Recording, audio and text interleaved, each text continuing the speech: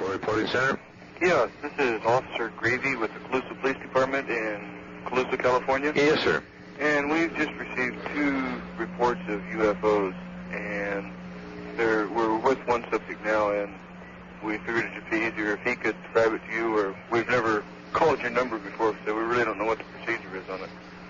But we just had a complete power outage in the county, and when this fellow walked outside, when he spotted it, and that's when another lady who was a reserve on our department also spotted it.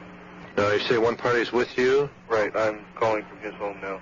Okay, do you have the name to the other party also? Okay, the other party is Elaine McGowan, and you can usually reach her via the Colusa County Sheriff's Office.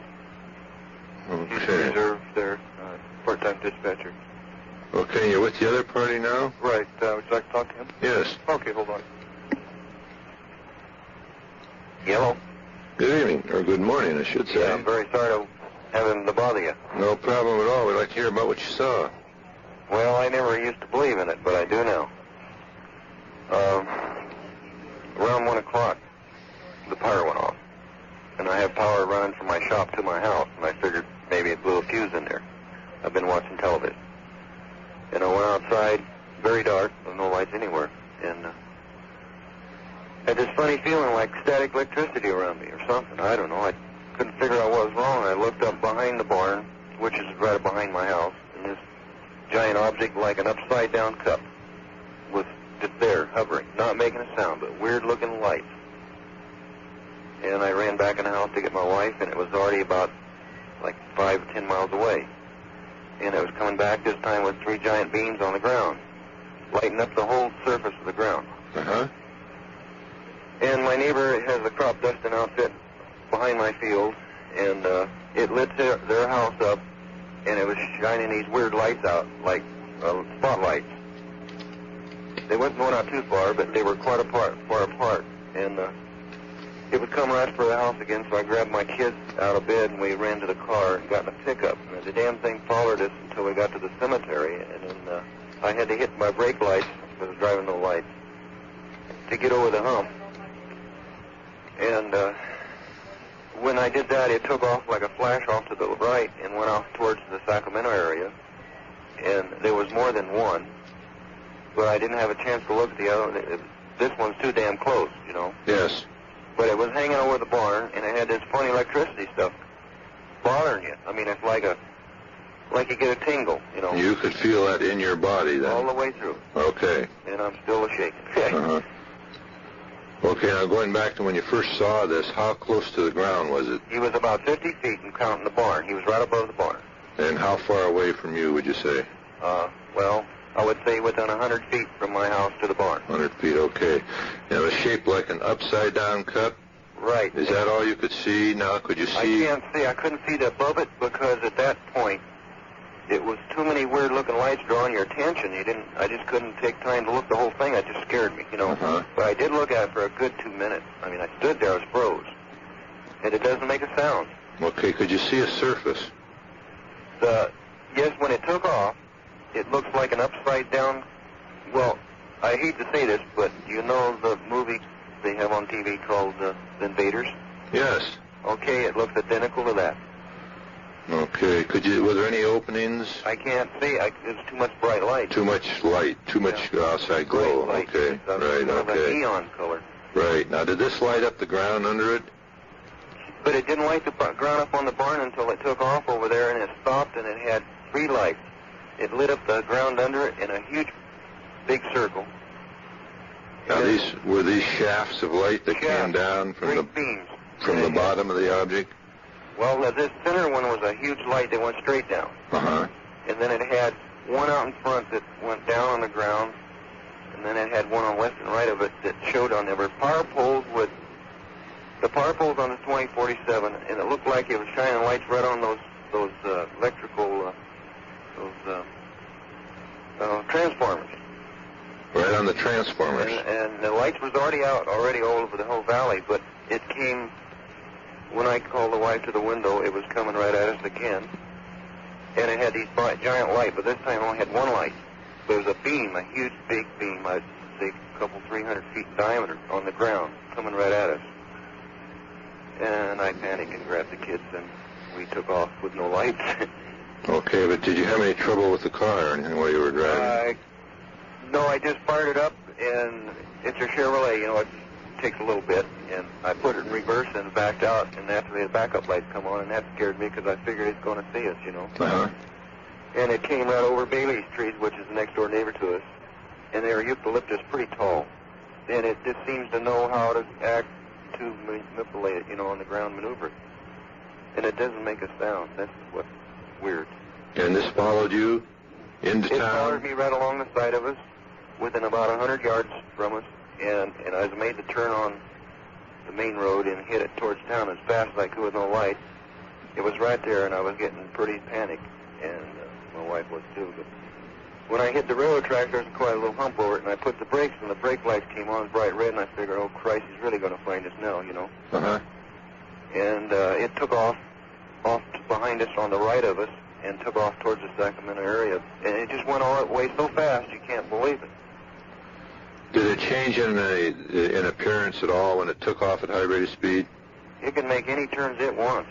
I mean, did the glow around it increase? It turns soft blue. I mean, kind of a purplish blue. When it took off? When it takes off, yeah. Okay. Now, during this whole experience, at no time you saw any kind of a surface, right? Just an outline of a shadow, you know. Oh, okay. Like I say, I seen a good look of it there at the barn. Right. But the underneath's got some weird-looking things on it. That's what startled me. You know. Did it have any colored lights on it? Yes. It's kind of a frosty light. You know, it's not they're just like a neon light. Right. And there's a series of little teeny things that go through the light, like little neon tubes. Did any member of your family have this feeling also? No, I woke them out of sound sleep. Okay, then the only time you had this tingling sensation would be outside. Okay. But it looked like to me it was drawing electricity out of the power poles or something, because it had these beams on these transformers. Okay, now were these just high voltage lines, or were they the large transmission lines? Well, see, we have irrigation pumps on the canal. Oh, yes. And they're quite, I don't know how many voltage, but they're quite a bit. And they're big, huge transformers, so I don't know if it was just looking at them or if it's drawing energy from them, but it looked like to me it was drawing something from them. Uh-huh, okay. Now, how big was this object? Is there any estimates? No, beg your pardon? How large was the object? I don't want to, I hate to guess. Could you compare it with... I would say it was as big as around as my whole barn. And the barn is pretty old, but it covered the whole top of it. Uh-huh. And the barn is probably like 75 by maybe 50, and it goes up pretty tall. Okay. Do you have any livestock on the farm? No, I just got two animals, a cat and a dog. It's in the shop. Okay. Can we have your name, sir? Yes, sir. Mr. Bill Pecha. P-E-C-H-A. It's actually Billy Benson, but I don't like Billy, so I can say it's Bill. And your wife saw this? My wife seen it right out the window. And what was your wife's first name? Linda Pecha. And your children saw it? My children sees the light, but they were scared and asleep. Okay. We woke them out of it. All right. Did the police department get any additional reports on that? Yes. I called my neighbors because I was very worried about them when I got to town because it had this huge light over their house. And they own the airport. And I called her and she said that they were asleep. They didn't hear anything or nothing. I told her it didn't make a sound. And I didn't want to tell her that I was waking her up, scaring her. And she said she kind of believes in it too, but she would keep an eye out. Okay. How long did the power outage last? Well, I'd say within about, well, I can't tell you everything going on. I didn't want to stay in the dark because I didn't want to be seen. Uh-huh. I think about maybe 15 minutes or 20 minutes. And this covered the whole county? Yes, it did. Everything was black around here. I didn't know until he told me that the whole county was knocked down. You said that there was more than one object. Yes, there were three. I'm pretty sure there were three because there was the other two things going away. Is it coming towards us? And that's when I figured holy hell's going to break loose. I didn't, I just was worried sick after it was there once that it's going to come back and get it. Okay, now the other two, were they similar to the one by the barn? See, they just had lights. I see. They looked like two small ones. Okay, what color were the lights on those? They're a neon light. Neon light. Same. Only they didn't have anything under them I couldn't see. They looked like smaller ones. I see, okay. But they went away fast. Uh-huh. But they don't make no noise. I can't see why a machine that big can't at least make something. Now, this was handled by the Colusa Police Department? I called the Sheriff's Department because I couldn't stand it any longer. I had to know somebody else seen it. Uh-huh. And they said they had one other caller, a couple, I don't remember. But the police department came here, and I told them what I saw. And they're the ones that called you. This is the police or the sheriff? This is the police here in town. Okay, fine. Call the Sheriff's Department. I guess they sent you guys. Oh, they dispatched out to the police here. Okay. Not a fib, sir. Well, I really believe it now. I used to think a little bit, they had me wondered. That's all it ever went to. But I believe it. Okay, other than this tingling sensation now, did you have any other physical or strange mental feelings while all this was going on? Well, I don't really know. I couldn't get in the house. I was all frustrated. I hit the walls going down because we had no lights in there. I couldn't, and I've always walked through that hall before without running into everything. But I guess I was scared too. But it's like electricity. I mean, it's like your hairs, and you take some kind of a dicon or coats, you wear, and you get this static electricity when you pull it off. Right. That's the way your hair stands up. Right. Yeah. Okay. Genetic to it or something. Could I talk to the officer again, please? Yes, sir. Yes, sir. I sure appreciate this call. Okay, we'll have a report in our file. Okay. Do you need our address or anything? We have it, yeah. Now, this Elaine McGowan, does she work in night shift or off? Well, she's a technician for the ambulance service, so we can call her out any time of the night. Uh-huh. It'd be best to get a hold of her in the daytime. Okay, then she's right there at the main office? Well, no, but they can get a hold of her. Oh, okay. And that would be at the sheriff's office. Right. And the police department took the report. Right. The sheriff's department dispatches for us at night because we don't have a dispatcher on. Oh, I see. Very good. And we thank you again very much for this. And if we get any more information on it, well, I will get back to you people and let you know. Okay, and also the power was out for 3 or 4 surrounding counties, too, that we monitor on the radio at the same time. Okay, how long was that out, you know? I was out at my house for about 5 minutes, went out 5 to 1, and came on about 2 minutes after because I was just getting ready to go to work. I was out for about 7 minutes at my house. Okay, now, I forgot to ask this gentleman what time he first saw this object. Okay, Bill, what time did you first see this?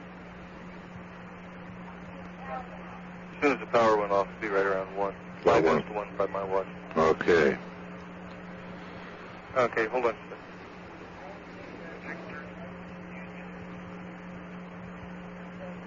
Oh, yeah, always done. 3 lights? Yeah, it's a reduced surge. Okay, if you need anything else, you can get hold of us, I guess. Yes, sir, will do. Okay. And we thank you again. Okay. Right. Elaine McGowan? Yes. I'm calling for the UFO Reporting Center in Washington. Yes, sir. And we understand that you saw something in the sky last night. Yes, sir. I wonder if we could get a description of that. There was no shape to it that we could see. It happened about, I guess maybe 25 minutes to 1. All the lights had gone out in town, the street lights as well as house lights, and we walked out to the street to look up the street to see if we could see any lights further down. Uh-huh. And there was one big bright light. It looked like a street light was mounted up in the sky. We watched it for approximately 10 to 15 minutes. It was southwest of Colusa. It was stationary for about 10 to 15 minutes, and then went in a northwesterly direction, for maybe a minute, and then switched directions and went southeast towards Sacramento. The lights at that time came back on. They were on for maybe a minute and a half, and the object just disappeared. Uh-huh. It just snapped off like turning off the light? And there was a whirl, like a very, very high-powered motor would run, a very fine precision motor that would just have a hum to it. Yes. You could hear this very, very distinctly. Okay, now, do you have any idea of how close that object got to you? Oh, it was quite a ways away from us. With the lights out and stuff, it's hard to tell distance. Right. It was south of town. I would say maybe a half a mile away from us would be at the closest point, and it was still a very bright, kind of a orangish shade of light. Uh-huh. We could detect no shape except this, one circle of bright light. Yes. Now you say this was definitely circular then? The light that we saw. Yes. It was just like somebody it would be like an airplane landing in your yard, the headlight of an airplane. I see. Brilliant, okay. But there was no rays coming off of it. I see. Okay. Does that make sense? Yes, really it does. How about altitude? When we first saw it, it seemed to be, maybe 200 feet in the air. Okay. When we first see it. Then, as it was going in the northwest pattern, it went up. As it was, in other words, it didn't go straight across the horizon. It went up on an angle. Yes. And then when it finally shot the closest to us, it was a lot higher, maybe close to a half a mile up from us, straight up in the sky. And then it was going at a very rapid rate of speed. Okay, now could you hear this humming sound at all times while you had it in sight? When we first spied it, no. But when it started in motion and started from the northeast and went to the from the northwest to the southeast, then it was very, very pronounced. Okay. We could hear it over the motor of a pickup truck that had just driven by us. Did this seem to fluctuate in any way with regards to the object's speed or starting or stopping? Well, it did not stop after we heard the noise. Once we heard the noise, it was a steady, it was like almost like an airplane motor going, but at a much higher rate of speed even than what a jet would sound like. Okay, now what about size? Can you compare that with anything? All right, standing on the ground and looking at it at a distance, it looked like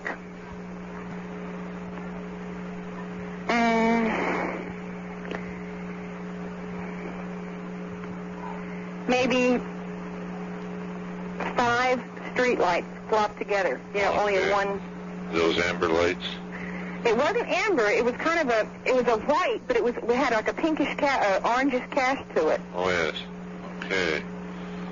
Did this cast seem to surround the white part of the object?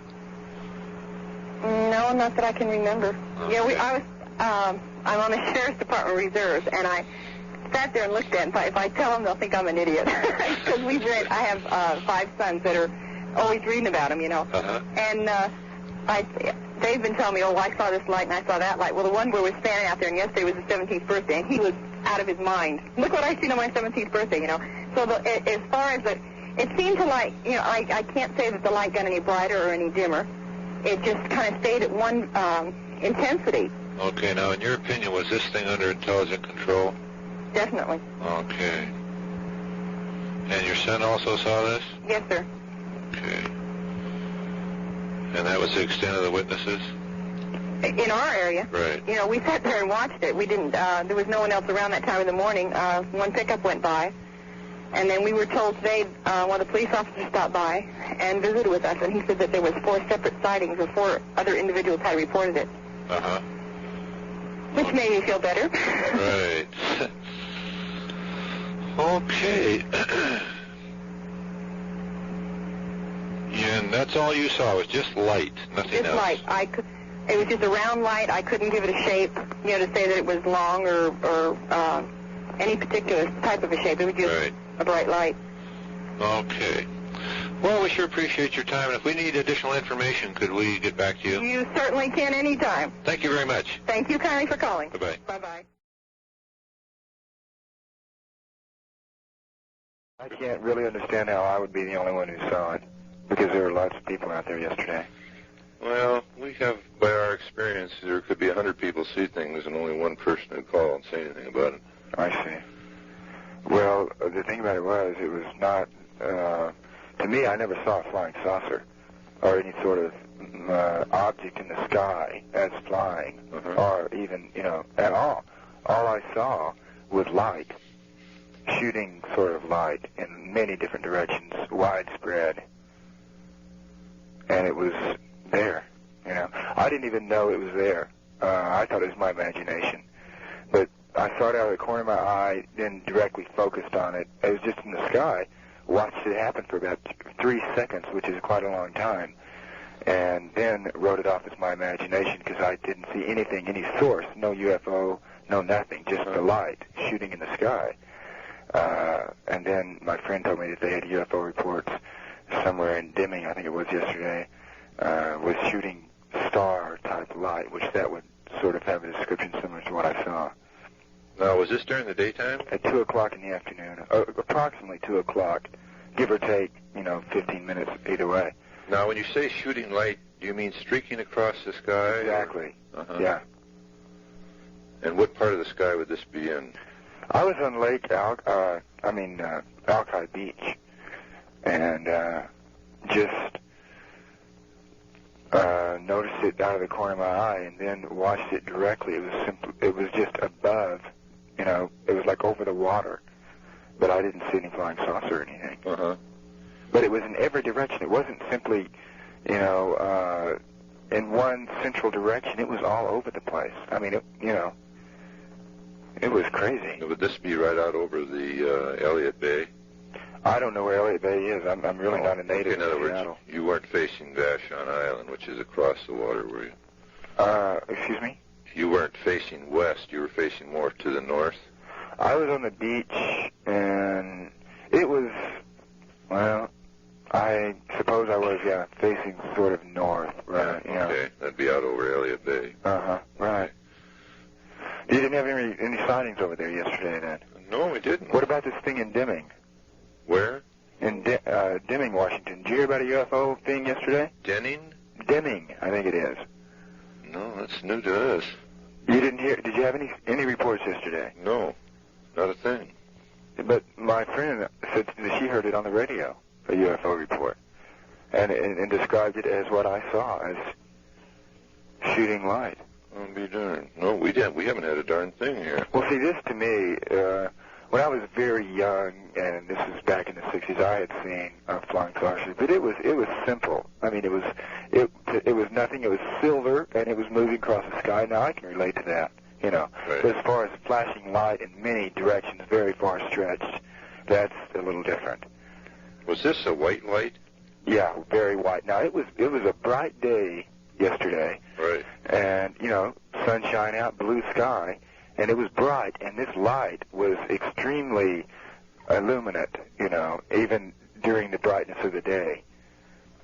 Now, this was a streak of light, or you couldn't see any source? Not one streak. Many streaks at one time, and all over the sky. Directions. Exactly. And in very different directions, and widespread. And they would simply streak, and they wouldn't last 1 second in streaking, but the whole thing took place for a period probably around 3 seconds. And then it was over. And 3 seconds is a long time to sit there and watch something like that. Now, would this be high up in the sky? Or it seemed, now, for me to give any sort of dimensions or measurement would be almost impossible. I would think that it was pretty high. But it was so bright that it seems near. However, it could have been, since it was light, it was very hard to tell any sort of distance. Right. And it's very surprising to me that no one else on the beach has reported it, because something like that is not simply just a UFO. It was much more than that. Reporting Center? Yes. I'm calling from Kalispell, Montana. Yes. And my husband and I and our 4 kids just saw one of those, whatever you want to call them. And they're in circular shape, and they've got 2 big round lights, and then there's a green light, and then there's 2 more great big round white lights. They're white, and then it's a red light. And we just saw it. I can tell you where. It was right up here. It's on the old Whitefish Highway, and there's a power plant that it was right over, and it was, I would say, maybe as high as a house up in the air. And it's just really enormous. I could not tell you how big it is. Now, this was hovering over the power plant? It was over the power plant, and we were coming into Kalispell from out towards Whitefish, and we were driving there, and as we came closer to it, it seemed to come towards us, and then it kind of tipped, it didn't, tip on its side or anything. It just kind of slanted. Uh-huh. And my husband was driving about 60 or 70 miles an hour at that time, and it just didn't seem like it was, even, we weren't even leaving it. And then he turned into a farmhouse, and all of a sudden it was just gone. It just left, period. I don't know how it left, but it just disappeared. Uh-huh. How close would you say that object was to you at the closest point? Yes. I would say that it was probably maybe, I'm not very good at feet, but I would say it was maybe as far away as maybe a block. That's about 300 feet. Okay. Now, you say that the object was round or circular? It was circular in shape, and there was 2 circular white lights, big ones. And then it separated it with a green light, and then it separated, and then there was 2 more great big white lights, and then it separated again with a red light. And that's just exactly what it looked like. Okay, now did you see any other features besides the lights? I'll tell you, mister, I was too scared. I really was. So, I'll let my husband talk to you if you want to. Okay. Okay. Yeah?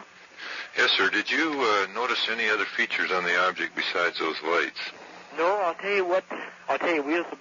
We was on the old Whitefish Highway, and there was no other cars, nowhere around, from no place on the road. Right.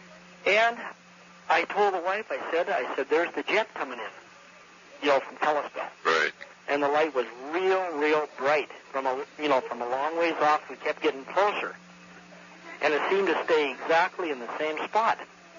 So the closer we got, I kind of, wondered, now, hey, what is this, And pretty soon,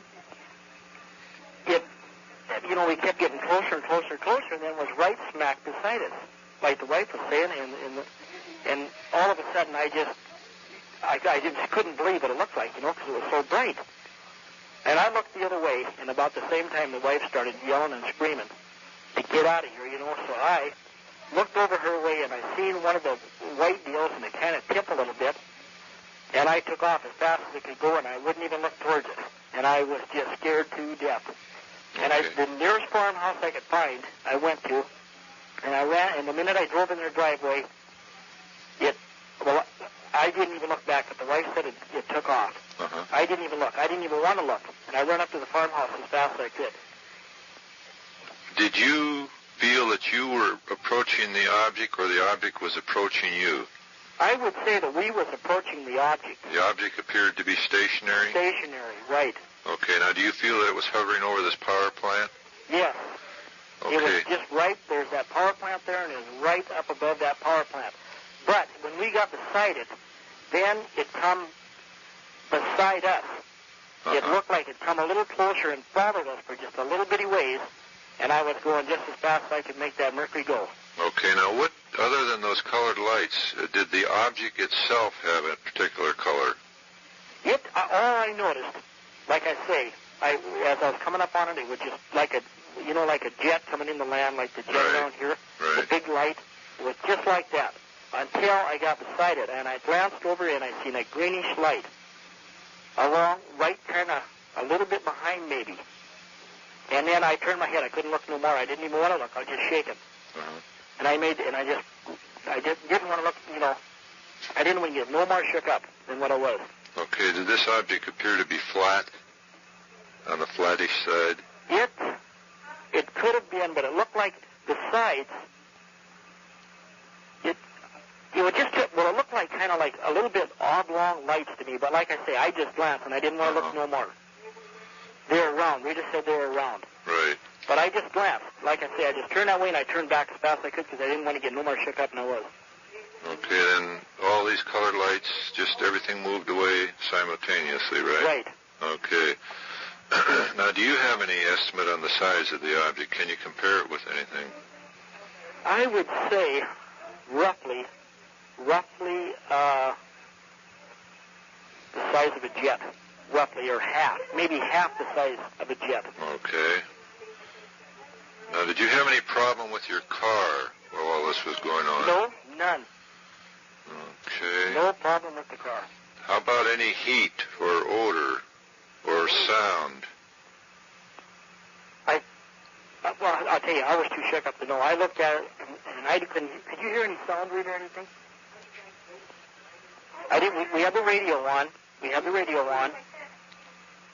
And all I could think of was getting out of there. No static on the radio? I was so scared. I'm not kidding. I was so scared that I didn't notice nothing. Okay.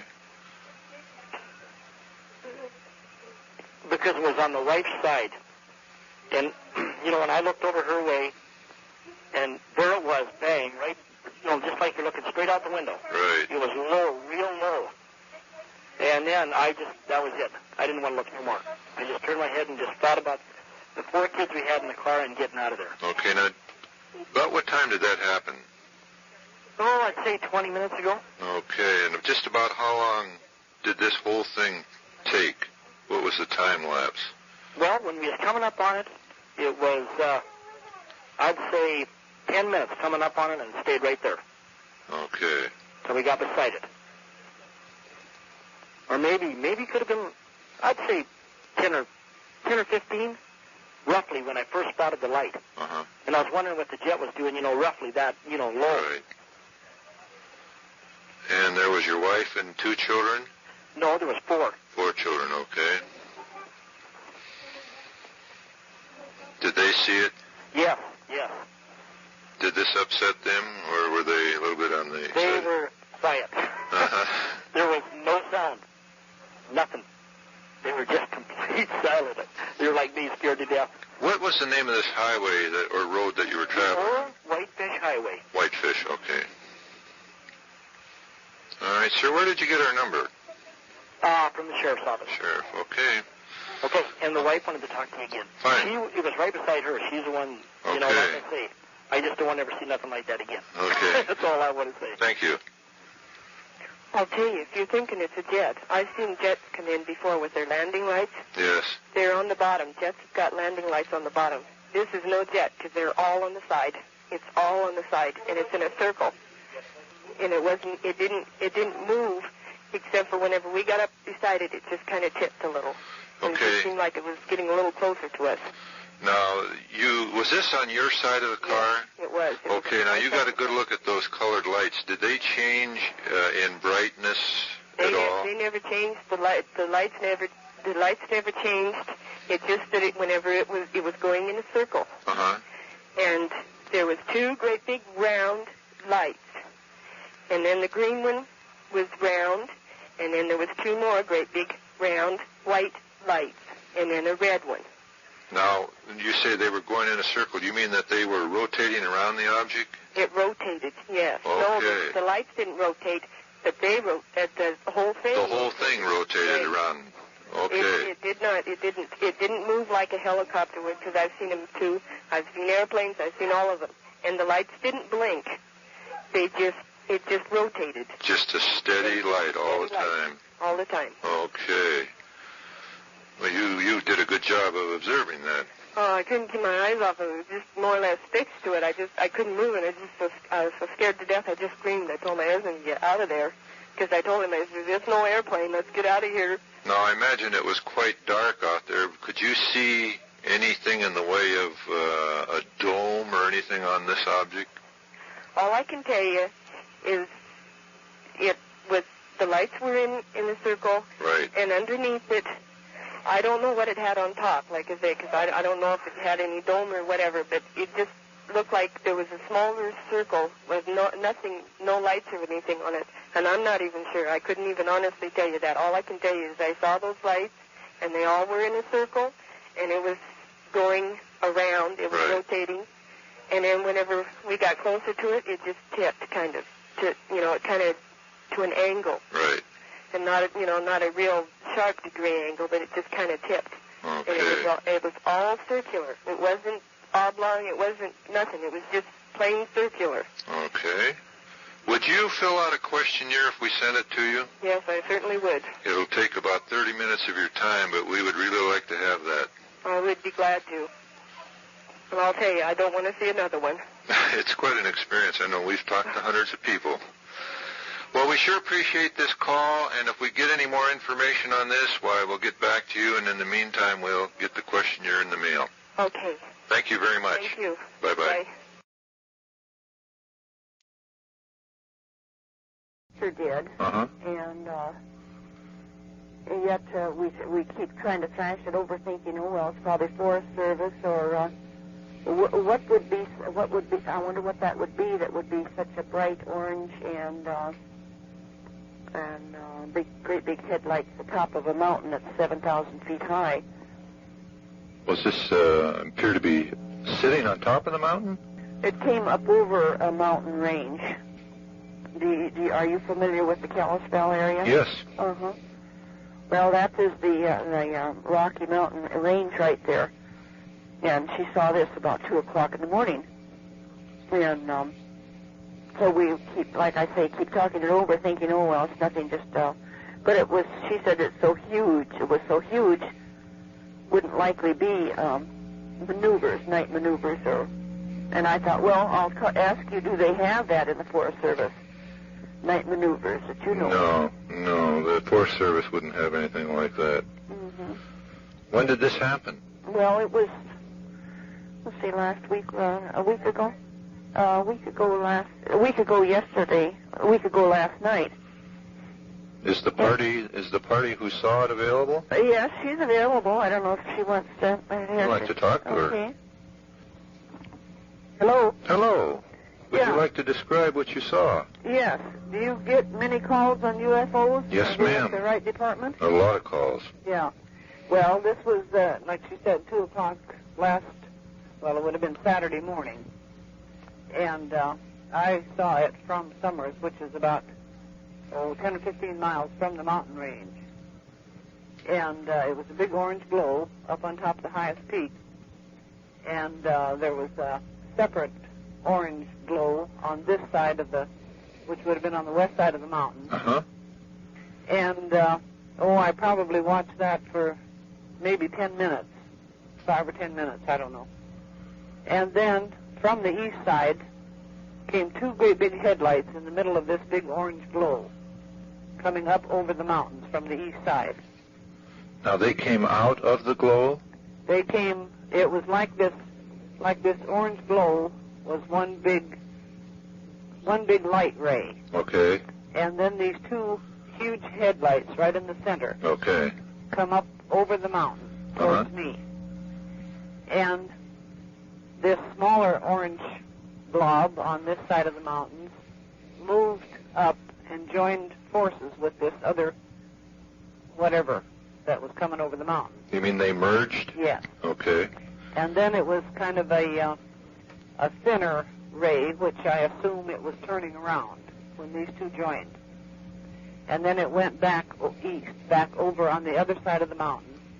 And then I could see the black silhouette of the mountain against this light ray, this orange glow. And then it started moving to the south and up high. Okay. And I watched it for probably a half hour, all told. Okay, now the largest glow, the highest one, did that have any particular shape? No, it didn't. No. Just a large glob of light? Right. Okay. Uh-huh. Now how about the smaller one? The smaller one, they laugh at me. The only way I can describe it is one of these canvas wine containers that they squirt wine into their mouth, you know? Yes.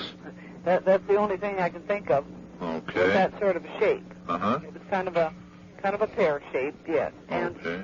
I don't remember whether the peak of that pear-shaped object was connected to the other or not. I don't know. I can't say that it was, and I can't say that it wasn't. Okay, now in comparison, how much smaller was the small object compared to the large one? Oh, the smaller one was, it's so hard for me to describe size from that distance. It was very small compared to the big orange glow. Okay, do you have any estimate of how big the other one was? Could you compare it with any object? Well, let me see. if you can imagine a big orange light on the other side of the peak of Mount Rainier, something like that. I mean, it lit up the sky to a certain extent. You could see streaks of white clouds, and then dark, and then white clouds. Okay. And the sky was just light. It wasn't an orange reflection that far up to see the clouds. The orange was pretty well centered around the top of the mountain. Did the intensity of that light remain the same at all times? Yes, it did. Did it reflect itself off the surface of the ground at all that you could see? Not that I could see. Okay. But how long did you watch that? Well, like I say, it must have been close to a half hour. Okay. And were you the only witness to this? During the biggest part of the light, I was. I finally went in and woke up my sister, because there has been a lot of talk in that area of seeing these objects. In fact, I have a sister coming in tonight that has seen one. And she finally got up, and her first thought was the moon, but it definitely wasn't the moon, and it wasn't in the right location for moon. And then she watched it with me for another 15, 20 minutes as it moved south and up. But she could see the light reflection and so on in the back. Did you see any aircraft in the sky at the time? No, I didn't. Okay. Well, we sure appreciate this report, and if your sister would be in the mood, we'd like to hear from her tomorrow if she would like to talk about that sighting. Well, fine. I'm sure she'd be glad to, because we were vacationing back there, and I talked to her in the morning and described what I had seen. This was Saturday morning, early, and she said, well, that's very similar to what she had seen just not too long before that. And it seems to be quite a common occurrence back there. Well, we've been getting quite a few calls from northwestern Montana. Is that right? Up around Libby and Kalispell and Missoula and so forth. No idea as to what it could be, any logical explanation for it. Not for what you have seen, no. Sometimes when we get objects that have some kind of a shape, well, we can come up with some kind of an answer, but when it involves just a large mass of light, why, we must assume that it's an energy field of some kind surrounding a very unconventional object. Well, it definitely was, and when I first looked at it and just saw the orange reflection, naturally you're curious and wonder. But when these two headlights come up over the mountain, then that kind of sent chills up your back, because it was definitely round light, you know. Okay, now that was 2 a.m., that was last Saturday morning, right? Yeah. That would be the 18th. Okay. Well, we sure appreciate your call. All right, fine. And we'll be looking forward to hearing from your sister. All right, just a moment. Oh, she was wondering if that was an east number or if you were in the south end. No, we're in the south end. South end. All right, fine. Well, we'll have they're due to drive in here just any moment, so we'll. Can they call you? Are you there 24 hours a day? Yes. All right. Specifically tomorrow, if you can make it. Okay. Would you like for staff for you or? No, anyone that's on duty. Okay. Thank you. Fine. Bye. Yeah, bye. UFO Reporting Center? Yes, sir. I'd like to report there's 4 people here, and we've all believed them to be UFOs. We're in Boulder City, Nevada. Oh, okay, we'd like to hear about it. Okay, I don't know how to explain it. There's 2, they are not airplanes. We know they're not airplanes. They are flying maybe side by side, but are you still there? They're going towards Searchlight. There's 2 of them. Okay. And there's one over Hoover Dam. Stationary? Is the one over Hoover Dam stationary, or was it going? It's stationary, yes. Okay, what's the approximate altitude of the one over the dam? What would you say for approximate altitude over the one over the dam? Oh, I don't know. Maybe it's fly as high as an airplane. Okay. But the two that we saw first were flying, side by side. I thought they were two airplanes. Yes. But they're not. But they were three, they had like three flashing lights. What color were those lights? But yes, there's two on the ends, and the middle light was flashing on off. What color? Two red lights on the end. And the middle light is like a light white. Okay, can you see any fuselage that these lights are attached to? No. Yeah, they stopped, like over the dam, and then they went. But the one is out of sight that was over Hoover Dam, was hovering over Hoover Dam. That's still there? No, it's gone now. Oh, it's gone now. It stayed there while the other two were, moving. Okay, now which direction did the two that disappeared move to? What direction is that? What direction were them two going? West. West, okay. Now, did anyone see the one leave from the dam? Did you see the one leave from the dam, or was she... Yeah, she watched it blink off and off until it was out of sight. And did it move in the same direction? Did it go in the same direction as those other two? No. No. Okay, any estimate of size on these things, these groups of lights? It went about an estimate of size. I think it was bigger than an airplane. They weren't as big as an airplane. Okay. Yeah, a small commercial aircraft. Okay, fine. Did you hear any sound at all? No. Okay. No, we were just sitting outside, and I just happened to look. Did you actually watch these objects come into view? Yes. Were these objects traveling in a straight line at all times? Were there any motions or maneuvers involved? No, they were just going in a straight line. Okay. And the two were even. Any idea of altitude? No, they were just about, as high as an airplane would fly. That's why I thought they were airplanes when I first seen them. I see. Would you mean the small aircraft? Uh-huh. Right, okay. And how many witnesses do you have there? 4. Okay. And no one heard any sound? No, I didn't. Did you guys hear anything? No sound? Nope. About what time did you spot those? Well, it's 25 to 9. It must be 8:30. 8:30. I know, but I have the call-free number to give them. Okay, who did you get our number from? Oh, I called 911 here, and it was a emergency police department number. Is that the city or county? Boulder City. Okay. Nevada. Okay, well, we'll get on this, and if we come up with any ID on these things, we'll get back to you and let you know. Yeah, I'd appreciate it. I never, we know what airplanes look like, Right. And my sister that lives here in Boulder, she said that a couple times this last week there's been UFOs reported over the dam. I see. Okay, now how's the weather down there, the sky conditions? Oh, it's clear. It is clear, but when I saw these, when I first saw them, it looked like maybe they were in clouds, I just seen the lights barely blinking off and on, and they were flying side by side. Uh-huh. The two, and it was cloudy, and then, I don't know, because I came in the house to phone, I said, look at those things in the sky, and my sister said, those are the UFOs that's been reported over the dam, so I come in to call. Now, did each one of these objects have these colored lights? Yes.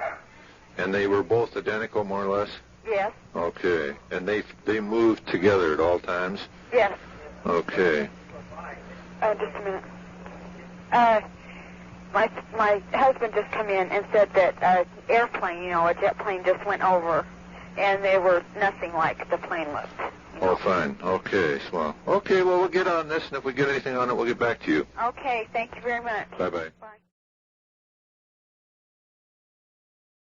I'm calling for the UFO Reporing Center in Washington. Yes? We understand you saw something in the sky early this morning. Yes, I did. I wonder if we could get a description of that. Everything exactly what happened right from the beginning. Well, I was driving home from Boise. Uh-huh. I'd been out with a friend, and it was kind of late.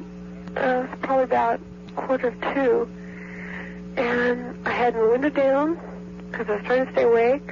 I was not drunk. I had not been partying. And there is virtually no traffic on that back road early at night. I mean, late at night like that. Uh-huh. And I was not particularly aware of anything bizarre, jumping around in the sky or anything like that. I actually thought it was an airplane until it seemed to get lower and lower and lower. And I thought, gee, this guy's kind of low. That's crazy. I know what an airplane's supposed to be doing, and it's certainly not supposed to be doing that out in farm country. And I thought, well, he's going to try to land on the road. He must be in trouble. And I thought, man, his landing lights are really pretty light, or pretty, bright for being on a small airplane. Yes. Because it was small. My father flies private planes, so I know what a private plane looks like when it's trying to land. And I know that every private plane has a landing beacon on it, a red and white flashing beacon. It didn't have that. I thought, wow, this guy must be in real trouble. And I kept driving. The craft was coming towards me, and I was going towards it. And I got pretty concerned that he was going to try to land on that road, so I started to pull out to the side while keeping moving, of course, stay out of his way. And I thought, gee, this guy is nuts, until it flew over my car, and I knew it wasn't an airplane. It's going to sound totally insane, but it looked just like the flying sub from Voyage to the Bottom of the Sea. Honest to God. Just kind of torpedo shape? Excuse me? Kind of torpedo shape? Well... Or a cigar? No, it was flat with a bump in the middle. Do you remember the series Voyage to the Bottom of the Sea? Yes, now okay. I do. The flying sub, that's exactly what it looked like. It had a green light on the left tip and a red light on the right tip, and the landing lights were situated just below the bump, and the light and the windows were right above that. Now this rounded top, did that appear as a dome of some kind? Well, there's a definite bump. There was not exactly wings on the creature or whatever it was, but like flat spaces and a hump in the middle. Right, okay. Did you see any other openings, any openings at all?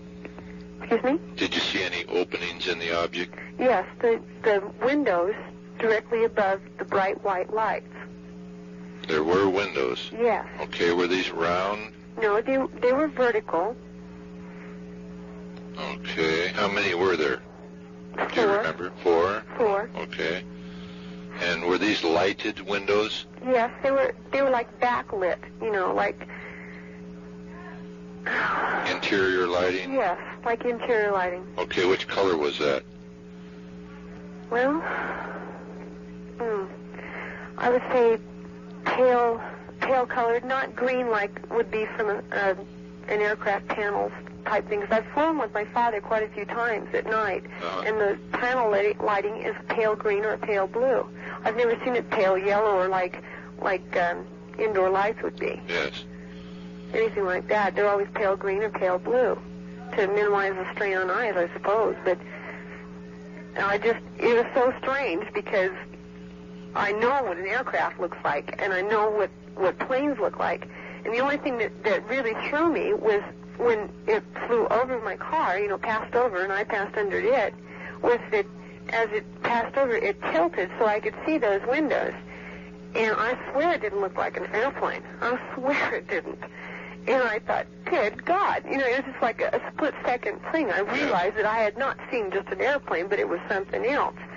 And I was too scared to stop, so I kept going a little ways, and then I did stop my car and looked back, and it had continued to go out over the fields. And the two things that really, make me question in my mind whether it was a regulation aircraft was that, one, I had my window halfway down, and an aircraft that's that close off the ground that you can see the landing lights on it, it's going to have some sound. You will be able to see the movement of the prop even though it's at night because the prop is in front of those landing lights. Right. And you can see that going around. There was not on this one, and there was no sound.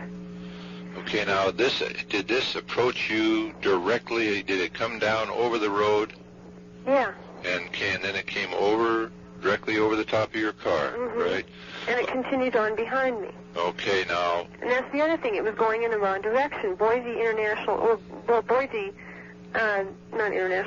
Airport is out more towards the west. And this craft was flying directly east, or probably southeast, in a direction opposite of the airport. And to my knowledge, there's no Air Force base out that way. Okay, can you give me an estimate as to how high that was above you as it passed overhead? Well, let's see. How tall is a regulation telephone pole? Oh, wow. I'd say about probably 75 feet. Okay, it was probably about four or five telephone poles above me. Okay. It was close enough that it looked like it was an aircraft settling down when it was still far away, when all I could see was the landing lights, bright white lights, you know. Okay. Was there any other lighting effect around the object itself other than those lights that you saw? You mean a glowing effect? Right. Not at all. But there was like a quarter moon out last night, so there was some moonlight, and that's the only way I was able to determine the shape. And, I mean, I was completely lucid at the time. I had not been partying, and it was so strange that I should even, you know, think of that. Because, like I said, I know aircraft. My parents fly aircraft. Uh-huh. And the only thing, I've been trying to talk myself out of it all day. I told my boyfriend, and he told me I was nuts. And I've been trying to talk myself out of it, but except the two things, it was flying in the wrong direction, and there was no sound.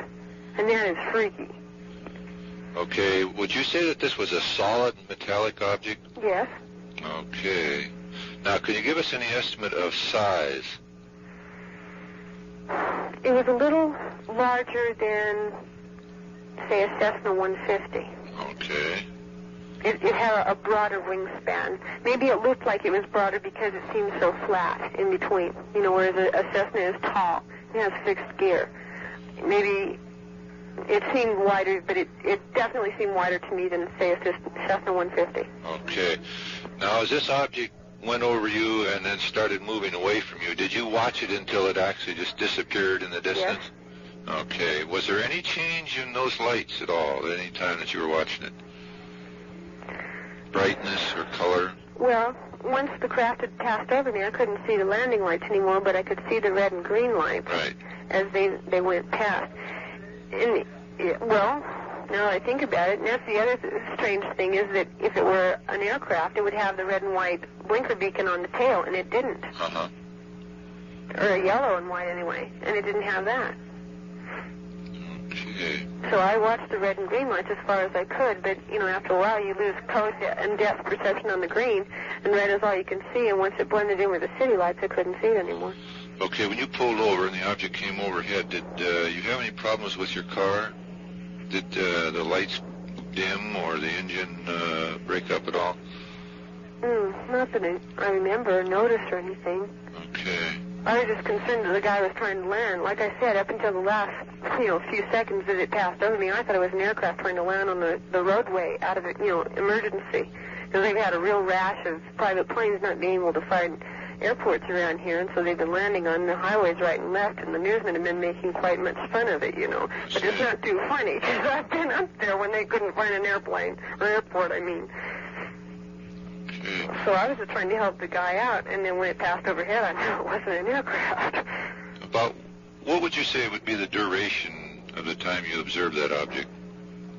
Well, I didn't notice that it appeared, or anything weird like that. I just became aware of it because it was so bright. The lights were so bright. Right. And I watched it for a while, and it seemed to curve. All right, from my right-hand side, going towards Caldwell, Idaho, it would probably have come out of the northeast if I have my directions correct. Okay, and it curved southwards towards Boise, and came over the road and seemed to follow the road for a while, and then it veered off towards Boise, which would have carried it off into the southeastern direction. Okay. Now, and it seemed so slow. That's what caught my attention first off was the bright lights, and then how low he seemed to be getting and how slow he was going. I thought that's why it made me think that there was an aircraft trying to land on the roadway. Okay. Do you feel that you were actually singled out or picked for this close approach that this thing took toward you? No, because there was another car approaching me at the same time. I see. Okay. And if he was singling me out, he would have turned around and followed me back to Caldwell, and he didn't. He didn't follow the other car either. He just keep going across the field. Okay. You didn't have any feeling of being watched? Not particularly. Okay. But But this thing did tilt just about the time it came over you? Yeah, like he was trying to observe our two cars passing, because our two cars passing, the car had passed me just about the time the craft tilted. I mean, the car had passed me, so there was no reflection of his lights into my eyes, you know. Okay. And then that other car just proceeded down the road out of sight? Mm-hmm. Okay, which road were you traveling, actually? I think it's Highway 25. It's out of the backside of Boise. And that goes directly into Caldwell? Yes. Okay. Interstate 80 runs around the west side of Boise, and I think it's 25 that comes out of the east side of Boise. I feel kind of silly now, but I'm curious, you know. Just really curious to find out if anybody else saw something the same type of thing. I did. A Caldwell police officer did. He did? Yes. Really? I dig out the report here. Saw it at about 2 a.m. He didn't actually see as good a description of the fuselage as you did, but he did see the lights very distinctly, and he said that they were obviously attached to a very solid body of some kind, but it was much too dark for him to see the fuselage. Oh, my God. And he called here direct to report it. Oh, my God.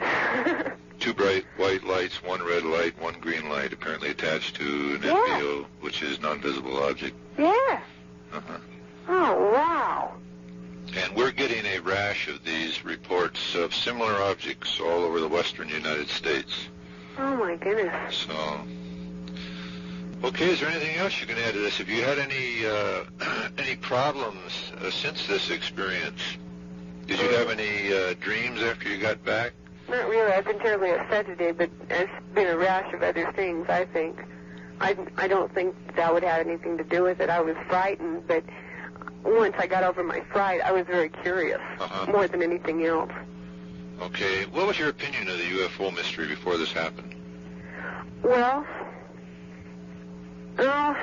intellectually, I could admit to myself that there's got to be life other than on, you know, good old Mother Earth. Yes. Because, well, just by, well, you're getting into a whole philosophy type trip that way, but I believe that there was life on other planets besides ours, for crying out loud, for sure. But I had questioned a lot of the, quote, sightings, because people get very excited, and unfortunately in this good old U.S.A. of ours, not a whole lot of people are really well educated. I mean, not every kid in 9 out of 10 has a college education and is not taught to, you know, accurately question things that go on in this world. Right. And so I questioned quite a few of them, but I did, you know, admit to myself the possibility that there might be life on other planets, yeah. Okay. But I didn't know how many would have the technology or anything like that to, you know, check out our planet. What would they want with ours? Really? We got enough problems of our own. That we have. Really? Well, we sure appreciate your talking to us, and if we get any more information on this, well, we'll get back to you and let you know. Okay, thank you very much. Thank you. All righty. Bye-bye. Bye. UFO Reporing Center? Yeah, down here in Caldwell. Yes. And I'm a police officer, and last night I observed an object. It was about, 2,500 meters from me, on an angle of about, 45 degrees, flying. At first I thought it was an aircraft, a Piper Cub, but it was flying slower than an aircraft or a Piper Cub would at its stall speed. Yes.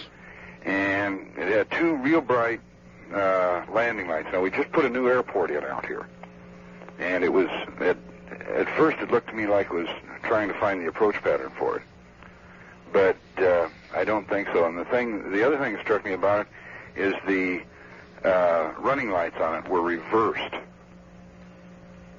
There would be in other words, the red was to the left, or to the port side rather than the starboard side. Mm-hmm. And the green was just opposite.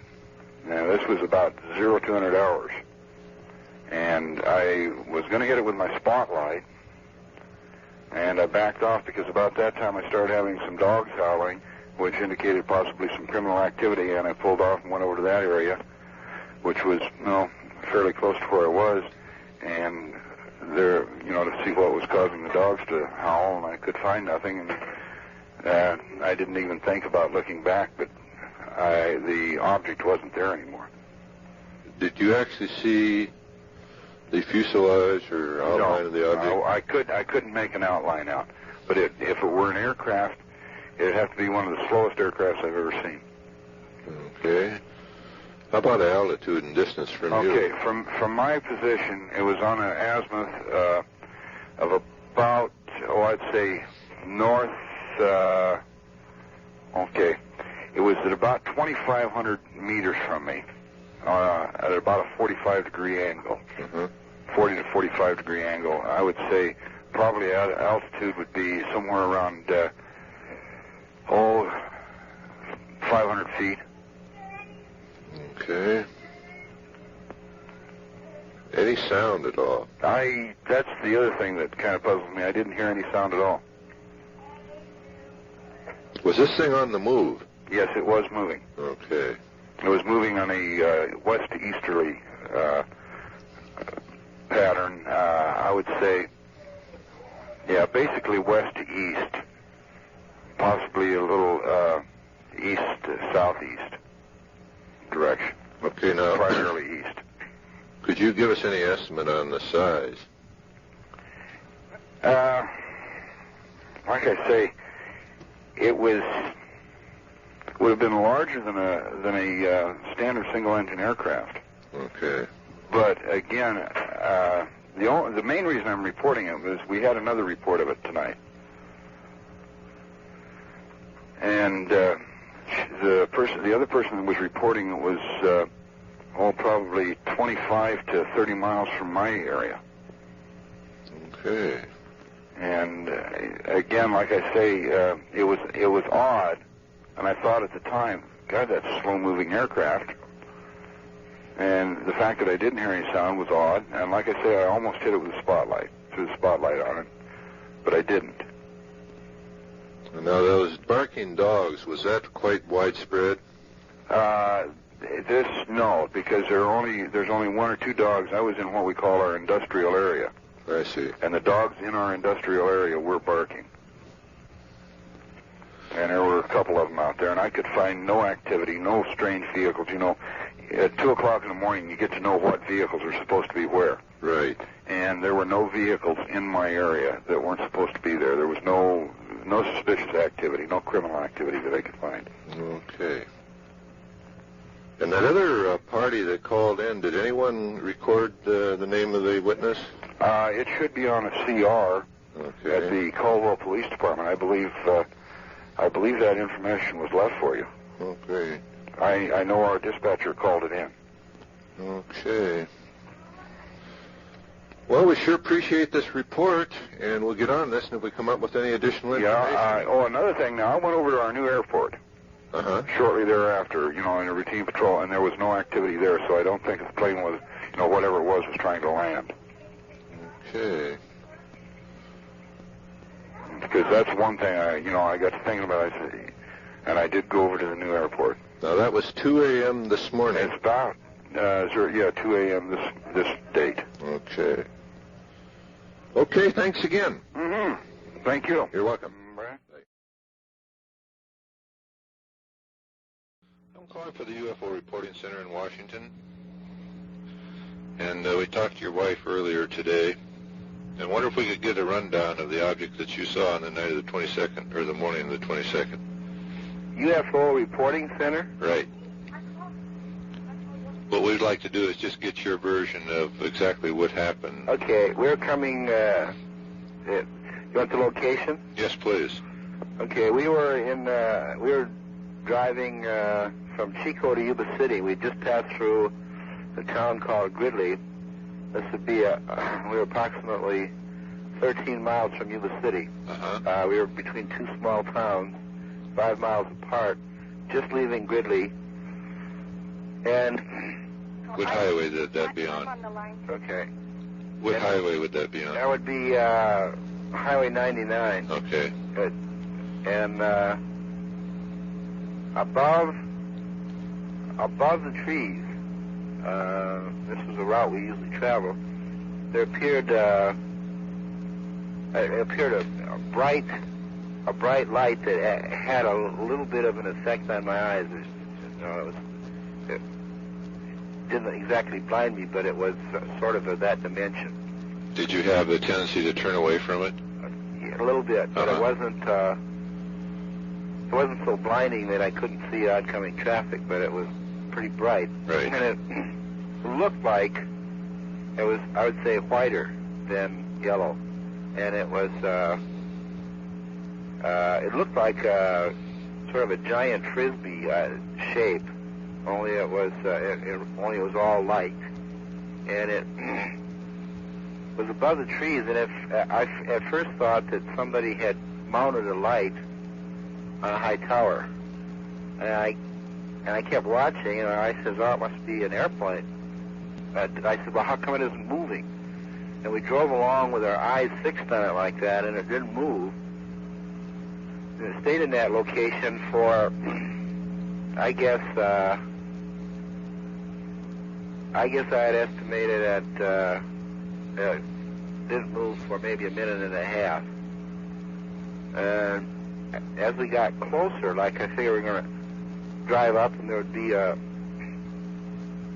high tower with a light on it that somebody put there, because we're used to traveling. Yes. Or else we would, the thing would turn or something, and we'd discover that it had been an airplane and we were making we just had an illusion. The light slowly moved across the highway, and as we drove alongside, it sort of turned and was going parallel, only in our direction. And I estimated, then the light went out, or I couldn't see the bright light anymore. There was this object up above us that was, I estimated initially at 500 feet, but I think it was lower than that, probably more like 250 feet. Uh-huh. It was close enough so I could make out that it wasn't an airplane. And I was trying to think that it must be some kind of a giant helicopter. Now, this is at 12:30 in the morning. Right.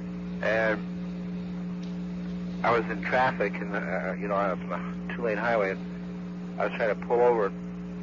And then it sort of changed, but I noticed that in other words, its appearance, because it turned sort of a slight curve back towards us or behind us, like it made a large arc.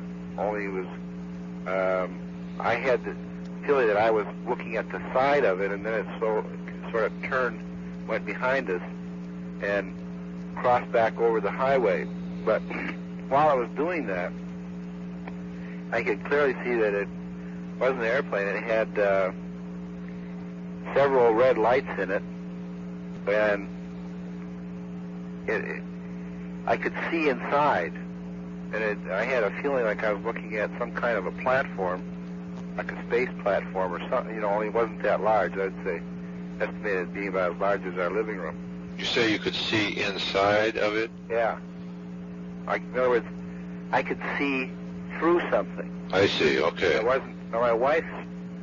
I'll tell him. My wife had a different vantage point. She saw something different, but it was pretty close to us, and I was still trying to make out it being some kind of a different kind of aerocraft, like a giant helicopter, because it was larger than an ordinary helicopter. Yes. And I had an impression of shadows in there and several lights, and it was sort of illuminated, and there were, I also felt like it was black or gray truss structures, and a bottom and a top flatter level. But it didn't make, there wasn't a loud roar like an airplane would have made. But there was a noise. There was, that I didn't notice until after they had gone. And it went behind us, and seemed to go quite a lot faster. And then it, I guess, went several miles away, and then the bright light appeared again, and it went parallel with us and along the distant horizon to the east. Now, did that bright light seem to just engulf the whole object? Yes. Uh-huh. Like a corona of light that built up around it? Well, I wouldn't say corona. I just said the whole thing became that light again. Right. Mm-hmm. A bright, the whole thing became that light. And then it moved along. It was pretty easy to follow, except it got smaller and smaller. I thought, well, whatever it is, it disappeared. And I presumed it was some kind of experimental aircraft from the Air Force Base, which is nearby. Yes. Then there seemed to be some strange activity over on that horizon. We thought we were picking up the same lights, and then periodically there were several airplanes that flew by, and then the same bright light appeared again on that horizon and looked like it was coming back toward us, only it never came that close again. And we thought we'd lost it. Meanwhile, we were stopping and starting and looking. The activity stayed quite a distance away on the horizon. Okay. Then we got into Yuba City. Now we've traveled about 8 miles, and we've seen this activity over on the horizon twice, and it fixed again on the second occasion. It fixed for a while and then moved, and again it seemed like the bright light would change, and there would be the impression of several red lights, and at times I thought I saw a blue light, and again I thought, well, am I mixing up an airplane? But it was like 3 red lights and a blue light. Yes. Without a beam flashing back and forth or anything. Okay, now what shape did this object have as you saw it? Well, I didn't really make out the total shape. I had an impression of it was sort of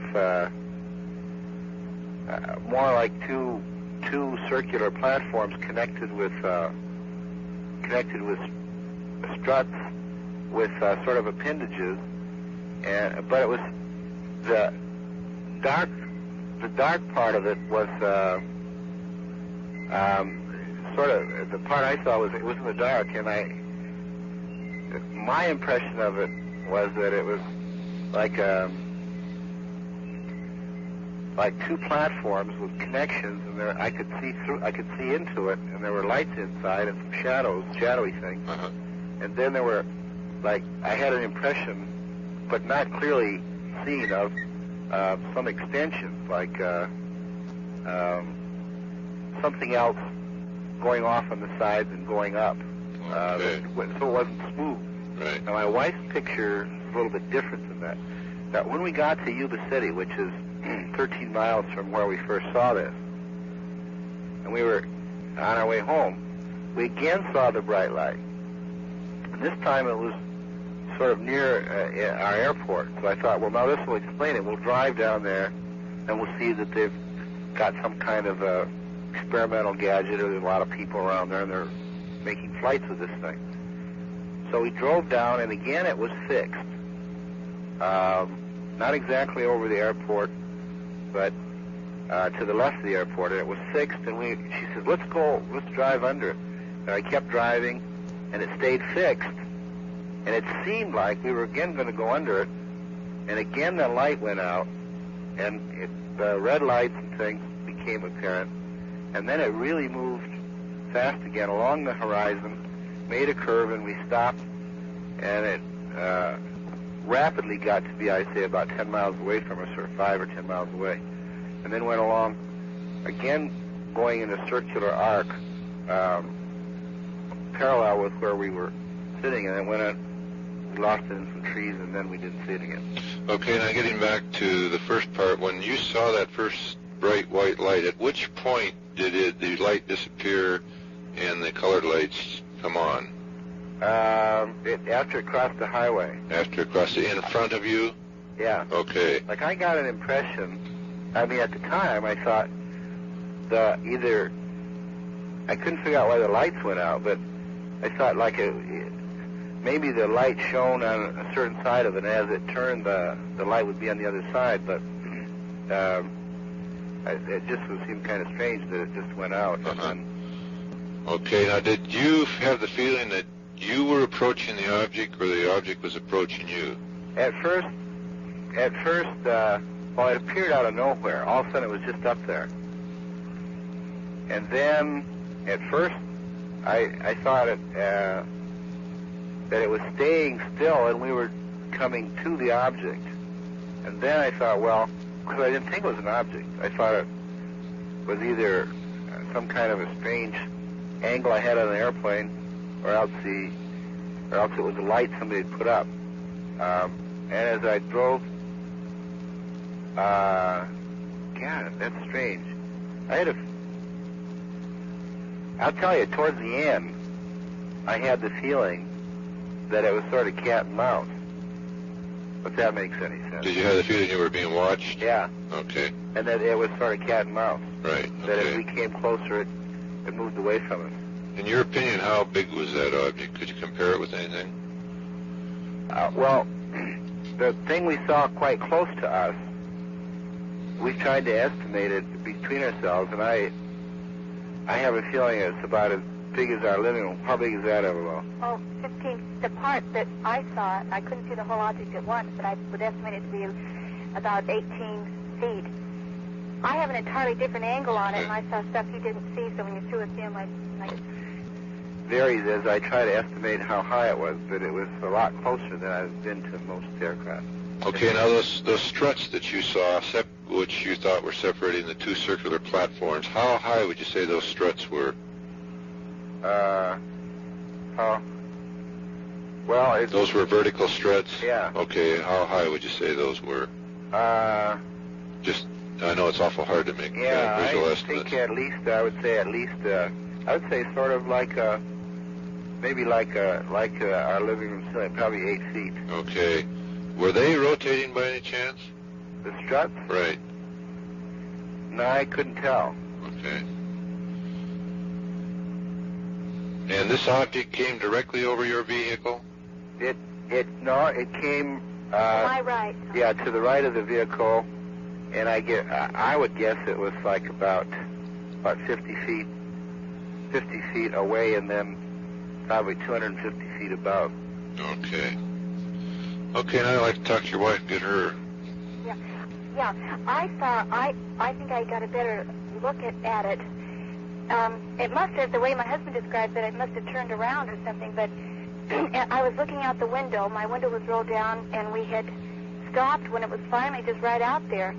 I saw it kind of coming in. I didn't see the bright light. It looked real dark, and yet as it was coming, it looked like it had something jutting out which wasn't big enough to be a wing, and it was kind of making an angle, and it looked like the same thing on the other side, but it was dark, and it looked behind and to my right of the thing jutting out, like there was space, like I was seeing the sky, or else it could have been a darkened window, but there was something that gave me the impression that there was space on, and then I wasn't seeing the complete top of it, but I was seeing the top of it, as it was making an angle. Right.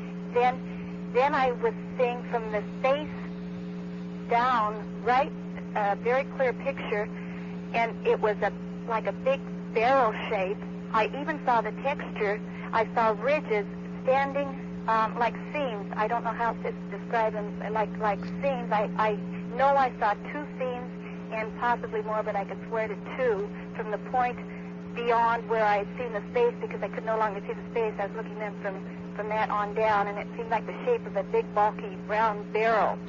And it was, as the raised seams or ridges were together, it was very bumpy, different bumpy texture, very raised bumpy.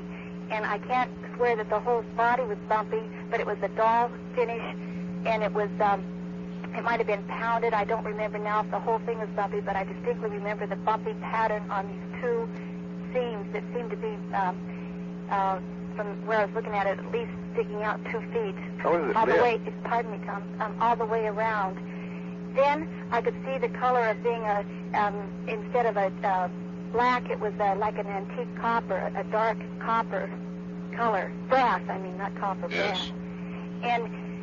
And then I was trying to get my door open, and I couldn't. I'm peeking out, and then I saw on this thing that shut it out a very distinct U, because I was thinking, well, maybe it's going to say U.S., Air Force or something, but I thought, well, there wouldn't even be room for an S. It was a U, a definite U, which was maybe 2 feet all the way around, you know, like a double, wide.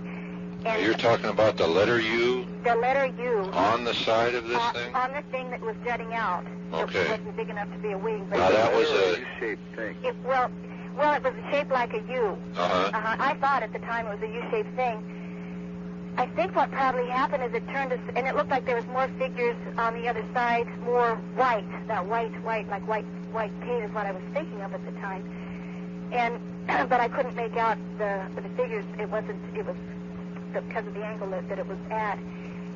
And in speculation, I think that was lights coming through a clear white translucent plastic, like, you know, lights coming. I mean, white something, lights coming Yes. through. Perhaps as it turned at that certain angle, it lit up the body of the craft, so I could distinguish the 2 definite ridges or seams or whatever in the texture and the color. Okay, now you spoke of the object being shaped like a barrel. Would this be a barrel on its side or upright? It would be on its side. Okay. And then my husband seems to describe it upright, so perhaps it should. No, not upright. It didn't. What I saw didn't look like a barrel at all to me. Well, this I could. But we were looking at it at slightly And it was different to my times. right. Right. I couldn't really see an outline. You know, I just saw caught different glimpses of the stuff that was the outlines were different things. Because how did you see it?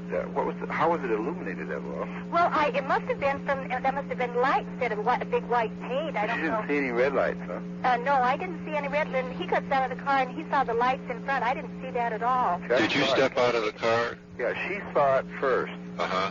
I mean, she was looking out the side window, and she saw it, I guess, about I thought it was 2 or 3 perfectly seconds. circling our cars. 2 or 3 seconds before I saw it, and then I got out of the car and looked at it, and that's about the time it left us. And she was monkeying with her door at that time, so I saw it slightly different time than she did, but it was only a couple of seconds different, I think. Okay. Maybe 5 seconds. Now, how long, in your estimate, would this entire operation last? So from the time we first sighted it until Right. the time... Or the time we actually saw it right by our car. Well, You mean the whole event? the duration of the whole event, yes. We saw an hour. It took an hour. 1 hour, okay. And you stopped frequently during Yeah. this period? Right. Okay. Yeah, we got home at 1:30, and it was about 12:35 when we saw it. And I don't remember whether you said you heard any sound. I couldn't describe the sound to you, but I know I heard a sound because my window was down, and I was listening for the sound. Tom said, oh, it must be a helicopter, so I was listening for the sound of a helicopter, and I remember thinking, no, that's not the sound a helicopter makes. And then I thought, well, it's being so close, an airplane would about drown you out, and it was softer than an airplane, but I couldn't describe the sound to you. Okay, now, you estimate that when it got to your wife's side of the car, the thing was about 50 feet away and about 250 feet altitude? Yeah, I guess so. Maybe 100 feet away. I think it was closer to the ground than I think in terms of telephone poles, I think it was no more than 4 telephone poles high. Uh-huh. Well, that's about 200 feet, I guess. Okay. Well, these distances and everything are hard to estimate visually. Okay, is there anything you can add to that? Have you had any strange experiences since then, such as dreams? No, I'm just all keyed up. I've been keyed up. I can't get the picture out of my mind. Well, one interesting thing is that that man. Yeah. is that somebody that she told up the street was talking to somebody at work. He works about it, and he lives in the Oregon house, which is in the foothills to the east of us, which. And he said earlier that same night, around 9:30. He wasn't sure if it was Monday or Tuesday. Monday or Tuesday, and he had described seeing, independently, he had described to my wife over the phone, so I haven't talked to him yet, seeing this unusual white light and then strange red lights.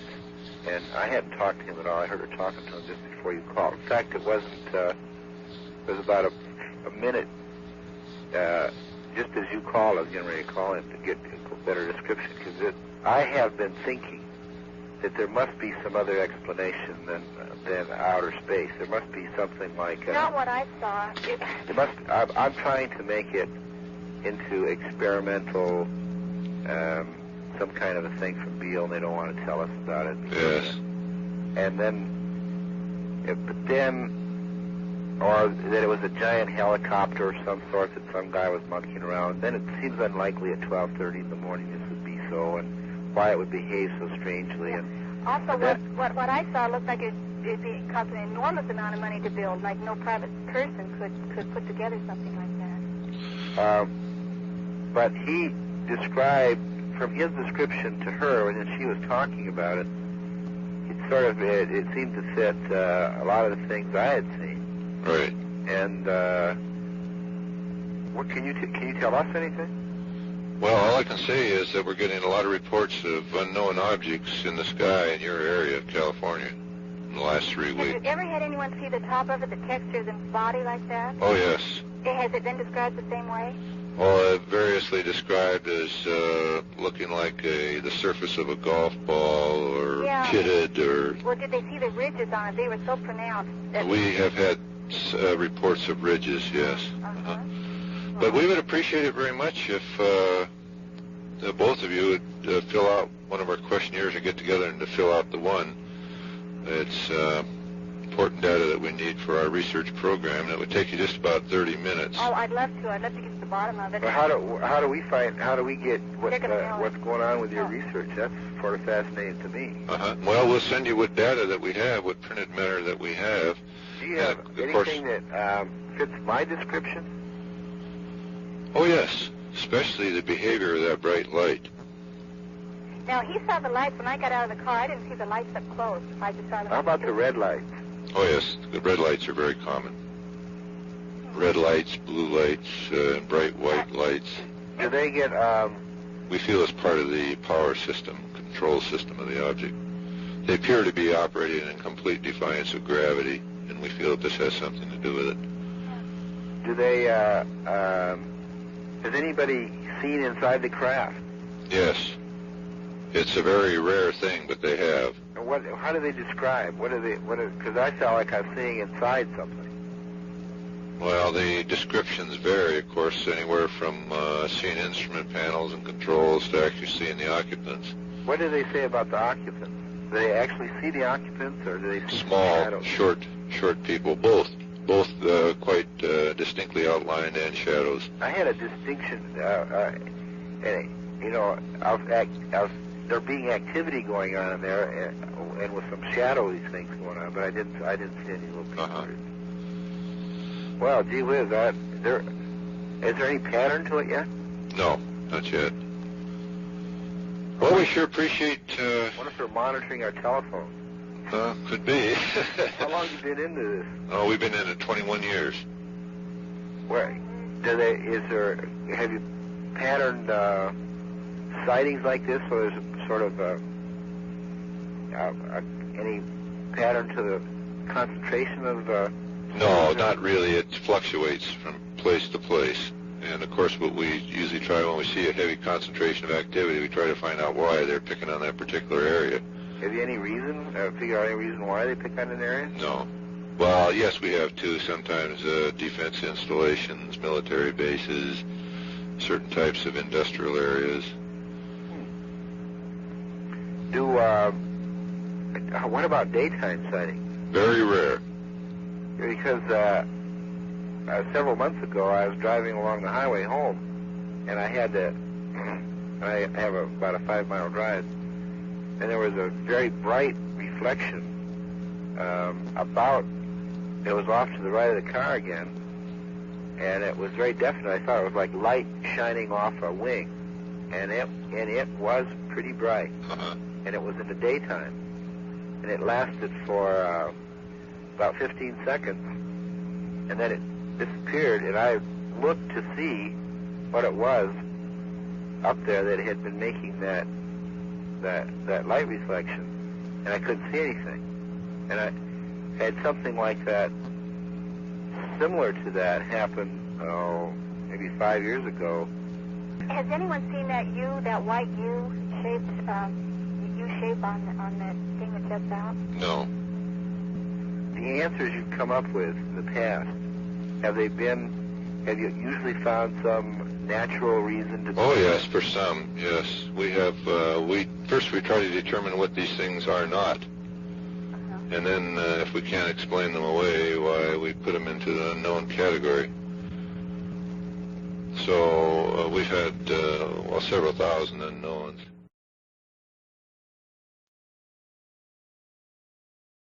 By the way, what auspice is this? Is this a government office or... No, sir. It's a private, small group of scientists and laymen.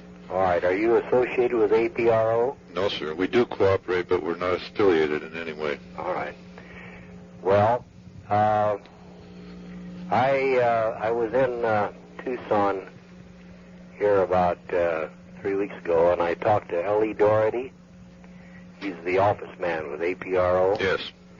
And I told him of the situation that I had made observations on some duck in a meadow in a duck lake property that I'm trying to bring back, and I'm a manager of a group of men that are interested in this. Uh-huh. And we had not a landing, but evidently a hovering here around the middle of May. And it was just as if you took a donut cutter and punched down on it. Uh-huh. The about 4.5 feet in the center, a little fuzzy on the far side, was standing upright. This is very fragile grass, swamp grass, what they call sweet grass. It's about 4.5 feet high, and even the beard stayed up. But everything from that edge, in a rim out about 10 feet, or a diameter of, it would be 10 and 10 plus 4 or 5, would be about a diameter of about, outside diameter of about 25 feet. Uh-huh. That 10-foot ring outside the donut hole, outside the standing grass of 4.5 feet, was punched down, flattened, completely flat in a clockwise motion. And about 70 feet from there was another one, further out in the middle, out in the meadow, but it was round, but it wasn't as clearly delineated as the one right up next to the embankment where I was making my sighting. Yes. And I went down there without taking my Polaroid, so therefore I didn't take the important picture.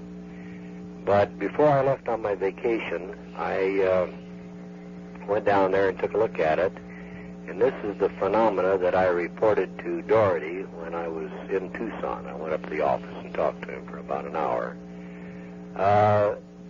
From the inner circle, inner portion that was left standing, the grass, even with its beards of seeds, was left standing. From that edge outward, the growth progressively, there was no growth right next to new grass growth right next to the perimeter, the inner core, but the growth of grass constantly got higher away from that inner cut. Uh-huh. The 10 feet out, it was just as if you took a slant line there. You could see the new grass going up higher and higher until it finally got to the edge. Now, when I saw it yesterday, I took a picture of it yesterday because Doherty asked me to get some grass in different places, which I have a plot marked out where I picked this grass up, and I got 3 grasses at each pluck, 5 different positions, 1 in the center, 3 on the going out to the 10-foot swath, and 1 on the outside of it. He said they have a botanist who would like to run some checks on it. So I'm sending that down to him tomorrow. But in between times of working at the Duck Lake, I went down to the Wayside Tavern and had a cooling beer, and the fellow that came in at runs a mobile station down there on the highway next to the dike. This, by the way, is just on the county line between Multnomah County and Columbia County on the land. And he told me that a fellow by the name, he talked an awful lot about observations he's been seeing. Now, I looked him up, and it took a little while to get him to talk in his confidence, see, because everybody looks at him like he's crazy. But he tells me that he has practically nightly observations there right now. He saw what he thought was a phenomenon last night with the revolving red light standing still. And he got on his CB and he talked from Scappoose to Woodland, Washington, to another CBer, and they both were on the CB and observed the same object. They had a triangulation. I don't know who the guy was in Washington. But both he and his wife have seen him. Both his wife and he have seen him separately, and also the youth, their boy, who was about 24 or 25, has seen him. And, of course, what I was interested in is, had anybody seen anything down there where our hovering was? And, of course, this is the only thing I could dig up. But he says that you can come over there almost any night and see him. As a matter of fact, he invited me back tonight to take a look if I wanted to. Now, are these moving objects? Yes, he says he's run the whole gauntlet. He's got the one where the tube comes down, and he says it retracts. When they turn that light off, it's a light tube. But he said when they turn it off, he says you can see it retract into the object. And he's also got the one about big enough that he's seen 10 of them dislodge from it. They go out, some of them fly back in and fly back out, but he's counted as many as 10 as come out of it. And then he's got with glasses, he's seen them as close that he's seen he's given us, everything that he told me is what has always been reported. Interesting about the strobe light, or the light that went down, he claims it went down into the river, Columbia River, or thereabouts. But he said that you could actually see the light being retracted. It's just like a tube. Right, that's quite common.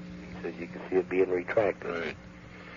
But anyway, they're having a hustle-bustle down in that area, so I stopped at, when I was in Scappoose, I went on into St. Helens, went into the county sheriff's office, and asked one of the deputy sheriffs a direct question if any UFOs been reported, and he says no, and I said thank you, and I walked out. So I stopped at the state police, and I asked the girls there in the office, and they said no, nothing has been reported. And I was telling them about my grass situation.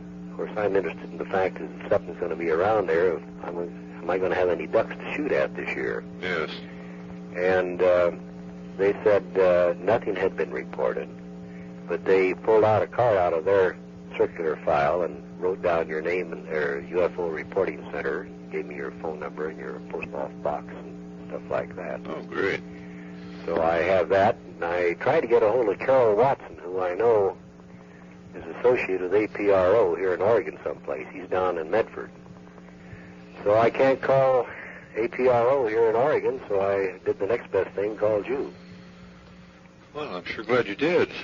It sounds like it would be worth the trip down there. Well, it sounds to me like they're flapping around quite a bit. He says, well, come on back tonight. He says, bring a good pair of glasses. He says, you'll see them. Oh, that's great. We're going to have to contact that gentleman.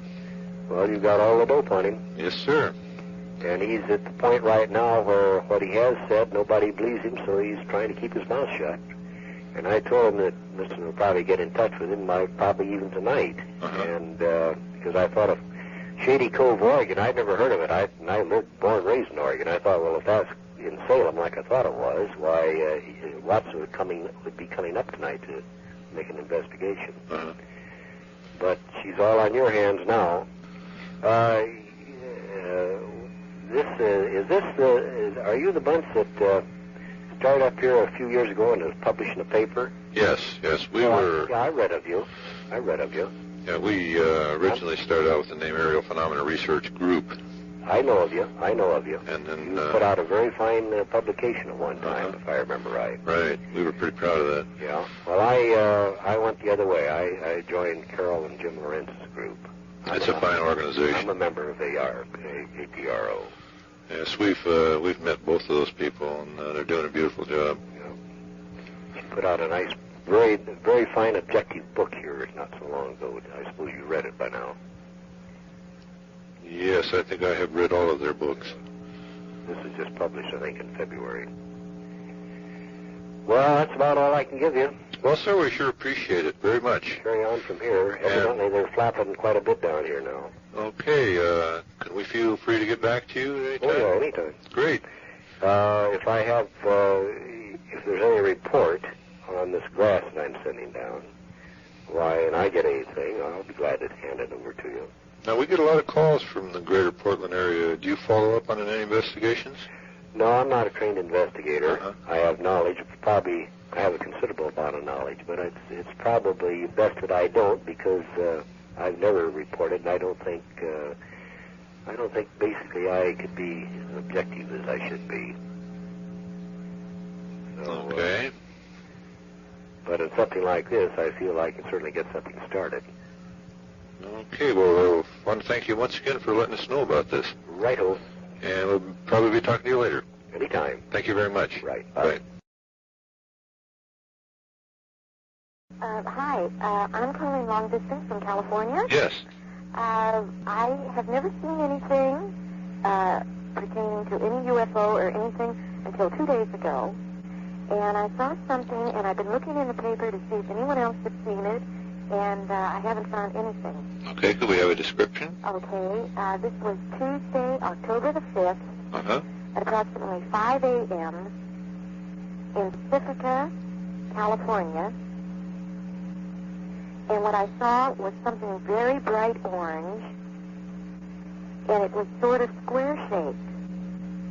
But it reminded me of like when the sun comes up in the east. This looked like it was going down, like by the ocean. Uh-huh. And it wasn't completely square. The corners were a little bit raised up. And I drove about a mile down to I saw this coming down a hill. And I drove about a mile down farther to look right at the ocean. And when I had gone down to the bottom where the ocean is, it had completely disappeared. Another something that happened I thought was strange. I had only driven about 8 blocks when I had seen it. And all of a sudden there was an awful lot of fog, like, in my car. But there was no fog outside. I mean, it was very clear outside. Could you feel anything unusual physically? No, in a little while I was very tired, though. I mean, I was really exhausted. I was driving across the Bay Bridge, Uh-huh. and I was so tired I felt like I was going to have to stop and sleep. Huh. And, but I mean, I'm sure of what I don't know what I saw, but I know that I saw something. Now, when you first spotted this object, was it on the move? No, it was just It was stationary. station, right. And then you took off after it, right? Well, I drove down the bottom of the hill, Uh-huh. and I went to the ocean. I thought I'd get a better look of it, and it had completely vanished. And then I turned around to come back up the hill because I thought, well, maybe I could only see it from one position, and I couldn't find it at all then. That was it. Okay, was there other traffic on the road? No, not another car. Oh, my darn. Not one more thing. And I've been reading the papers for the last 2 days, and I haven't seen a thing about it. Wouldn't that lack of traffic be a little unusual down there? Oh, no, not where I'm coming from. Oh, I see. Okay. Yeah, it's before you get to the freeway. Oh, okay. And I was on my way up to Sacramento. But it's just a small road, probably 2 miles long, that I was on. I see. Okay. And when I had turned around to come back up the hill, then 2 cars went down. But I don't know if anything was said. I called the police, and they said they didn't have any reports of anything here. Okay, now was this a very brilliant type Very object? bright orange.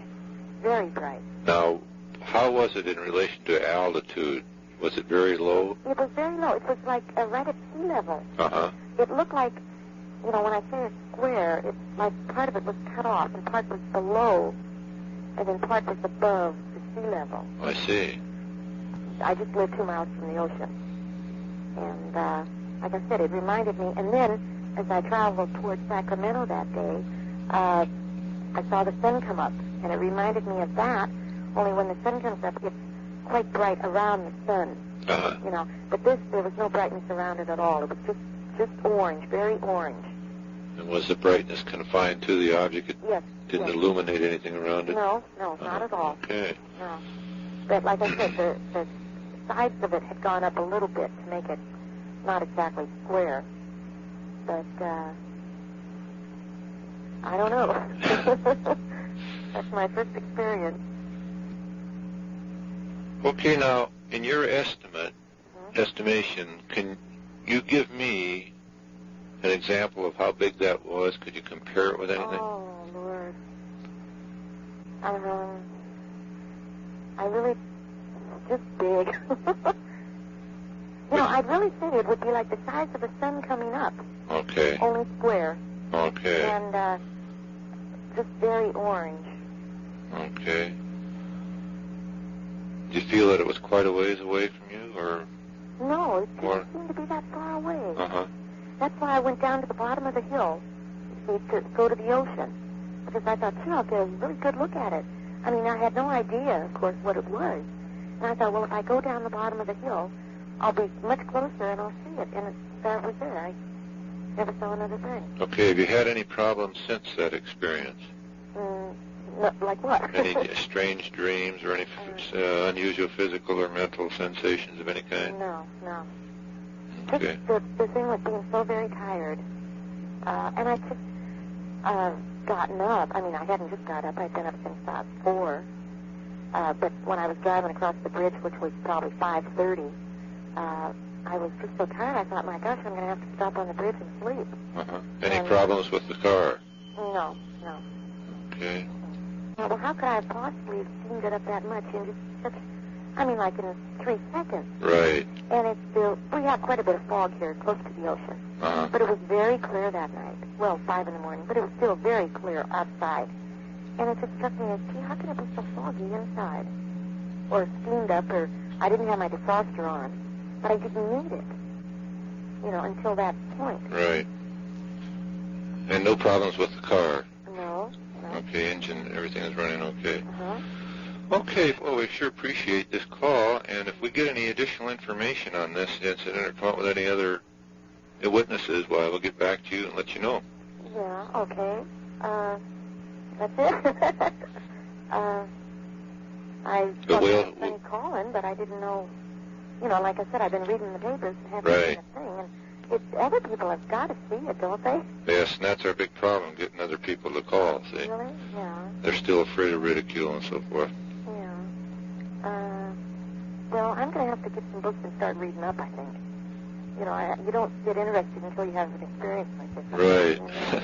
Now I want to find out all I can. I told one fellow, and he said that can happen, though, that sometimes only one person might see it. Does that sound right? Something could we've heard this, but in our research we haven't found that this is so. Yeah. Okay, well, fine. Thank you very much. Thanks again. Okay, bye-bye. Bye.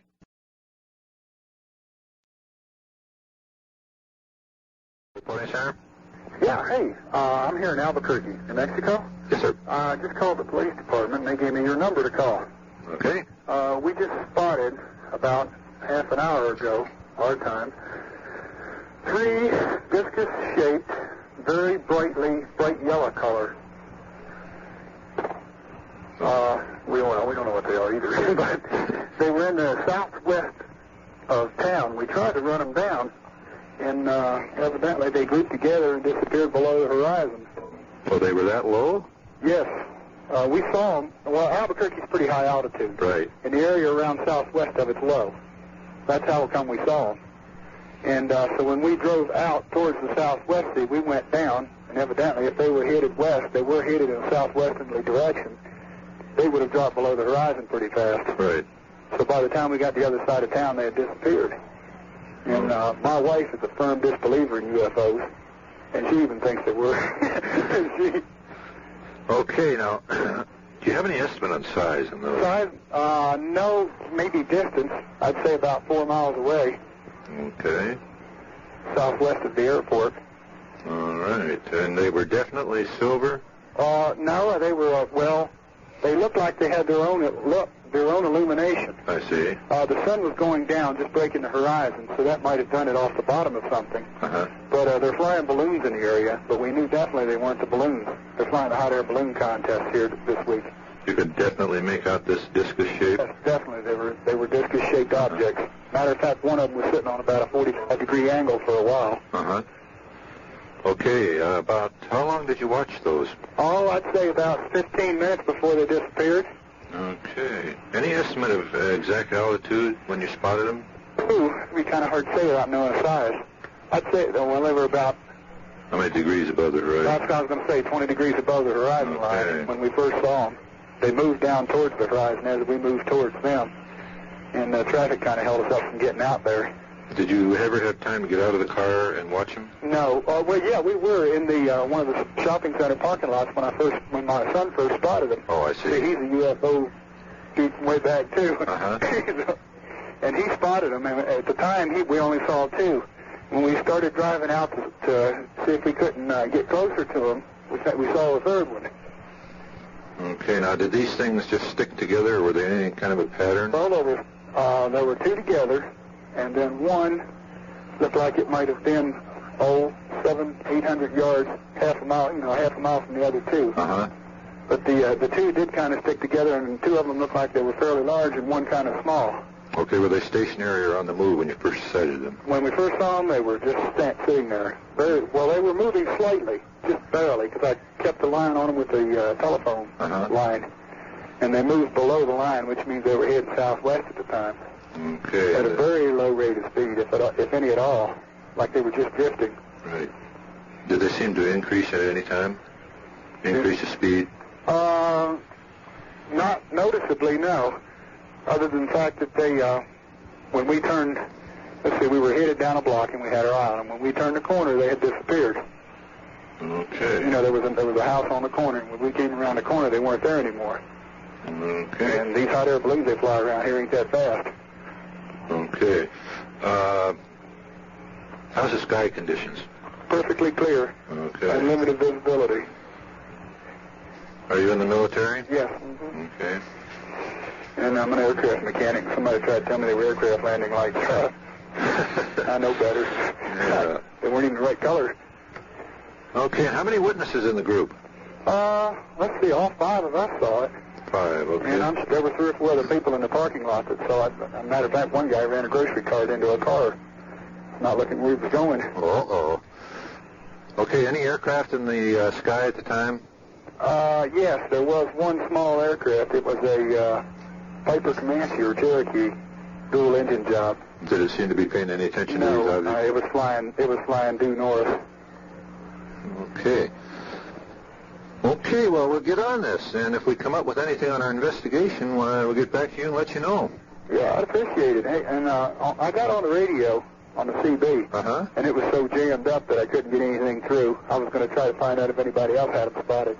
You mean it was jammed up with radio chatter or static? Yeah, and static, both. Kind of terrible for, usually it's nice and crisp around here because of the atmosphere here. We're so high up and everything. We can get out 7-8 miles on a CB here. Do you have any did the static seem to clear up after these things disappeared? Yeah, it's a lot better now. Okay. Well, we sure appreciate this report, and like I say, if we get any more on it, well, we'll definitely get back to you and let you know. Well, I sure appreciate it. Where did you get our number? The Albuquerque Police Department. Great. Thanks again. Okay. Bye. UFO Reporing Center? Yeah, this is, where's this located? Washington. Washington, D.C.? No, state. Oh, I was going to say, whoa. You're not going to believe this, or maybe you are. This is Deputy from the Sheriff's Office in San Diego, California. Yes. And if I'd have seen it myself, I think I was just flipping out and I would have quit. But I had 2 witnesses with me, and we just saw a couple of things that none of us can explain. And our business office heard us talking about it on the radio, and they said we ought to call you. Okay, I'd like to hear about it. Well... Can you talk from that phone? Oh, yeah. Okay. They were kind of cylindrical in shape. I mean, they looked kind of like maybe a cigar that was fat in the middle. Yes. That's how you kind of tapered at each end. Uh-huh. And it had a real bright, extremely bright, white light right in the middle of it. And it had rings on each end. It looked like black ring, like like the rings around the planet Saturn or whatever that is. It has ring. Okay, it looked like it had a couple of them on the end. And then the first one I saw, I thought a plane was crashing. We were in a remote area on top of a mountain, and it was dark all around us. There's no other lights or obstructions or anything. And we were out there checking a stolen car, and I looked at this thing, and I thought a plane was. I almost called the business office and said there's a plane crashing because it had extremely bright, just bright, red, flashing. I don't know what it was, if it was lights or it was letting out gaseous fumes or what, but it looked like it was on fire. It was just bright, and it wasn't that far away from us. Just stood there, and then I realized it was hovering. It was just hovering there, and that continued for 2 or 3 minutes, and then the extremely red stuff died down, and then we saw all sorts of flashing red, blue, green, and what other color? Red, blue, green, and white and orange. But the white was just a steady white coming right out of the middle, just a continuous glow, and all these other lights were flashing around it. And we got the binoculars out, and we're looking at the thing through that, and it just continued to hover there for about 5 minutes. And then all at once, it just shut everything down except this continuous glowing white, and it just took off. And I mean, took off. I'd never seen anything disappear so fast in my life. And Which direction? It went west. Okay. Toward the ocean, and it continued to gain altitude. And I was watching it through the binoculars, and I could see it extremely well when we first observed it. And I'd say probably the complete time it took it to disappear from sight through a pair of 8x50 binoculars was a total of maybe 12 seconds at the most. I mean, it just was gone. It just took off and it was gone. Uh-huh. So I called, this other guy we were talking about it, we called my beat partner on the radio, and I asked him if he happened to see it, and he didn't. And approximately 5 minutes later, I observed a second one doing the same thing. This one was quite a bit further away. It was over what we call Mount Woodson area. And he could observe this one, and this one continued to hover at quite an extreme altitude, but the same thing, bright red, green, blue, orange, and yellow flashing light with a continuous white glow out of the middle for, approximately 15 minutes. And then all at once it did the same thing, shut everything down and just took off like a bat out of hell. And it only took it about 5 seconds to disappear from view. Now, it was at such an altitude that I could not detect any sort of shape like on this other one, Yes. And could not see the rings except for once. It looked like both rings were on one side of it. But, I mean, it was at such a distance away, it was kind of, I'm eating lunch hazy through the binoculars even. The only thing you could really tell for sure was that the extremely bright red, blue, and all these other lights.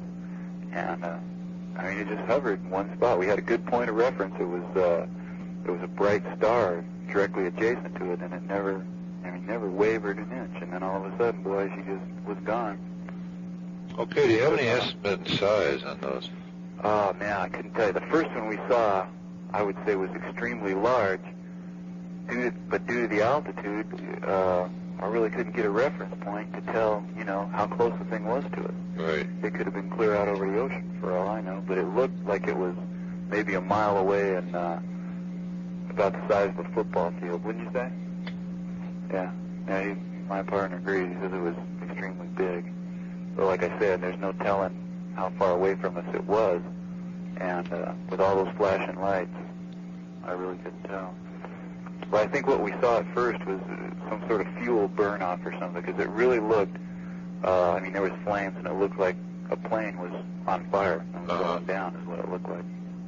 But, I mean, it just hovered dead still for a good 5 minutes at least. And we saw the first one at 7:45, and the second one, after that one disappeared, about 5 minutes later, would have made it about 5 minutes to 8. Okay. Still don't really believe it. I mean, it's kind of like I'm trying to talk myself out of I saw it, you know. It's weird. Right. Were these fairly low? The first one was very low. I mean, it looked like it was extremely low. The second one was a pretty high altitude. Okay. Where the first one, man, it looked like it was, maybe, what would you say? It was lower than Mount Woodson. It was lower than the field of Mount Woodson. That would have made it. Our elevation here is about 1,300 feet, and Mount Woodson's about, 26, ain't it? So it looked like it was below the peak of Mount Woodson, so I'd guess maybe 2,000 feet.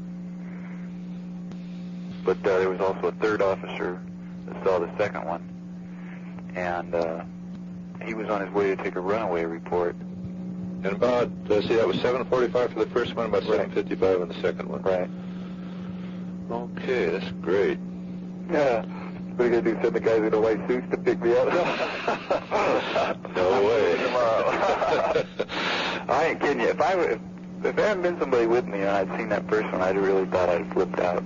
Okay, if we send you a questionnaire, would you take a little time to fill it out? You bet. It takes about 30 minutes. It's I've quite heard technical. people tell me about seeing things before, you know, and I thought, But, you know, I've seen a lot of civilian aircraft and military aircraft and Navy aircraft, and as far as I know, we ain't got nothing that can do that. And is equipped with that kind of lighting devices. Was that light such, the brilliant white light, such that it did any illumination of the sky? No, I wouldn't say it actually illuminated the sky. It was just a steady, continuous, bright glow. And it didn't illuminate the ground or anything like that. And that light stayed on when that it light took was off. continuous. And the other ones just kind of flashed and came on and would stay on for a bit and die down. And it's kind of hard to explain, really. Okay. Yeah, right. That's a good description. Like, have you ever seen one of these handheld, what they call sparklers? These kids hold these sparklers. Sure. That's what it looked like. A real continuous glow out of the middle, and then all these other colors going around it. Okay. Well, we sure appreciate this, and if we get any additional information on this case, why, we'll get back to you and let you know. Okay. In the meantime, we'll get that questionnaire off. All right. I'd be happy to fill it out for you. Thank you very much. See you later. Bye. Bye. Yeah, this is Pierre Hart Police Department in Oregon. Yes, sir. Did you get any reports from UFOs here for day before yesterday? No, sir. You didn't? You weren't one? Yes, sir. Okay, I have both a sworn statement from one person and I taped another person. And I understand our neighboring city got 4 calls. I also had a third call without a caller refused to give a name, so I don't actually trace down people that don't give their name. Right. Okay, you interested in hearing the tape? Is it quite lengthy? No. Okay. All right. Describe to me what you see. Well, I'm not sure. It's just looked outside. You can't really see the ocean from our place. So I looked over this bank and it's light, and it just went down the ocean. It looked like it came from the seaside. It was a couple minutes ago. Okay. And how fast do you think it's moving? I really wouldn't know how to guess. I really don't know. Okay.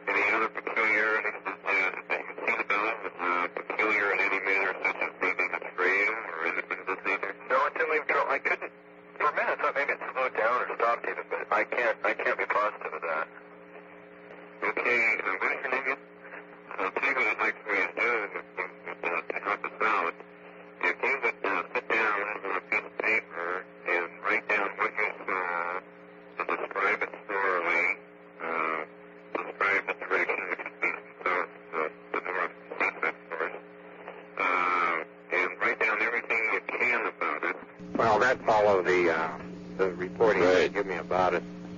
The foreign statement that I have is brief, too. It says the night of Monday, the 11th of October, about 5 minutes to 9 p.m., I went outside to take a star reading for my physics class. I looked in the direction of my star, and out of the corner of my eye, I saw a yellowish-brown light from seaside moving up and down. I ran into the house, got a coat, and ran out to the beach.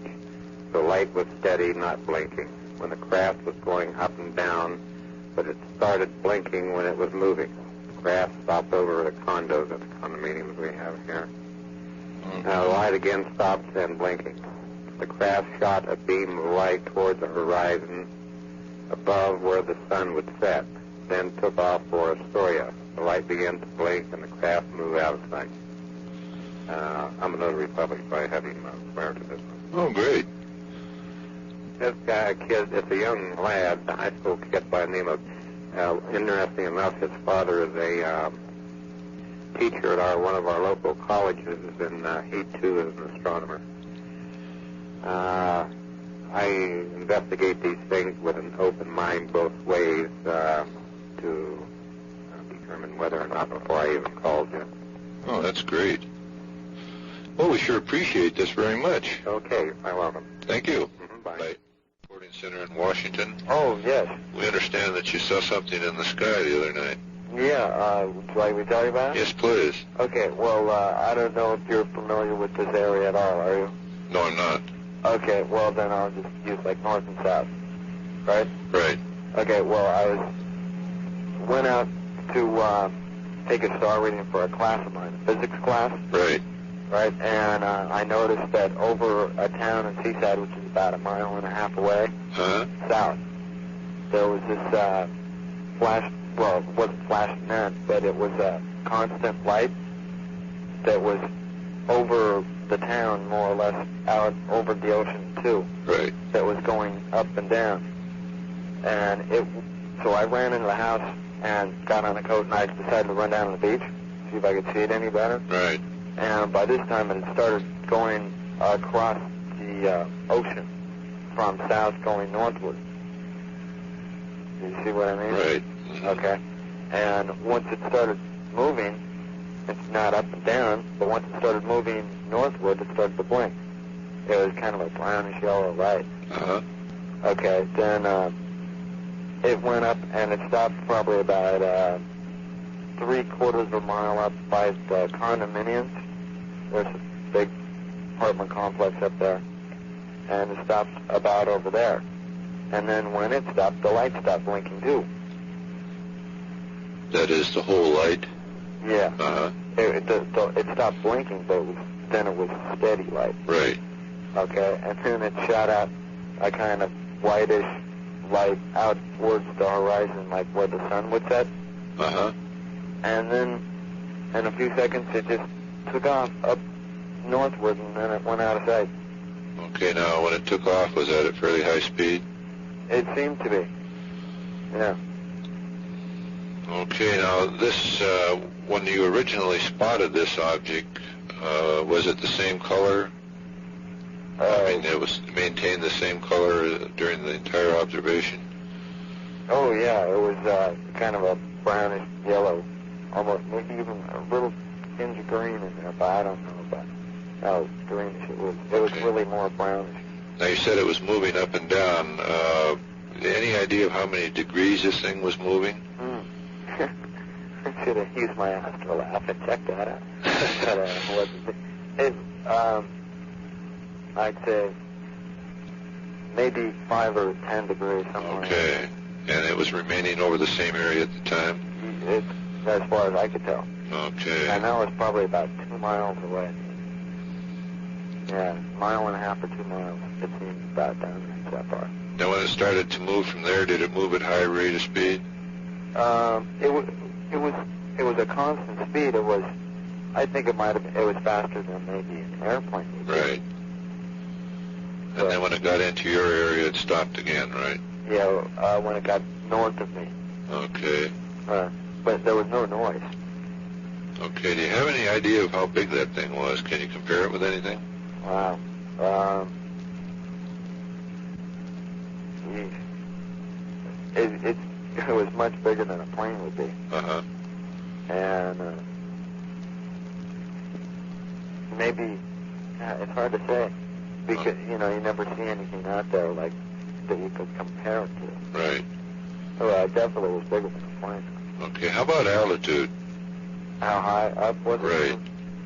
It looked like it was maybe about 300 feet. I guess that's a good guess. Okay, did it pass directly over you at any time? No. It was always west of me. Okay. It looked like it was over the ocean the whole time. Uh-huh. Well, here's a goodie. About how far away? Well, initially when I see at my house, I'm about, maybe about a quarter mile away from the ocean. Uh-huh. So, you know, I moved that far, but it was still, from my house, it was still at least a quarter mile away because it was still west. It looked like it was maybe another 1/8 to a quarter of a mile, maybe. Okay. And this thing, did you watch it as it went out of sight? Yeah. And it was heading north at the time? Yeah, and I couldn't see it any longer because it got too small and like overbled. Did it maintain the constant altitude? As far as I could tell. Okay. Yeah. How was the weather conditions that night? Oh, that was good. You could see stars and stuff like that. Okay. Any idea which direction the wind was coming from? No, I don't believe so. Okay. I imagine it was probably coming in from maybe, usually it's, you know, constant from the west. Uh-huh. But about that time of night, it was about almost 9. Sometimes the wind will stop then, and maybe, and as the wind will even come back from the east again. Okay. Could you pinpoint the time? Yeah, I went out at 5 minutes till 9. Okay. So I could find the North Star, so I could take my reading at 9. Okay. Now, how long did this whole thing last? Any idea? Probably about, let me see, maybe almost a minute. 1 minute, okay. Yeah. I think I'd say that's a pretty good guess.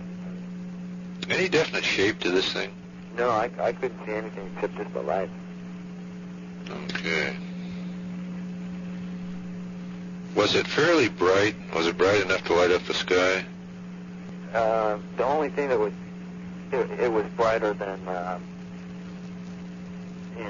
an average light out there. Uh-huh. But that ray that it shot out was bright. Okay, now, you say that went due west? Yeah. Okay, now, in comparison to the size of the object, how big a shaft of light was that? It was, you mean like on a ratio or something? Right. It was maybe about 10th or a 20th of it, I'd say. Okay, now it was really pinpointing exactly spread out or anything. Uh-huh. In other words, it's a very sharp shaft? Yeah. Okay. Right, almost like a pole. Did that extend quite a ways? Yeah. I couldn't see what it was going to. It didn't fade out. It just kept going out there. Uh-huh. And then did it retract or did it just shut off? It just shut off. Okay. And when it turned on, I mean, it didn't go out there like maybe, what's an example? Like maybe your tongue comes out, it doesn't come out slow. It just was on. Uh-huh. And then it was off. Okay. Any other aircraft in the sky at the time? Not that I noticed. Okay. Okay, well, we sure appreciate you taking the time to talk to us, and if we get any more information on this thing, why, we'll get back to you and let you know. Yeah, and officer told me that someone else had reported it also. Some guy in town has also seen the same thing. Right. We weren't able to get his telephone number. Oh. And I guess there were a few people down at Seaside that saw something, too. We've been trying to contact them. Oh, yeah? Right. So maybe no doubt that they saw the same thing that you did. Yeah. Okay, well, thanks a lot. Yeah. Talk to you again later, maybe. Okay. Okay. Bye. This is the UFO Reporting Center. We understand you saw something in the sky the other night. Yeah, last night. I didn't really want my son to call, but I guess he took it upon himself to do it this morning. We'd really like to hear about it. Okay. I was sleeping, of course, and I woke up at about 10 to 4 because the kids had turned the heat up. It was about 75, and I got a heater right by my bed, so I know I was warm. I had to go to the bathroom, and then I decided I was hungry. So I got up and turned the heat off first, and then I went to the bathroom, and then I went out in the kitchen, and I just grabbed the refrigerator door, and I started hearing this loud noise. And I thought, oh, airplane, helicopter, I didn't pay much attention. And it got louder and louder and just kind of hovered over the house, or just a vibrating sound, real loud. I looked out the window, and I didn't see anything. And it was to the point where I couldn't ignore it, because it wouldn't go away. Like airplanes or helicopters, they fade away or go away or do something, but it was just a loud sound, and it just stayed there. And so by this time I was a little bit upset, and still I wanted to see, but I was a little scared to look. And then finally I peeked out the kitchen. I turned the light off and looked out the kitchen light, and I couldn't see anything for a while. There's a big tree in the backyard here, and a big old house, and then after it had moved to the visible site where I could see it, and I was just amazed, because it just kind of seemed to be, it was either very low or else very large, but it seemed like it was low and more or less kind of staying in one place. I mean, like not going like an airplane, phew, and then it's gone. Right. And not way up high like that. But what really amazed me was the lights. The lights were bright. The sound of the thing hurt my ears. Okay, but the lights were bright. There was a big, big red light. Then there were some twinkly lights. Either it was the motion of the thing, or else they did twinkle or turn or revolve or something. All sparkly. It was very pretty, very nice looking. The other lights were much smaller, and they were white or yellow or a mixture. Just the big red light. I just can't get over that. It was something like I've never seen or heard before. And what really amazed me was it disappeared just like that. Just like you didn't see it fade away. Yeah, just like turning off the lights and just the sound too. The whole works. It didn't go any. And that's why you were standing there with your eye on it. It just snapped off. Yeah, I couldn't see it anymore, and I couldn't hear it. Just like that. It didn't fade away or disappear like a helicopter or an airplane or anything like that. But I was just amazed when I saw it, and I just knew that was just something like I've never seen before. Now, you could make out the object, right? No, I could not tell the shape. It was dark, completely dark. All I could see was the light. The lights, I could not tell the shape of it. Were those lights rotating around? Yes, they seemed like they were rotating and twinkling or something, yeah. Okay, now were they on what would possibly be at the perimeter of this thing, whatever it was? Around the edge? They could possibly be in the back of it or around the bottom or something, because they're all together. They were all together. The shape of the thing, it was dark, like it just, you just couldn't see. I could not see the shape or the coloring, just the lights. And they were all together, not like an airplane would have some in front, some on the wings, and some on the back. These lights were all together. And they seemed to be rotating or twinkling, moving, sparkling. Hard to look at, really. It was bright. They were bright, the lights were. Were they so bright that they hurt your eyes? Yes, they almost hurt my eyes. Did they seem to light up the sky at all? Oh, I don't know. I didn't notice. I didn't see it that long. I was just, because the sound, this was 5 minutes to 4, and by 4 it was all over with. But I did most of what I heard it much longer than I thought, because by the time I finally got my eyes on it, like I said, it just was gone. Right. Okay, now, while you were watching that object, did you, or even while you were in the process of picking up this sound, did you have any strange mental or physical sensations, unusual? No. Okay. No, I felt really strange when I saw it. Were there any dogs barking in the area? No. Okay. Everything quiet, just that sound. And this did hurt your ears? Mm-hmm, it hurt my ears. I have sensitive hearing, but it was just kind of a humming. It didn't so much to begin with, but after a while, it got to me, you know? Or was it that it was getting louder after a while? And then all of this just stopped abruptly. Yeah, like it didn't go anywhere. That was it. I didn't know where it went or what happened. I couldn't see it or hear it anymore. Did you feel that this thing was hovering directly over your house before you saw it? Yes, it felt like it was exactly above the house. Okay. It did felt just like it was above me. Okay. And have you had any problems since then? No. No bad dreams or anything? No, and I didn't dream that night either. Okay. I'm sure I just woke up for, like I said, it was too hot. I had the heater right by the bed, and the kids turned the heat up. Obviously, before they went to bed because they were cold, nobody turned it on. It gets very, very warm that way, and being hungry, I was starting a new diet the first few days of that, and really kill you, you know. So if I wake up hungry, I can't go back to sleep. No, I just woke up and done my usual thing, had no dreams, heard nothing, nothing woke me up, no noise. Okay, now, we'd like to get the correct date on that. Was that yesterday? Well, this morning. This morning? Yeah, 3:55. Okay. And no one else in the neighborhood has heard that as far as you know? No, not that I know of. I haven't talked to anyone. Okay. I don't really know anybody in the neighborhood. Have you ever had this type of experience before? Never. I've never seen anything like that before. This seems to be so close. It seems so close. And it seems like it's just above the house. You didn't have any other reports anywhere last night? But that doesn't mean someone else didn't see it or hear it. Yeah. It's just a question of Well, I wouldn't have called. Well, that's our problem, getting people to call. Yeah, I wouldn't have. I just forgot about it. But my son gets excited about things like that. I woke him up then afterwards, and I woke my daughter up, Rhonda.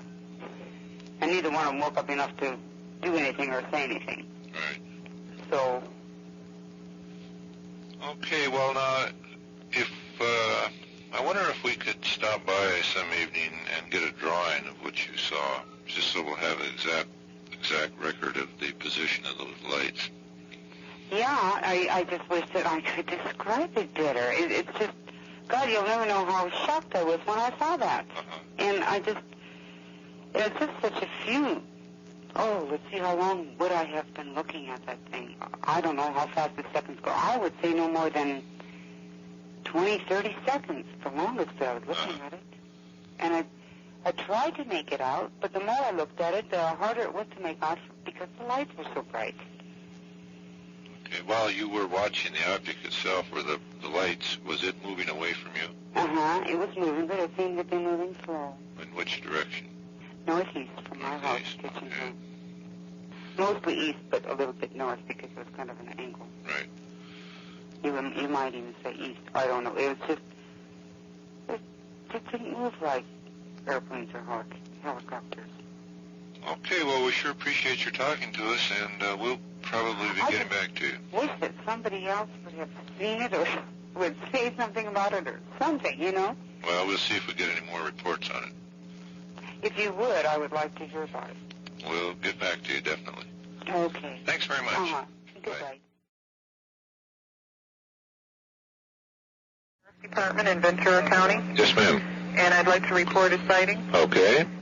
And he says that he just observed a silver saucer-shaped object that had no lights and appeared to come directly off of the ground and zoom down toward his car. Okay. Did you have his address by any chance? Yeah, but he doesn't have an actual address. He's on a road on a farm. Oh, I see. So Okay. it's hard to describe. Okay.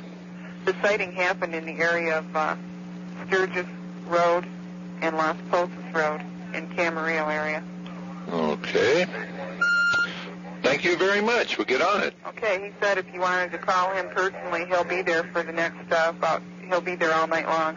Fine, we'll do. Okay, fine. Thank you very much. Bye-bye. Bye. I'm calling for the UFO Reporting Center in Washington. We understand you had an experience tonight. Yeah. Would you like to describe it for us? Yeah.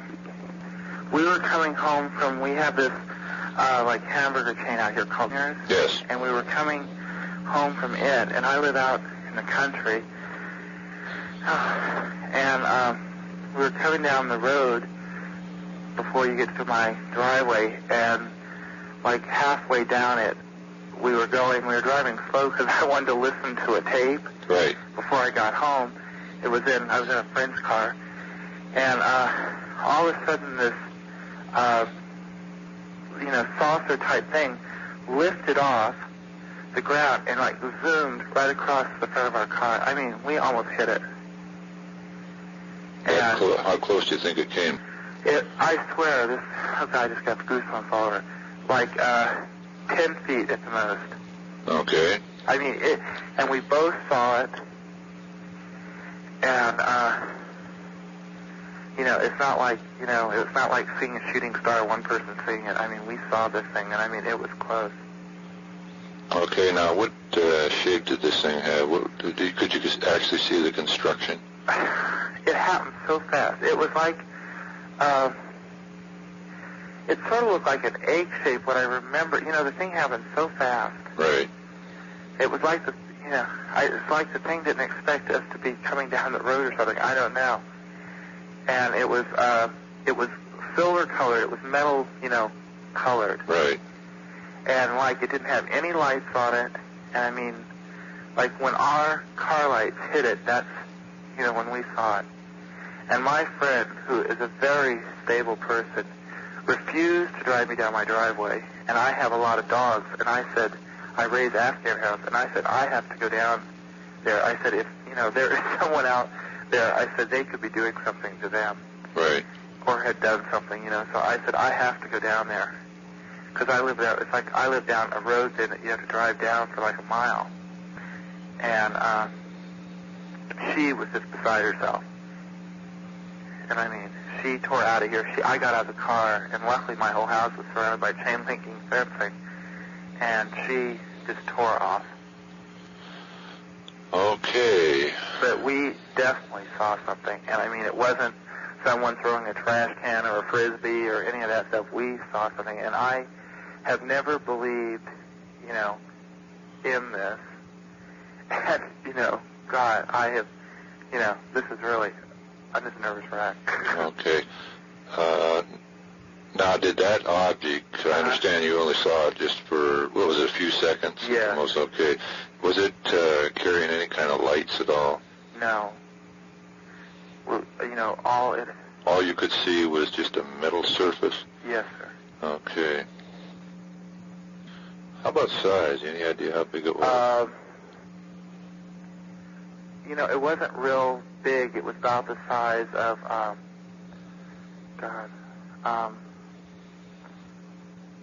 trying to think. It was, I would say,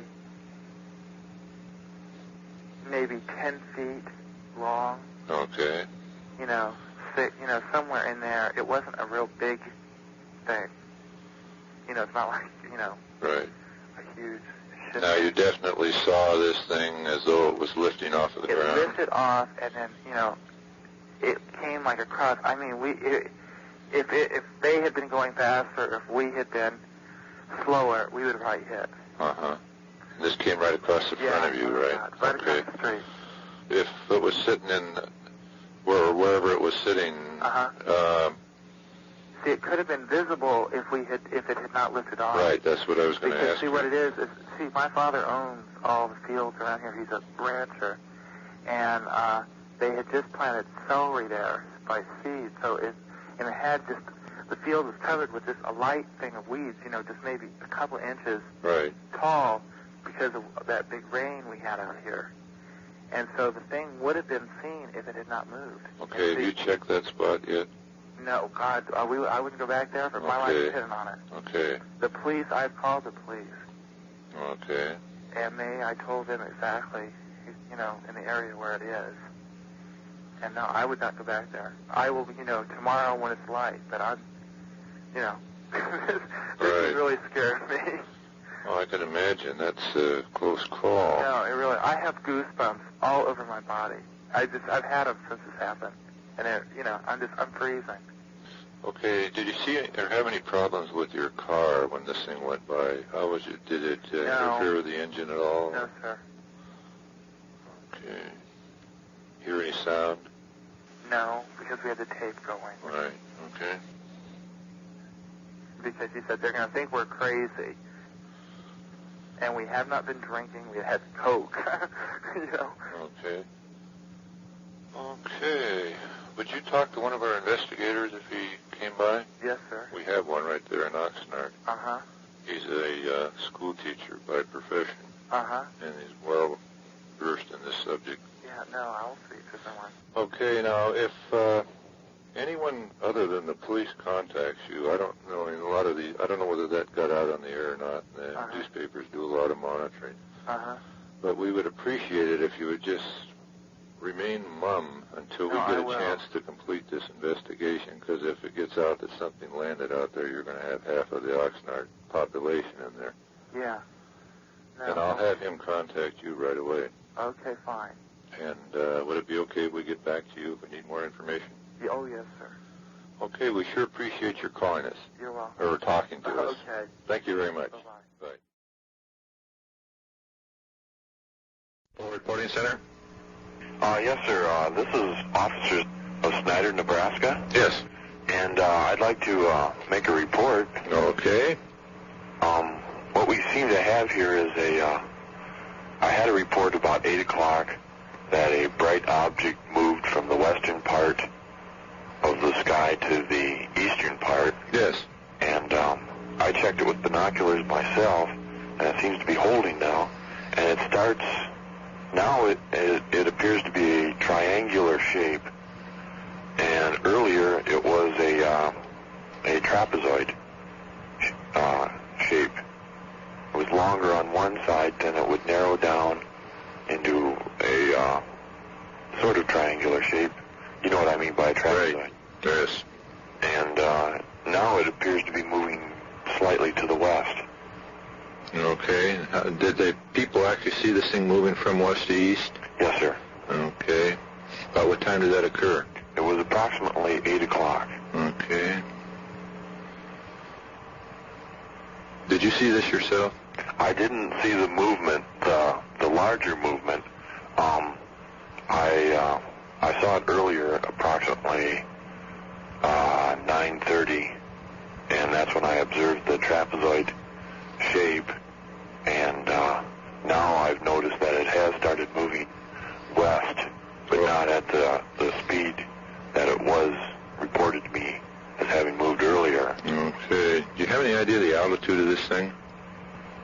Oh, Is it fairly high or low? It seems to be fairly high now. Okay. Earlier, it seemed quite lower. I was convinced it could have been a weather balloon. But now that it's this late at night, it really couldn't be, because it wouldn't be reflecting sunlight, I would think. Do you have the name of anyone who saw the thing on the move? Boy, his name is... Okay. Could we have your name again, sir? Okay. Now I have another law enforcement officer that has seen it also. Okay. His name is... He's with the Dodge County Sheriff's Department. Okay, sir. We'll get on this thing and see if we can't come up with some kind of an ID. Okay. And if we get anything on it, why, we'll get back to you and let you know. All right. I'd appreciate that. Thanks much for the call. Okay. Bye. Good night now. I was given your number. I've been seeing something I'd like maybe you to explain to me. Okay. We live on the Washington side of the river and see into Oregon, and every night about 15 to 7, I see this light the last 3 nights, and it's above the ridge of the mountains and up in the sky, and it's real bright. At first I just thought it was a star, and anyway, it stays on for about a half an hour, and then it moves slightly to the west, and then it slowly disappears down the ridge of the mountain and back of it, and I wondered if you could give me any information on what you think I might be seeing. You mean this actually descends and goes behind the mountain? Right, and I called our neighbors last night, and they saw it too, and it looked just like a bright star to them, but they watched, and it just, in I'd say a half an hour or so, it just stayed behind the ridge of the mountain. Okay, now about what time does this happen? About 15 to 7, and I've noticed it all 3 evenings. And today now, I saw in the daylight a great big glowing object, and it looked like it was on the Oregon Highway, and it was flashing, like it was flicking, taking pictures. And I don't know if this had anything to do with it or not. But it's really strange, and it's just got my curiosity up. Okay, now, you're looking west or east, right, when you see this, the first object? I'm at Lyle, so I'm looking straight across. It would be, let's see, more south.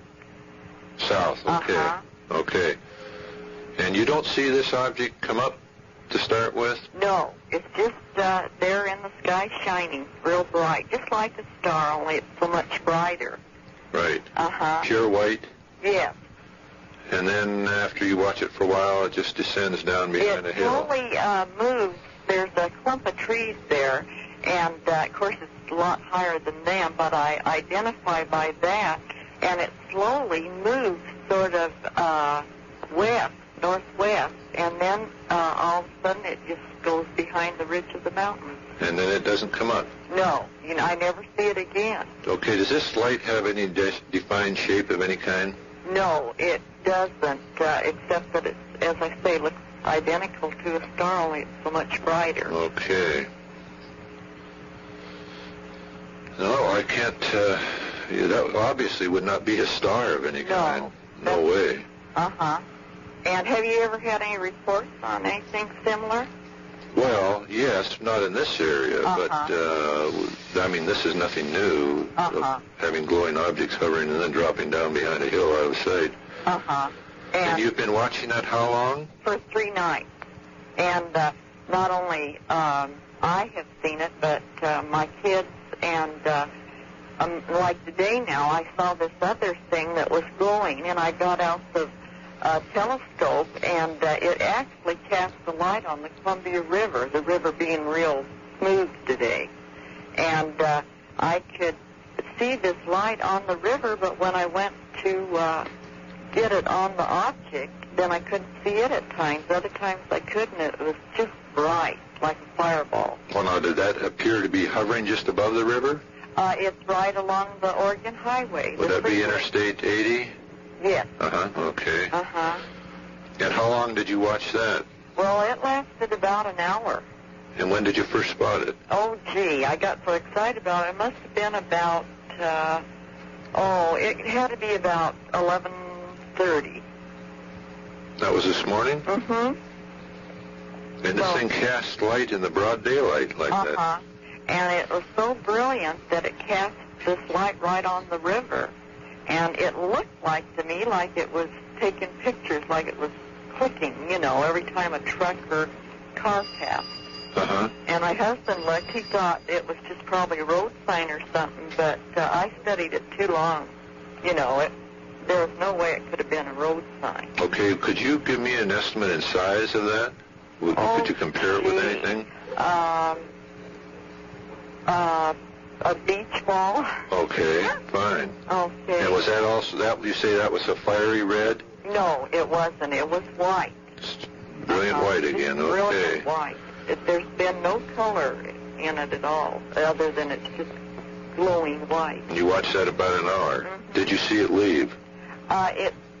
In my eyes, I saw it disappear, but my husband thought it was still that road sign, but looking at it now, of course, the lighting's different. There's nothing. So I just don't know. I think I'm going crazy, but it's really exciting, but sort of frightening, too.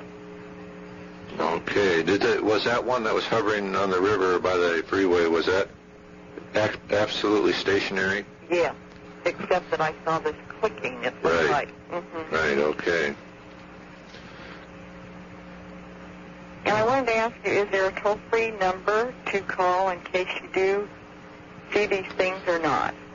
Well, no, this is the only such public number in... Okay, where are you at? We're in Seattle. Oh, I see, Okay. Well, we sure appreciate your call on this, and we'll get on this right away. Okay, great. I'm really interested in the one that you saw this morning. I am, too. That, to me, was quite frightening. Okay, where did you get our number? Pardon? Where did you get our number? The airport, the Dallas airport. Okay, thank you very much. You bet, thank you. Bye-bye.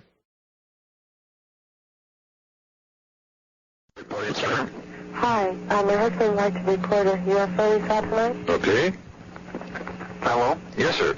Was there any report of UFO in Hayward?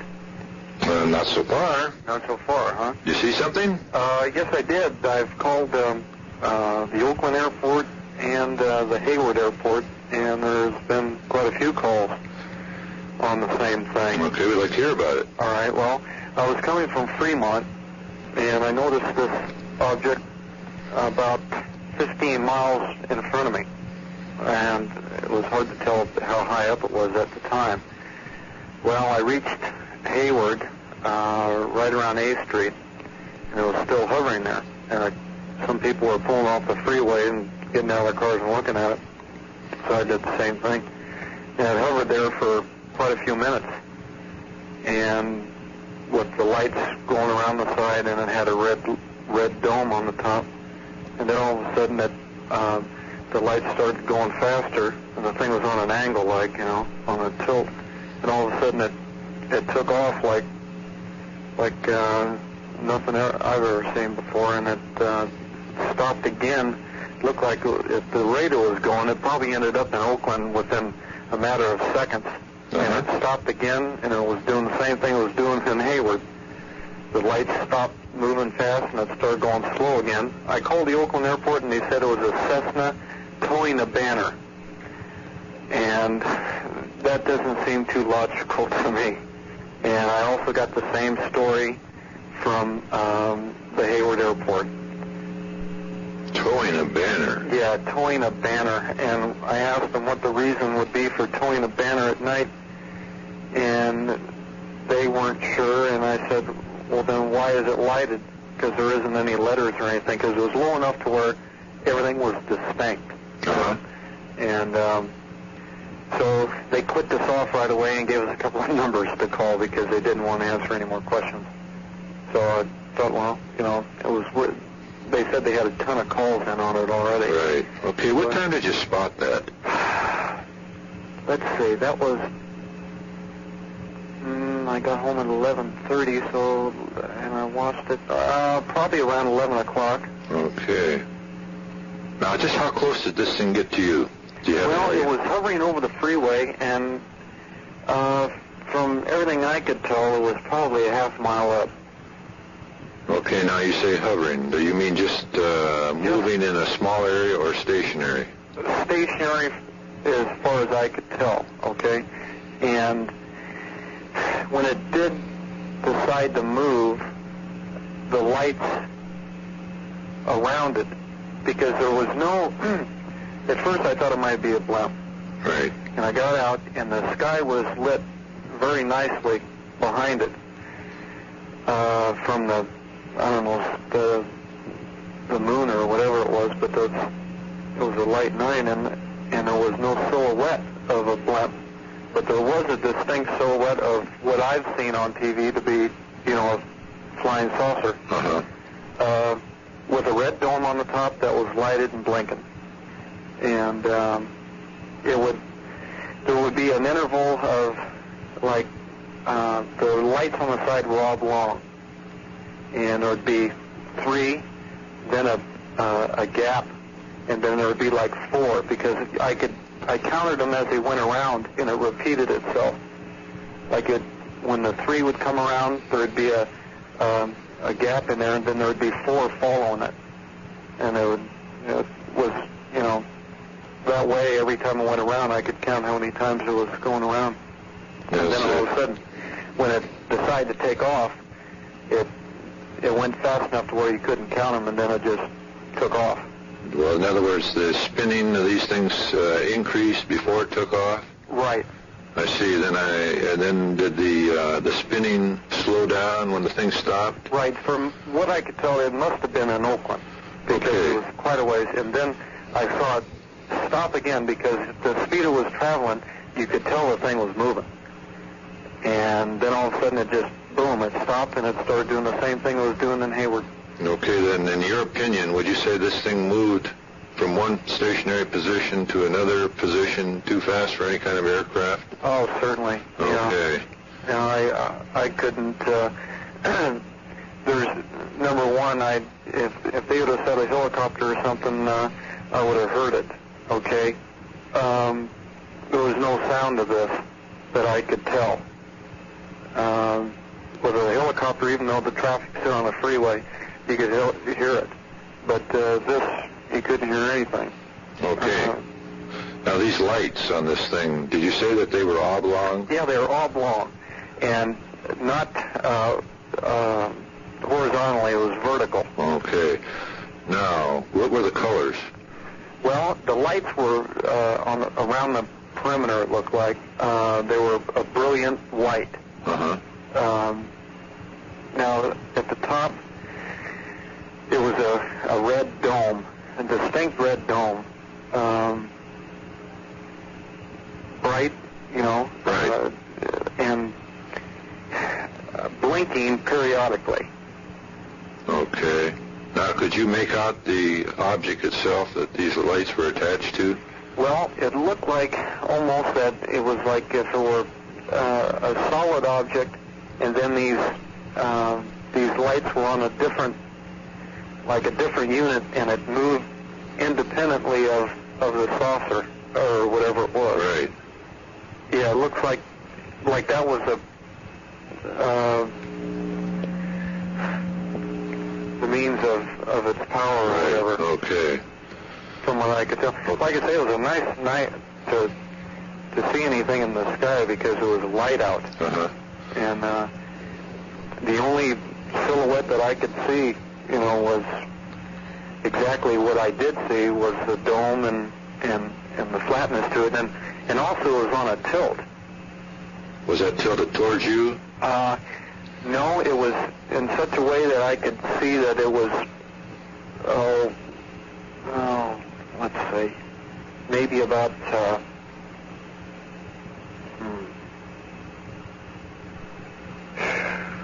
say, 24, 25 degrees. To you? Well, no. As I was looking at it, I could tell that there was a 24 or 25 degree angle to it, and I was on the side, more or less. Okay, fine. So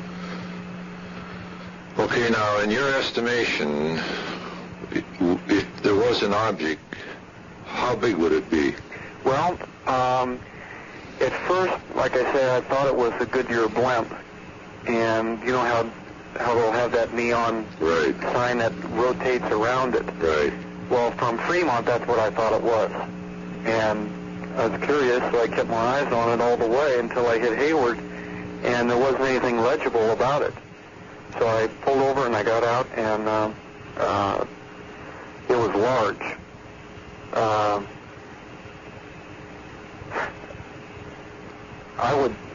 I would think the thing would have to be at least a couple hundred feet across. Okay. And the altitude, any estimate on that? Well, here again, these visual estimates anywhere from a half a mile to a mile. Okay. I think it was just too distinct to be any further than that. Of course, I could be wrong there, but I don't know. But there was a very definite gap between these lights? Yeah, right. And it moved in such a way that it repeated itself, and it was moving slowly, and it was moving counterclockwise and to where I was. Right. So I would think that,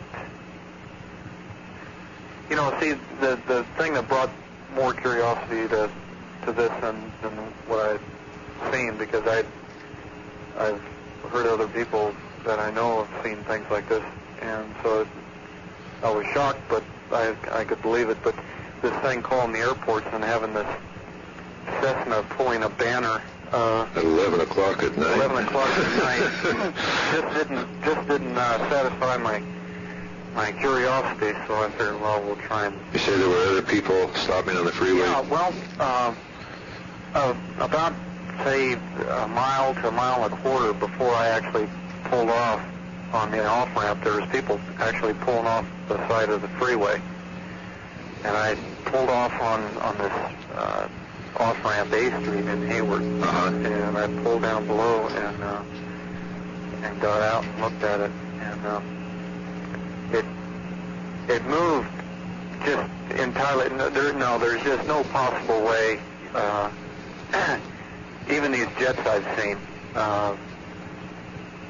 for the Air Force didn't compare to how quickly this thing got up and went. I mean, the speed from standing still to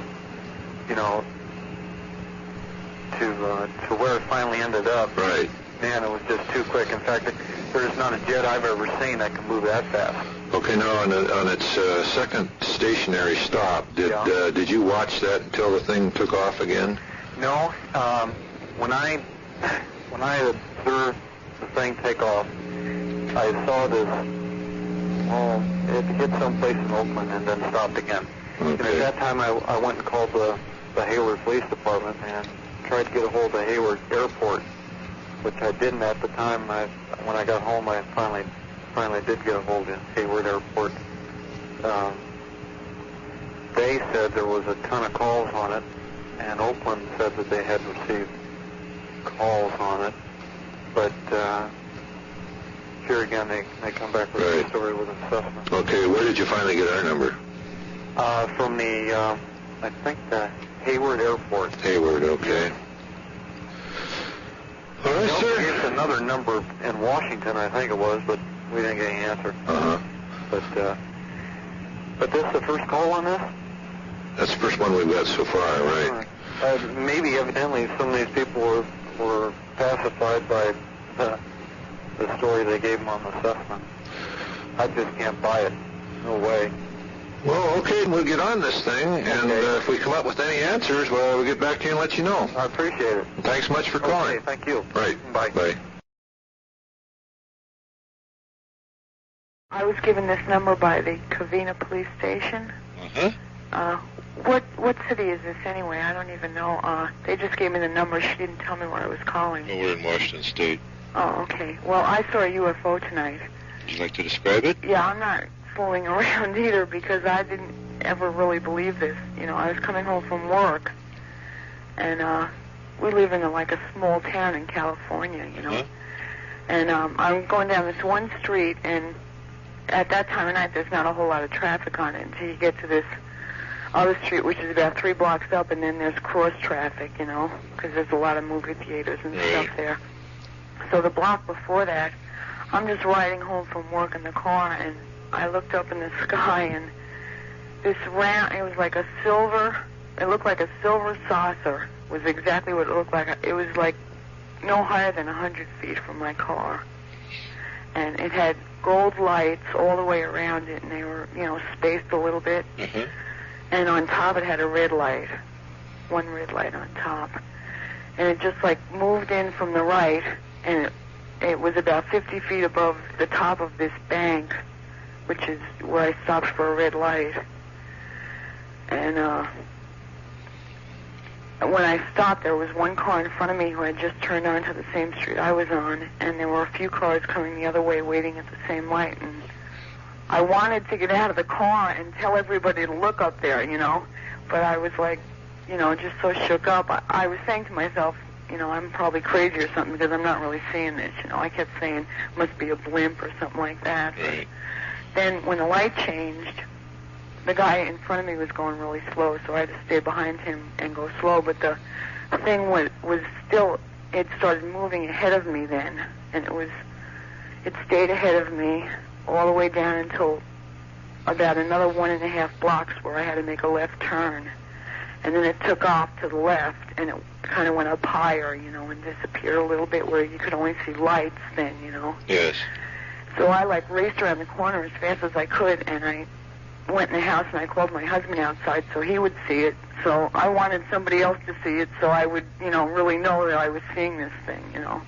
So he saw it too, but he didn't see it as closely as I did, but I really saw, you know, something that I've never seen before. It was not an airplane and not a helicopter, and it wasn't a blimp, so. Okay, what time did that happen? It was about 9 o'clock. Okay. I'm sure some other people must have saw it too, because it was really low. It didn't act like it was trying to hide, hide from anyone. Okay, now, what would be your estimate of the lowest altitude? I'd say 100 feet. Okay. For real, and this is like a city, a small city. I mean, it's not like Los Angeles or anything, but I was surprised that it would be in such a populated vicinity that low, Okay, now, how about size? Could you compare it with anything? Well, my mother-in-law asked me that because I called her up and I had to tell somebody about it, And, like the bank, you know about the size of a bank? Right. Well, I'd say it was about half the size of the top of the bank because it was, like, hovering about 50 feet over the roof of the bank. Okay, now, was this picking up? It looked like, I would say it could hold about, 10 people or so. I mean, it was a good size where some people could fit inside it. Was this shaped like a disc? Yeah, it was silver. Okay, about how thick was it in the center? Well, the center was where the lights were, all the way around it. There were, like, gold lights there, and I'd say they were about, I don't know, the lights looked, to me, about as big as the lights on a lamppost. Okay. And there were gold lights, and they were all the way around it. Now, I don't know if it was, moving around or anything. Like my mother-in-law said maybe it was, and that's why I could see the lights, the gold lights were like flashing on and off, in the middle of it. But they were fixed to the object, they weren't Right, rotating? yeah, they were like fixed into the object. Okay, did you see any openings in that? I didn't see any openings at all. I just saw a silver casing and the lights. I saw like no windows or anything like that. In your opinion, would this object be picking up the light from the city and reflecting it? Well, the silver part might, it might pick up reflections of, street light that would kind of blind a person, to look at it.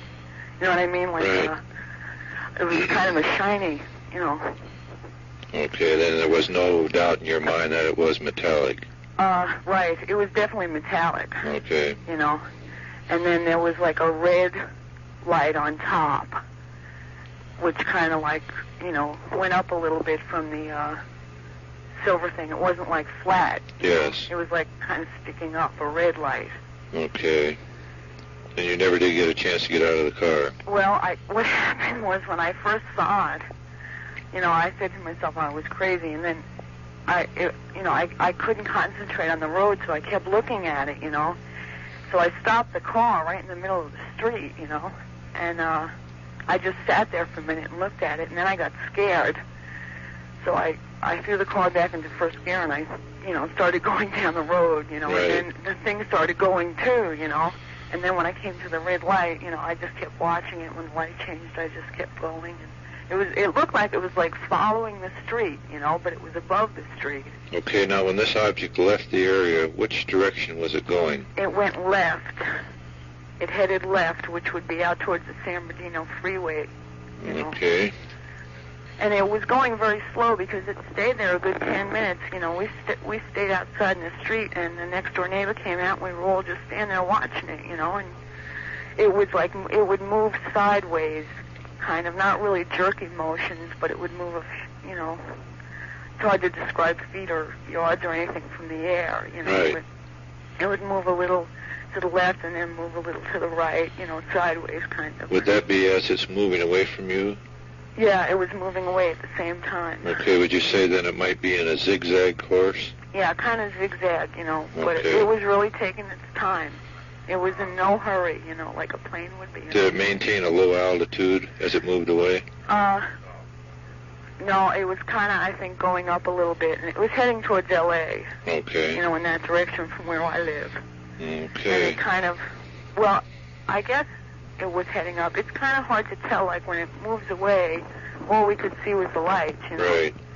But, I think it was moving up because I had seen it pretty close to where I could see that it was silver and the shape of it, So I had seen it up. I had a pretty good look at it where it was like, not too far from me.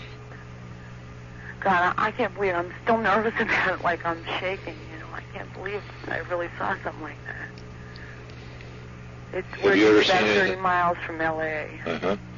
Have you ever seen anything like this before? I have never in my life, you know. I have heard stories and seen movies and all that kind of stuff, and I never thought of it one way or the other. But Did you have a feeling of being watched while all this was well, going on? you know, I don't know if I was being watched. I guess I did, but you know, that was probably my own, you know, thing, because I was the only one on the road until I got up to Citrus Street where the cross traffic was, and I think it was more that I got scared because I suddenly realized I was in the car all by myself, you know. And here I was going home from work, and I have a husband and 2 children here, and all I could think was, I want to get home before these people get to me, you know. It was like I don't even know if they were aware that I was there, but it kind of seemed like they were there for a minute, because when I stopped, they stopped. And then when I started up again, that was when they proceeded down the road right ahead of me. And all the time, these lights maintain the original activity? Right. The gold lights in the middle just kept flashing, and the red light was constantly on the top. Did you have your car radio on?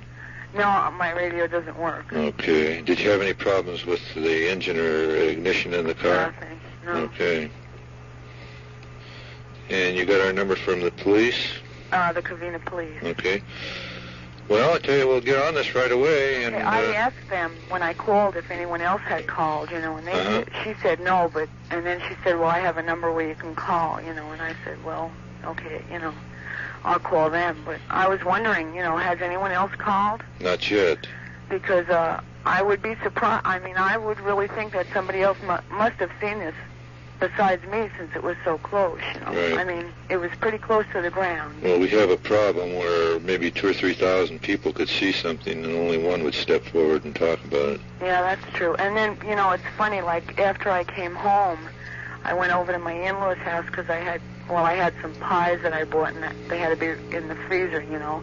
So, like, they have a big freezer, so I went over to their house to put them in there, and when I got there, on the way back, I noticed, I kept looking up in the sky after this had happened, you know, I just couldn't help myself. I noticed there were a lot of planes in the area, you know, like we're not too far from the airport anyway, but I noticed, you know, then that there were a lot of planes, and I kept saying to myself, now I know that's a plane because I can tell, you know, the way it's maneuvering up there, you know, and I know this other thing I saw was not a plane. Okay, were any of those helicopters that you could tell? Well, there might have been one helicopter that I saw, because I saw one thing with a red light, and then there was a white light in the middle and a green light on the end, and it was just kind of going up and down and then kind of catty-cornered like a helicopter would, you know, and then I saw a couple of other planes, but they kind of go in and out of the picture fast because they're, you know, going fast, right? So they just kind of were gone, you know, in a minute. But I just, you know, like when I got out in the car, I said, I can't help myself from looking up at the sky, you know, like I'm kind of afraid to see this thing again, but yet I'm interested too, you know. Okay, well, thanks again, and if we get any more information on this, we'll get back to you and let you know. I'd be interested in knowing if anybody else called, you know, because I don't, you know, I'm kind of nervous now about it, you know. Well, if we get any other callers on this, we'll definitely let you know about it. Okay, thank you very much. Thank you for calling. Okay, bye-bye. Reporting Center? Yeah, I'd like to report a possible UFO. Okay, I'd like to hear about it. I know that you get a lot of these calls, but it's not a prank. It scared the hell out of me. I don't mind telling you. Okay. We're out here in Texas, and we're out in the country, and we're sitting down in a little small range of mountains. And up above one of these mountains, it was too high for a hunter's light or anything like this. It was way too low for any kind of aircraft. It was not moving. It was standing still. And it was like it was pulsating, more or less. It'd get large and small, large and small. Yes. It lasted about 5 minutes, and I don't know where it went, whether it went up or down or what. And there was the damnedest racket I have ever heard. And when I describe it, don't laugh. But you know how the TV series, they sound like how the sound is with these flying saucer space bits? Yes. That's just exactly the way it sounded. It lasted about 5, 6, 7 minutes. I wasn't the only one that saw it or the only one that heard it. And it really scared us, and I've called everybody that I could call pertinent to this, and Houston gave me your number. Okay. I don't know what y'all do in a case like this or how you handle it, but like I said, it scared the heck out of us. Okay, what time did that happen? About, how long ago was that, Merle? No, from when now to then, about 20 minutes ago? It's about Okay, about 20, I'll say 20 minutes ago. Okay. Now, getting back to this light, did that have any definite shape to it? There was nothing but a light is all I saw. Just a round light. Well, it wasn't even a round light. It was... very diffused. Like a... Well, it would be shaped more like it would be on fire, but it wasn't fire, you understand? Okay. I mean, it wasn't orange or anything. Right. It was just a light, but okay. it had no shape. But it was light enough that I could see the top ridge of this mountain about, it kind of outlined the top edge of the mountain that it was over. It was, in other words, it was reflecting the light from this thing. Yeah. And I walked from my my brother's house trailer to mine to get my husband's binoculars. Yes. And by the time I got back, the light was gone, and the racket, it was so weird, it scared me. I sat down and shook for 10 minutes. It was the weirdest sound I have ever heard in my life, and I'm 42 years old, and I've never reported a UFO. I've never seen one. I don't know what this was. I don't know what it was. Uh-huh. Now, this sound didn't go on after the object was gone, did it? Yes, that's when I heard it was after the light was gone. I see. Well, okay, now how long did that sound continue after you watched the light? Oh, Lord, about 10 minutes. I see. Okay.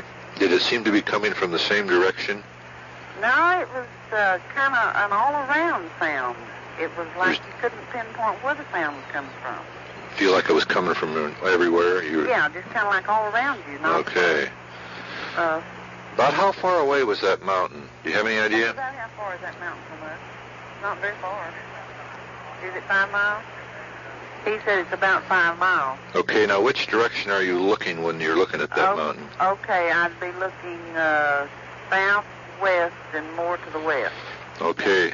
About southwest, more to the west. Do you have any estimate as to how high above the ridge the light was? Okay, just standing like you're standing on the ground looking at something. Right.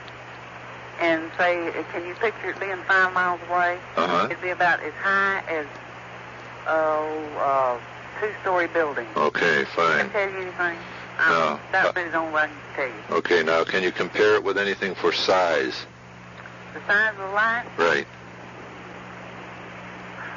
Let me think a minute what would be in the air that I've ever seen. Okay, if you're standing in your own yard and looking at a guard light, right, it'd be like that, except this was a way off. Okay. So it would have to be much, much larger to appear that way to me. Right, right. I mean, I'm trying to tell you the only way I know how to describe it. And I know, you're doing just fine. It just really shook me something serious, and I don't scare that easy. Okay, now this sound, are there any pets around? Oh, yeah, we have dogs. Did that disturb the dogs at all? Nothing. Nothing bothered. Didn't bother them? No, nothing. Okay. And where did you get our number? Through Houston gave me your number. Goodfellow Air Force Base I called because my husband is military, and that's the only people I knew to call. Is this Houston Police? No, San Angelo. Okay. And they gave me Houston's number, and Houston gave me your number. Okay. And like I said, it's not a prank. I'm not trying, it's serious. I don't know what it was, or I have no idea. But it's something that I don't know what it was, and that's what scares me. Okay, we'll get on this right away, and if we come up with any answers, we'll get back to you and let you know. Well, would you please? Yes, ma'am. Let us know, because like I said, we do live out here, and it really scared me. And I've not talked to any neighbors or asked them anything, because I just got right on the phone immediately to Goodfellow, and then immediately to y'all, Right. And if you do, I would really appreciate you letting me know. We sure will. Thank you very much. Right. Bye-bye. Bye-bye. Reporting Center? Hi. I just got through talking to the County Sheriff's Department in Coopville, and they told me that I had better call you people. Tonight at approximately 6:15, I was on my way back into Oak Harbor with my girlfriend, and we had seen something very strange looking. Now, I know it wasn't a plane because it was close enough to where we could look at it. It wasn't a plane, it was not a helo, and it wasn't a flare. This thing, it had all kinds of little blue lights all over it, and it had like a circle of red lights underneath with blue lights in the middle. Uh-huh. And like I say, it was very, very strange looking, and, we could see it turning. And every time it would turn, it would get very bright looking. And we watched that thing for as far as we could watch it, and all of a sudden it just disappeared. Okay, now, getting directly to the object, could you see an object? I could see what it was, yeah. Okay, what shape did the object have? It was like, it was circular looking. Okay. Okay?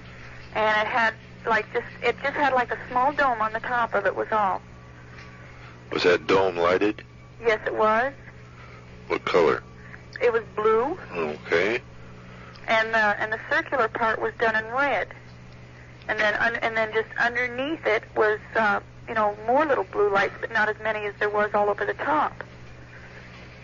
Okay, now, were the lights around the perimeter, were they flashing or pulsating at all? Yes, they were. Okay, did they seem to be moving? As though the whole object or yeah, like the whole object was moving. Uh-huh. Just like in a circle. Did that get fairly close to you? Yeah, it sure did. And you heard no sound? I don't know, because like I say, my windows were rolled up, and it nearly ran us off the road. Oh, really came that low? Oh, yeah. Okay, could you estimate the altitude? Oh, I say about 300, 400 feet. Well, did this swoop down on you? It just, all right, now see, there's an open field, and it just came from the top of the trees down into this open field and right across the road and back on up again. Okay, now was this, when it did this, was this passing in front of you? Yes, it was. Okay, which roadway were you traveling at the time? I was on Highway 20. I was coming back into Oak Harbor. Okay, were you headed north or south? Wait a minute. Let's see. I gotta remember which way is north and which way is south. All right, if I'm going up towards Mount Vernon on 20, I'm going north. Okay, I was heading north. Okay. Back into Oak Harbor. Back into Oak Harbor. Okay. About how long would you say that you observed that? Oh, I say for a good 15, 20 minutes. It just remained in the same area? Uh-huh. Did it just come down low towards you just the one time? Just the one time, and then all of a sudden, like I say, after that, we saw it leaving, and then it disappeared completely. Uh-huh. Okay, do you have any estimate of size of this thing? No, I sure don't. Could you compare it with anything? It was bigger than my car. Okay. If that's any help. I didn't know whether to report this or not, so we had gone to a meeting tonight, and I asked the Cub Master there, I said, what should I do? And he said, report it. But I thought somebody might laugh. No, you won't get any laughter from this office. Right. How many were in the car? Just myself and my girlfriend. Okay. Okay, now these lights, did they stay the same while you were observing the object? No, like I say, when the whole thing would turn, and then as it was turning, it would get very bright. And then it would get a real pretty pale blue looking again. That's the whole object you're talking about? The whole object, except for the red lights, they would get more brilliant. Would you say, in your opinion, that the object was surrounded by a corona of light? Yeah. Okay, and this was a bluish? A bluish color, yeah. And it fluctuated in intensity then? Okay. Which direction was it heading? Let's see. East. Would that be west to east? West to east, right. Okay. You got our number from the sheriff? Yes, I do. Okay, we'll get on this thing, and if we come up with any answers, why, we'll get back to you and let you know. Okay, fine then. Now, if this is any help to you at all, there was a lady, I don't know her name at all, and she said that, her husband told her not to get involved, but they saw something similar to what we saw today. They had seen it this afternoon at approximately 12 noon. It was coming over the naval base. She had gone out to pick her husband out at the hangar. Uh-huh. And she had seen something to what I was describing. In broad daylight? In broad daylight. Oh, very good. We'll check into that. But I don't know her name, and her husband told her not to get involved. Uh-huh. But this was approximately at 12 noon today. Okay. Say, while you were driving, was your car radio on by any chance? Yes. Do you have any problems, any interference? Yes, I did. In what way? It was a whole bunch of static. You know, you couldn't hear anything. Very heavy static? Yes. Did this clear up when the object left? Yeah. Had you had problems with that before you sighted the object? No, not really, no. I had a little bit of static, but not much. Uh-huh. Is even a little bit unusual over there? Just a little, not a whole bunch. Okay. Usually I have a good clear station. You know, I get several clear stations. But the static you got, did it just shove the broadcasting reception off? Yes, it did. Completely? Okay. Did you have any problem with your car engine or anything? Car lights, ignition system? No, the car, not really. Because like I say, the thing, you know, I put my foot on the brake in a hurry because I was going off the side of the road. Uh-huh. And we stopped, and once the thing went back up over the top of the trees, I beelined it around the corner and then stopped the car so where we could see it, you know, over the water and everything. Right. Okay, did you feel any heat of any kind?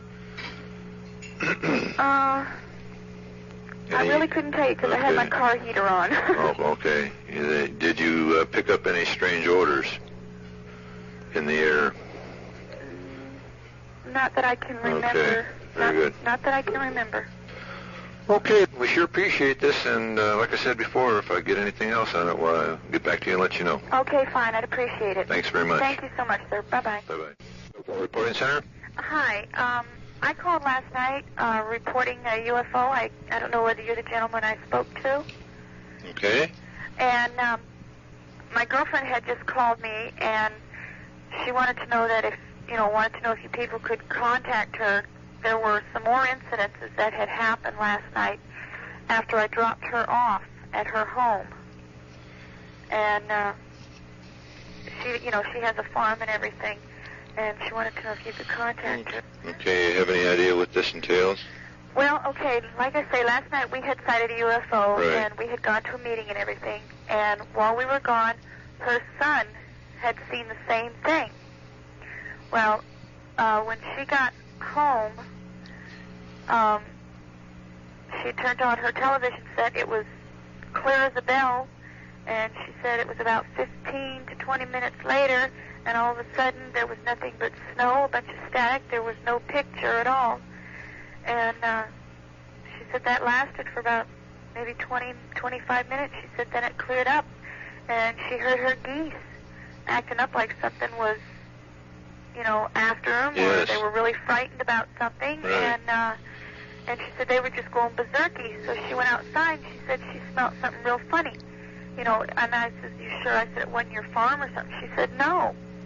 And her dog is usually the first one out the door, but she had to keep calling her dog to come outside there with her, and the dog wasn't going to come.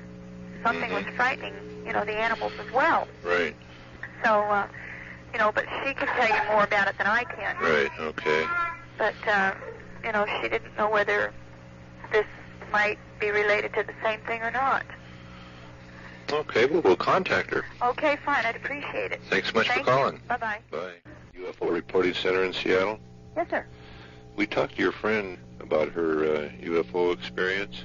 Yes, sir. And she said that you had something to tell us of certain events that occurred that same evening in your area. The same day. Well, we went to play bingo. And going down the hill right by the surface sands, which is about, 2 miles from my house, approximately, she and I both saw this object up in the sky. Right. And it just, 2 seconds, and boy, it shot right across over the trees. It's on one side of the road and went right over the top. And it had light powder blue lights on it and kind of an egg oval shape, and then over the top of this was sort of some red lights. So it's pretty well lit up. Uh-huh. And I saw the thing, and somehow it turned enough to where it looked like a 4-pointed star to me. And so anyway, went on down. I kind of watched, because as you come on Highway 20 from Coopville on into Oak Harbor, you kind of turn around to where you Surf and Sands kind of sits right in this horseshoe curve type thing. Yes. And I looked behind me, going back. I didn't see nothing. So anyway, got down to the Fleet Reserve. Some gal said she wouldn't get involved, but got down to the Fleet Reserve that night and sat across the table from some woman, and I said, it's the weirdest thing I ever saw in my life, you know. It's something that leaves an impression in your head. So anyway, turned around. This gal sitting right across from me, she said, well, I'm not going to say anything. She says that I saw the same similar thing over the base earlier that morning. And so we went and talked to a guy that's with security that was working at Fleet Reserve that night. And he said, well, I saw the same thing about 9 months ago. Well, anyway, I got home.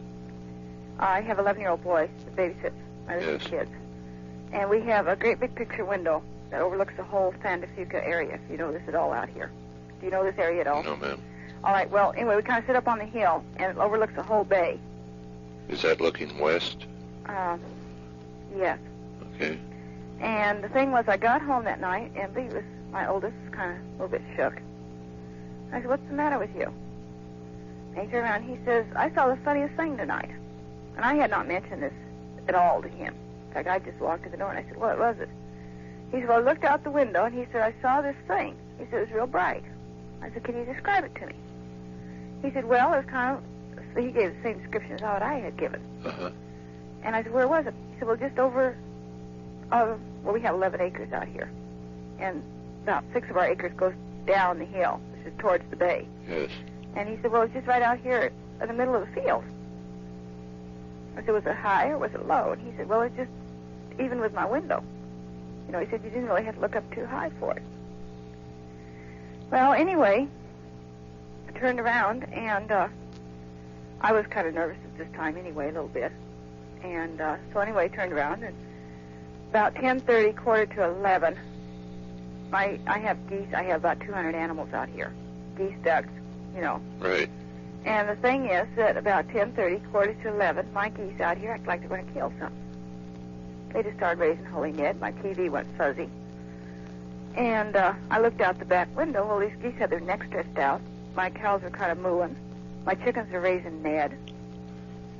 And I looked out there, and these geese, so I have about 75 feet from my house, a garage.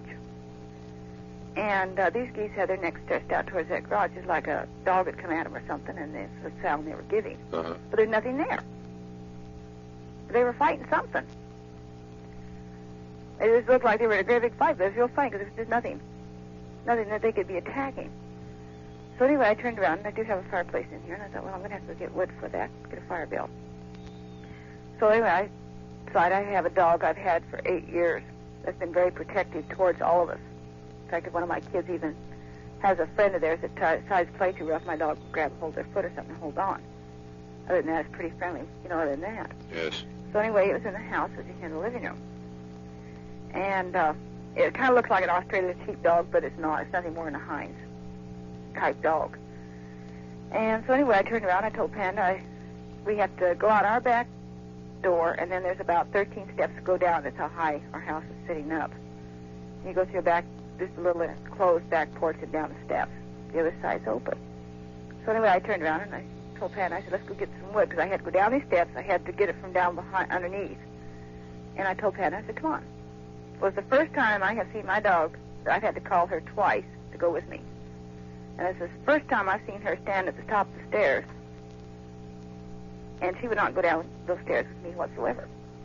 Did the dog appear frightened? Yeah, she was scared of something. It was the first time she had not tried to protect me, but she would not leave those stairs. And most generally, you let her out, you know, with everything out here, she just runs. Right. And then it usually takes an hour or so before she comes back in. But that night, boy, she wouldn't. So anyway, I turned around, and that just kind of gave me the insight, you know, I better kind of check things over. And everybody thinks I'm crazy, I know. But anyway, the next night, I saw this thing caught and pick a thing. And my husband works evenings, 3:30 to 11:30. By the time he got home, there was nothing. I thought, well, you just figure your imagination, you know. You're just still thinking of that same thing, and that's all it is. And I tried to write it off my mind. Well, just night before last, let's see. Yeah, 2 nights ago. No, last night, Thursday night. We got home from bowling, my husband and I. And my geese started acting up out there. Well, let my geese run loose. They're not pinned up. There's no sense to have them pinned up because I'm the only trailer here on Power Road, and that is about a 2-mile road. Yes. And so anyway, my geese started acting up. Well, I just looked out the window. Well, they're doing the same cock-picking thing. Up in the sky towards Oak Harbor area was the same object. Well, I got my husband up, and I said, what is that? I said, what do you see? He looked up there, and he described the same thing I saw. So he saw it the other night, just Thursday night. Was this object moving? Real slowly. Uh-huh. It just kind of like a dipping motion, and then it go back up again. And then all of a sudden, it just looked like it's standing still, and all of a sudden, it just like a, I don't know, kind of like a dart, and it'd shoot a little bit, and then it'd stop. Now, this dipping motion, would that be like a rocking motion back and forth? Just similar. Like a pendulum? Sort of. It just kind of looked like it dropped, let's see. Like if you took,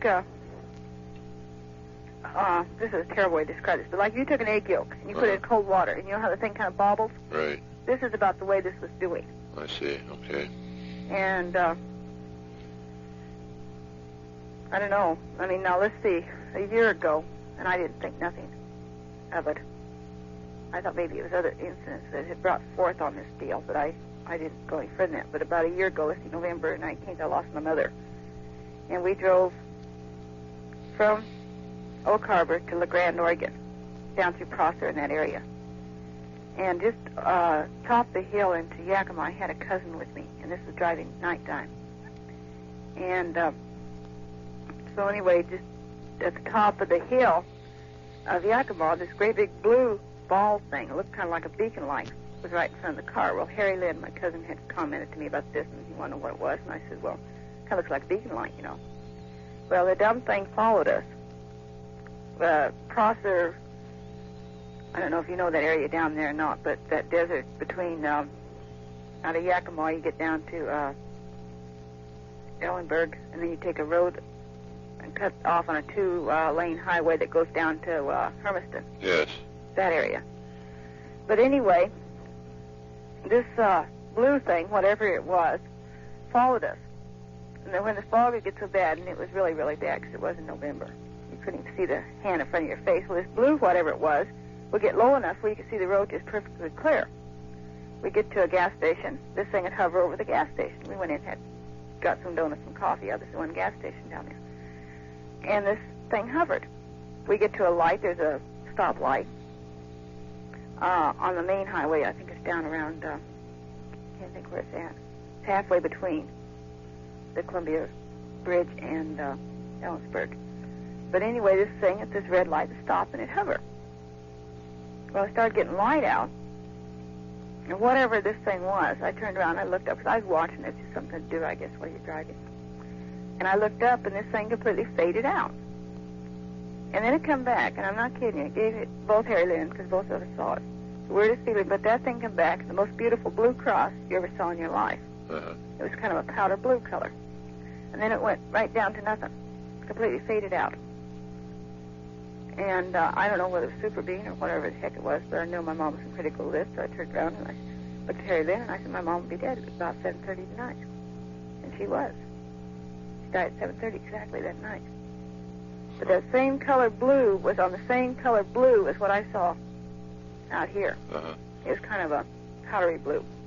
Now, getting back to that first night when those geese were concentrating on this particular outdoor building, did you check that building the next day? Yes, I went all the way around it. In the area around it, no marks of any kind on the ground? Nothing. Uh-huh. And the geese, did they appear normal from that point on? Yeah, they were fine. Uh-huh. Okay. But the thing is, as well, I know as well probably what you do, the geese are watchdogs. Right. And like I said, I had 3 of them out there. I lost one just the other day. But I'm just beginning to wonder now because the geese acted up. Somehow I've had a couple of animals disappear from out here. I don't know, dang apparent reason. I lost a couple of rabbits out here. But all of a sudden, just next morning I got up, I had one dead rabbit. Okay. And there was no reason to have a dead rabbit. There were no physical marks on it, no nothing. The thing was just dead in the pen. And you say you had similar loss, one of the geese? One of the geese, though, it's real strange that I don't know exactly. It looked like kind of it ruptured itself. Uh-huh. But yet, there's no physical marks it could have been stepped on. Uh-huh. It was just kind of a weird... It was still living. It was definitely alive. In fact, we had to kill it. Uh-huh. I mean, we ate the thing last night, but, I mean, it was just the basic fact it had this rupture on the back end of it, and it was really strange because there's nothing, I mean, it didn't look like one of our cows had stepped on it. It had no physical marks, no broken bones, no nothing. Am I just imagining things, or what's going on? Or am I crazy? Oh, I don't think you're imagining things, no. The things which you have described fit right into what we've been picking up for years. What does that mean?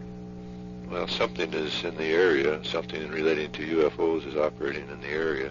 Well, what exactly is a UFO, can I ask? What do you describe as UFO? Well, anything which we classify as a UFO or an unknown would be a vehicle not manufactured on this planet.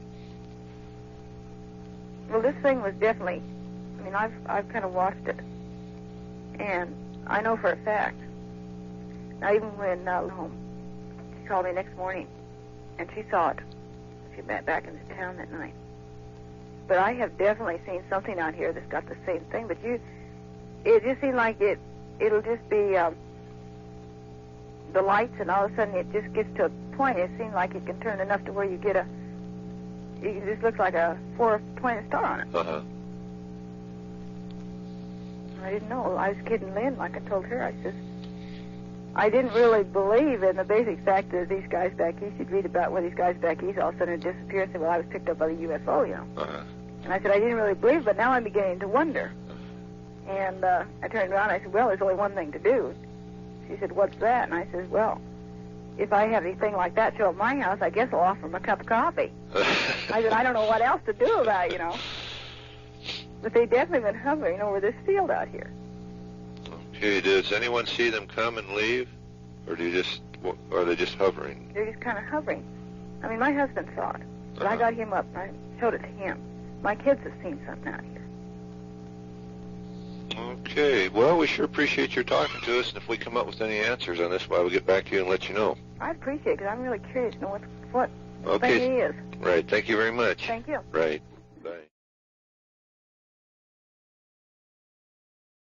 Yeah, this is down in the Rock Springs Flight Service Station. Yes, sir. And we got a UFO down here reported, and just thought we'd call you and let you know. Okay, you have the party's name? The reporting party? Yeah, do you have any names or telephone numbers? It was reported by the Rock Springs Police Department twice. Okay. That's all they gave you?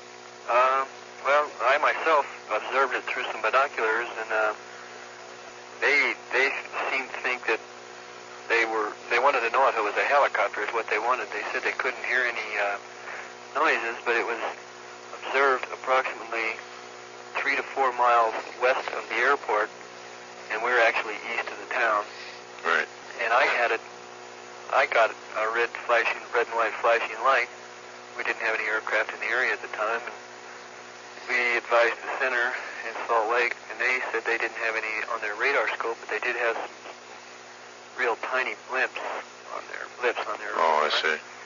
And I thought it was about 10 miles west of the airport, and the police department reported it 500 feet to 1,000 feet in the air, and I think that was pretty accurate.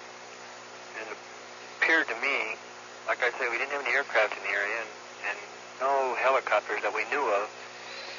It appeared to me that it was moving in a catty-corner type direction. It'd be stationary for a minute, like a helicopter. It would be hovering. Right. But then it would move more or less at a 45-degree slant, kind of an angle. I see. And, well, we got it about, like I say, 10 miles west of the airport. Okay, if we find out what it is, we'll get back to you. Yeah, I'm kind of curious about it myself. Thank you very much. Thank you. Right. Yes, this is a UFO Reporting Center in Washington. Could you give us any information on the objects that your personnel saw in the sky there tonight?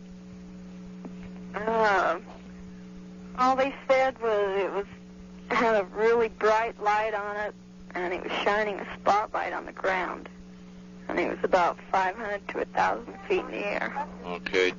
Okay, thank you very much. Okay, we'd like to get a description of what you saw tonight. How do you have the information? We got it via FAA, and then we went through your department. Uh-huh. Well, there was a highway patrolman. Do you have it? Have you called him? No. We weren't aware of another gentleman. Yeah. I'm going to be seeing him after a while. I can have him call you if you want. Sure. I don't know what we saw. I really don't. Oh, could we get a description of just exactly what you observed? Well, first of all, it looked like two big headlights. Uh-huh. In the sky. And it was probably 3 or 4 at that time, maybe 5 miles west of the Rock Springs Airport. And we were both traveling west on Interstate 80. We'd been on a call and we're traveling in separate cars, but, in close proximity of each other. Yes. And he called me on the radio and says, that's sure a strange-looking airplane over there. And yeah, I've been looking at it, so. We pulled over and parked, and the thing wasn't moving. And so, we figured, well, it isn't an airplane getting ready to land, so it must be a helicopter. And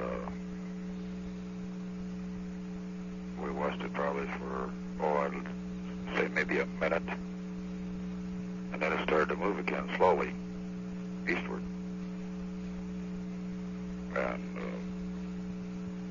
there was also a spotlight under it, or the shot that went to the ground, Yes. We could see the ground lighting up under it. But it wasn't on all the time. And we were just under the impression it was some kind of a big helicopter or something.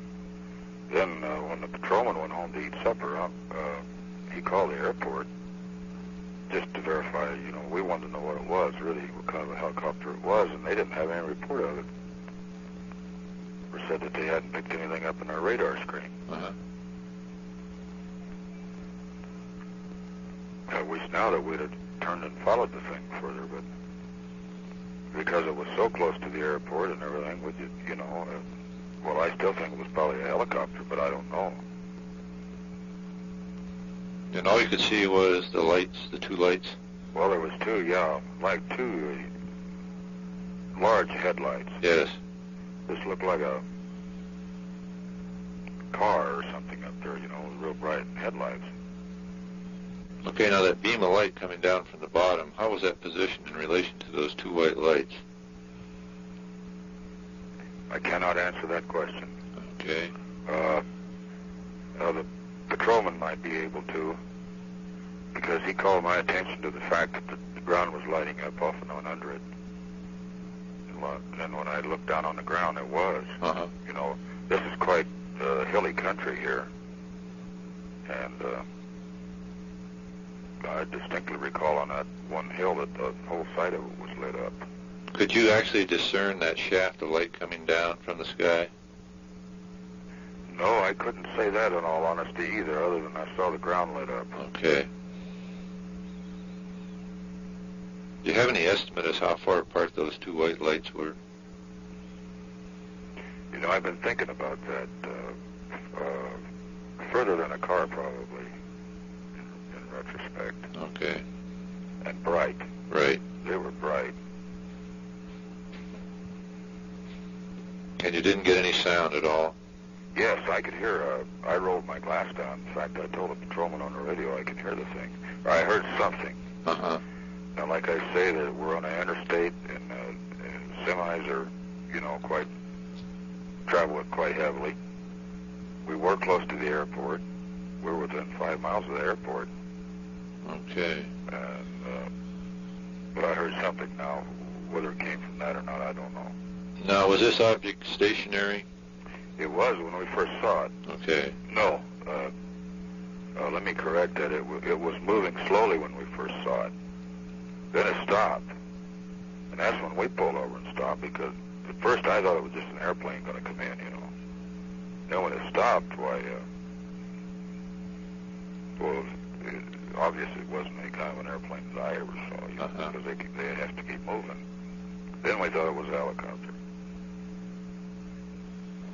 Could you discern any colored lights that you would see on a normal aircraft? Or a strobe light? No. Okay. I don't. Do you have any estimate as to how close to the ground that was? Well, I'd say 500 to 1,000 feet. Okay. Now, did you watch that until it moved away? Not away. We watched it until it moved. And when it started to move again, why, we just figured, well, it's a helicopter and they're going to the airport. And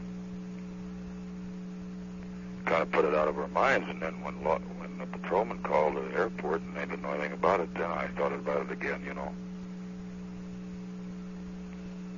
Okay, now did those two white lights at all times while you were observing it maintain the exact position? That is, I mean, the distance apart, as though they might be attached to an object which you could not observe? Yes, they maintained the same position, I would say. Okay. Any estimate on the size of the lights themselves? Can you compare it with anything? They were big. They were big in relation to an automobile headlight. Okay. I'm sorry, I can't be more specific, but they were unusually bright. They were bright. Okay. Did they maintain the same brightness at all times? Yes. Okay. Now, in the area where the ground was being lit up, is there any specific ground, man-made or natural feature in that area that you know of? A railroad. Just a railroad. It would be just to the southeast of the Union Pacific Railroad track. Okay. Maybe a mile. And did you see any other aircraft in the same area at the same time? No, I didn't see any. Okay. Well, I think that about does it. We sure appreciate your talking to us, Mr. Yes, I'll have the patrolman call you tonight. I suppose you're there 24 hours, aren't you? Right. You know, what do you think we saw? Well, the two white lights and the illumination of the ground under it is quite familiar in this field.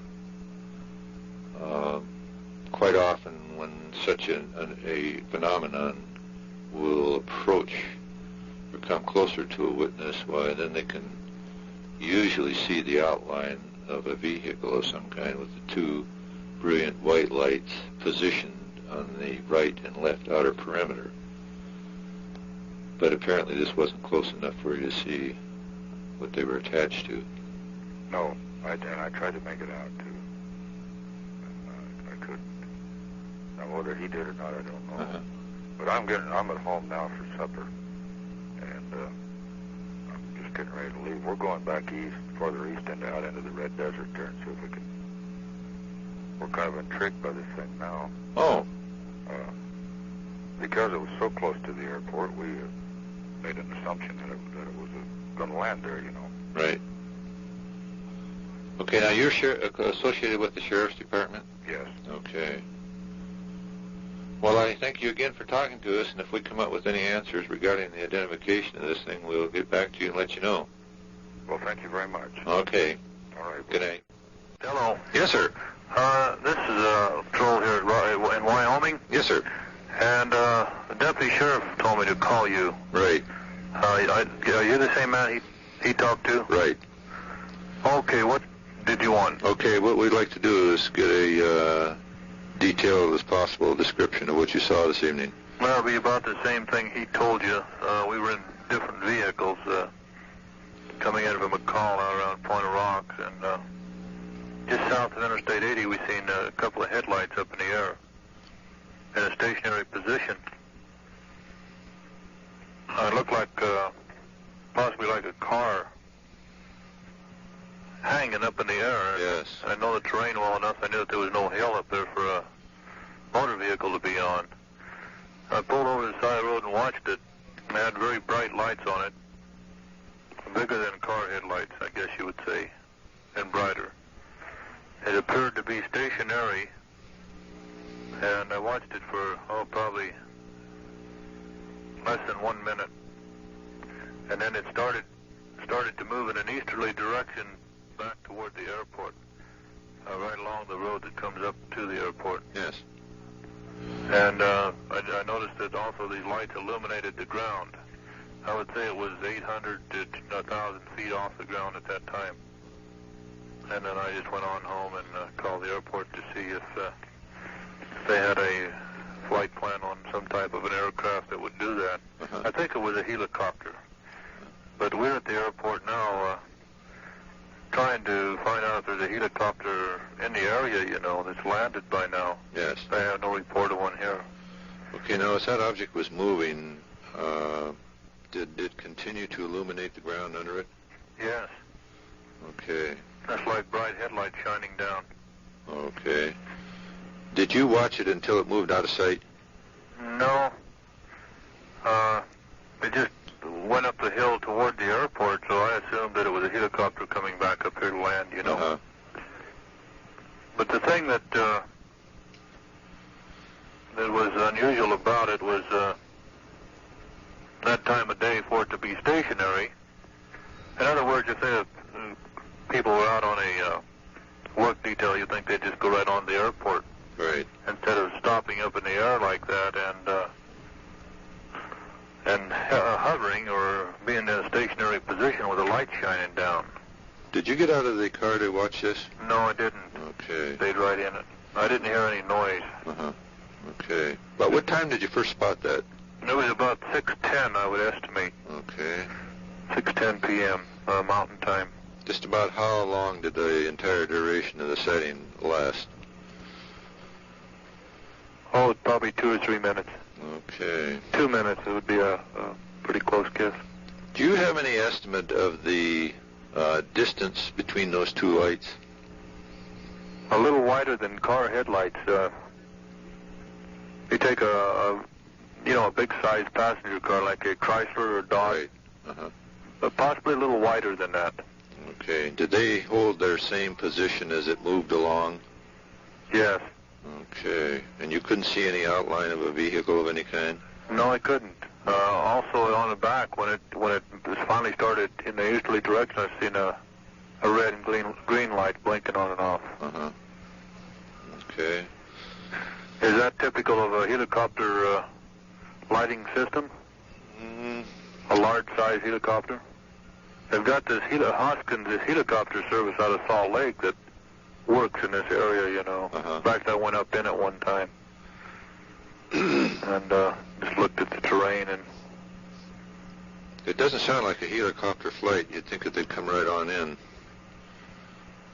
And, of course, the airport should know whether they were coming in or not. Well, they should. Yeah. But they have no flight plan. Right. So, we're interested. That it could be involved in some criminal activity. That's our main interest there. Right. And you were alone? I was alone in my car. The deputy sheriff was right behind me in his own unit. Okay. What distance apart were you from him? Any idea? Or was it fairly close? Back off a call, we probably we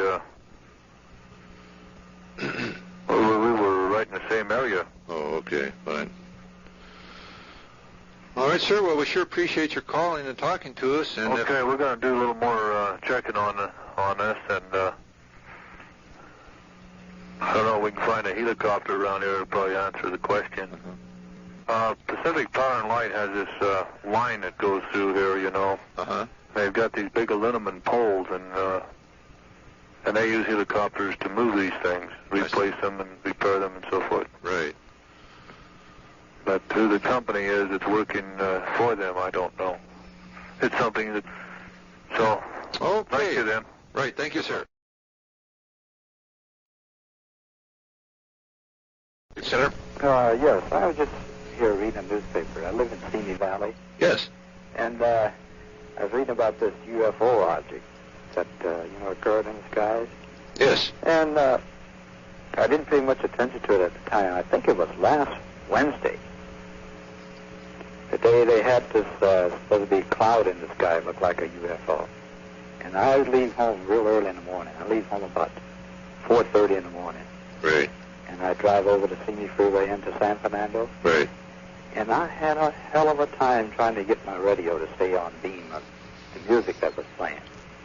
And this particular object that I was looking at, but as I was driving into San Fernando, it had all types of colors on it, and it looked like a flying ship to me.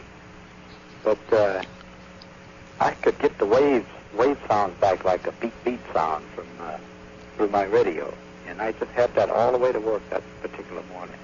This was coming in quite clear? This was coming in quite clear. Okay, was this shoving the other reception right out? It was just shoving them right out. Okay, now did this object have a defined shape?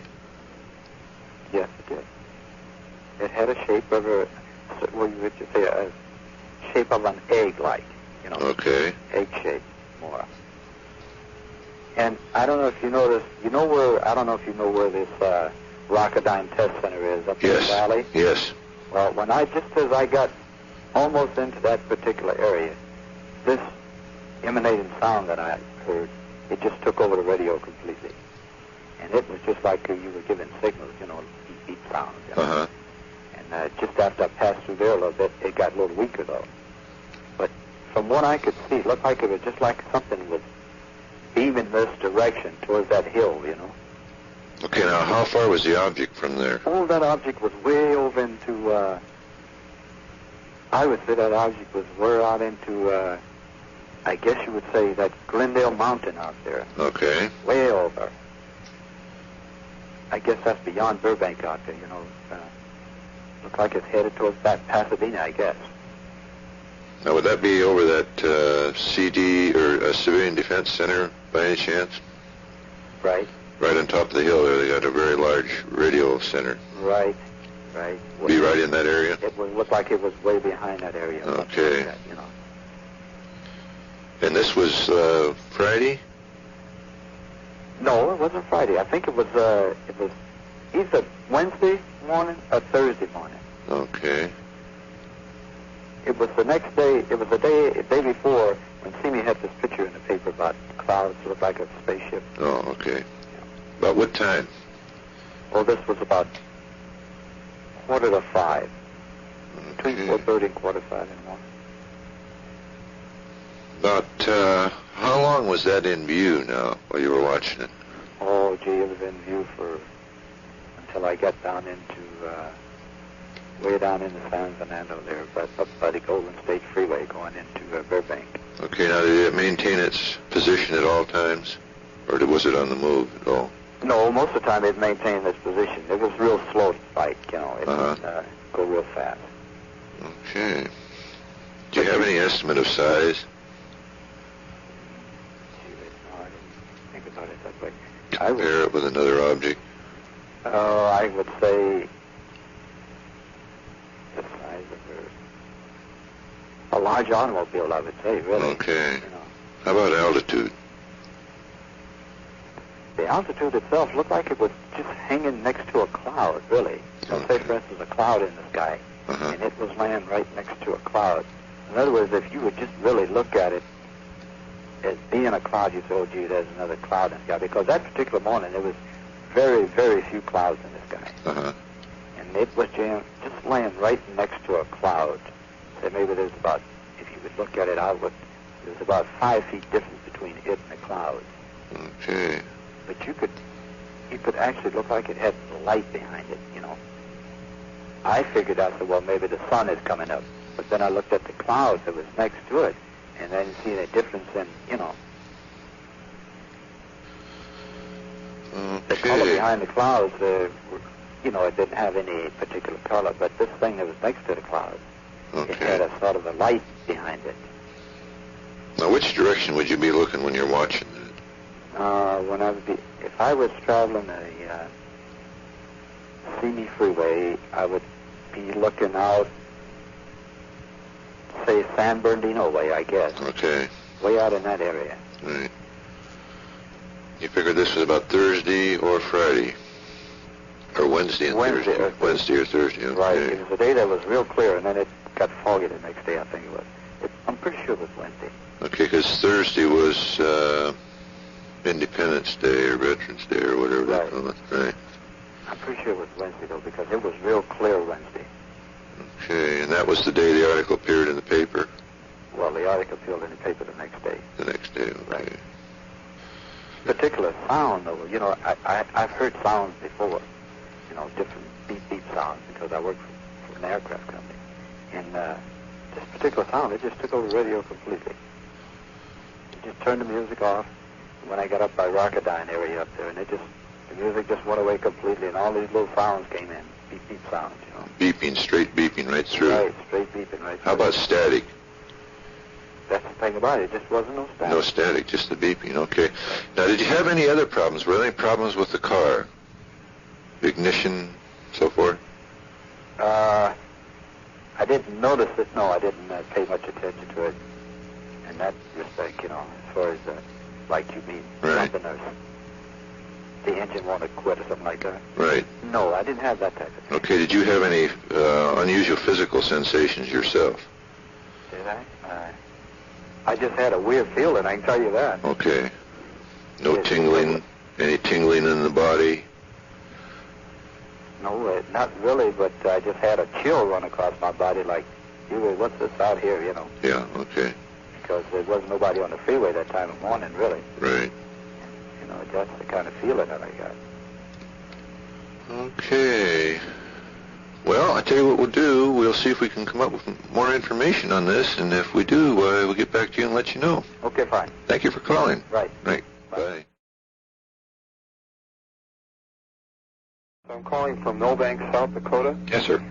We've got a UFO sighted over our farm place, and I work for the police department. My father's a retired state trooper. Yes, sir. And I work for the police department. I happen to see your number there and on a sheet of paper, and we just saw it. Oh, we saw it being in South Dakota, it was 5 minutes to 7 when I first sighted it. It's now 20 minutes after 7 here, and it's still in sight. It's moving back and forth, and it's one of the craziest things I've ever seen in my life. Okay, does this thing have a shape of any kind? We're watching it through the binoculars. Well, it appeared to be, it's flashing, it's alternating colors. It's not any known aircraft, because I just called the police department. My friend is working, and if it was one of the game wardens or something watching, we'd know that. Right. Because of the information he has. You'll have to excuse me, I'm a little rattled right now. It's red, and it rotates. It seems to be rotating, red and white, and what else, Dad? Appears like balls of red flame or something fly out of the sides of it. I don't know just exactly how to describe it. Almost like a Roman candle or something at times, with red objects, red balls of fire flying out. It's almost out of view now, but we can still see it. It's headed in basically a south to southwest direction. Okay, now does this thing have any kind of a shape to it? Well, we have a pair of binoculars. What power are they, Dad?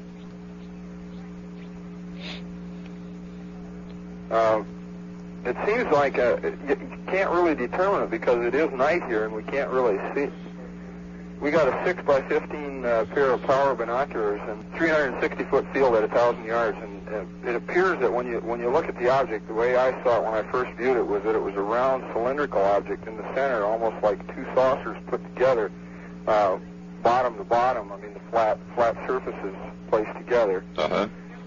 And then it's going down now, and then extending out from that, as I saw it, appeared to be two arms coming down at maybe a 15-degree or 15 or 25-degree angle, radiating out from the main body with two white orbs stationed on each one of those. Uh-huh, okay. And this thing is flashing multiple colors? Yes, it's kind of a red and white and then a blue through the binoculars. I don't know if I'm getting some kind of a prismatic effect or not through them. It appeared to set down out in the field out here, some miles away. I'd say maybe 5 miles away, maybe even further. Oh, you actually saw it descending? Yeah, it's down now. My parents and I are watching. Uh-huh. Okay. About what size is this? Can you compare it with anything? It's close to Stockholm, South Dakota right now. What size to compare it to?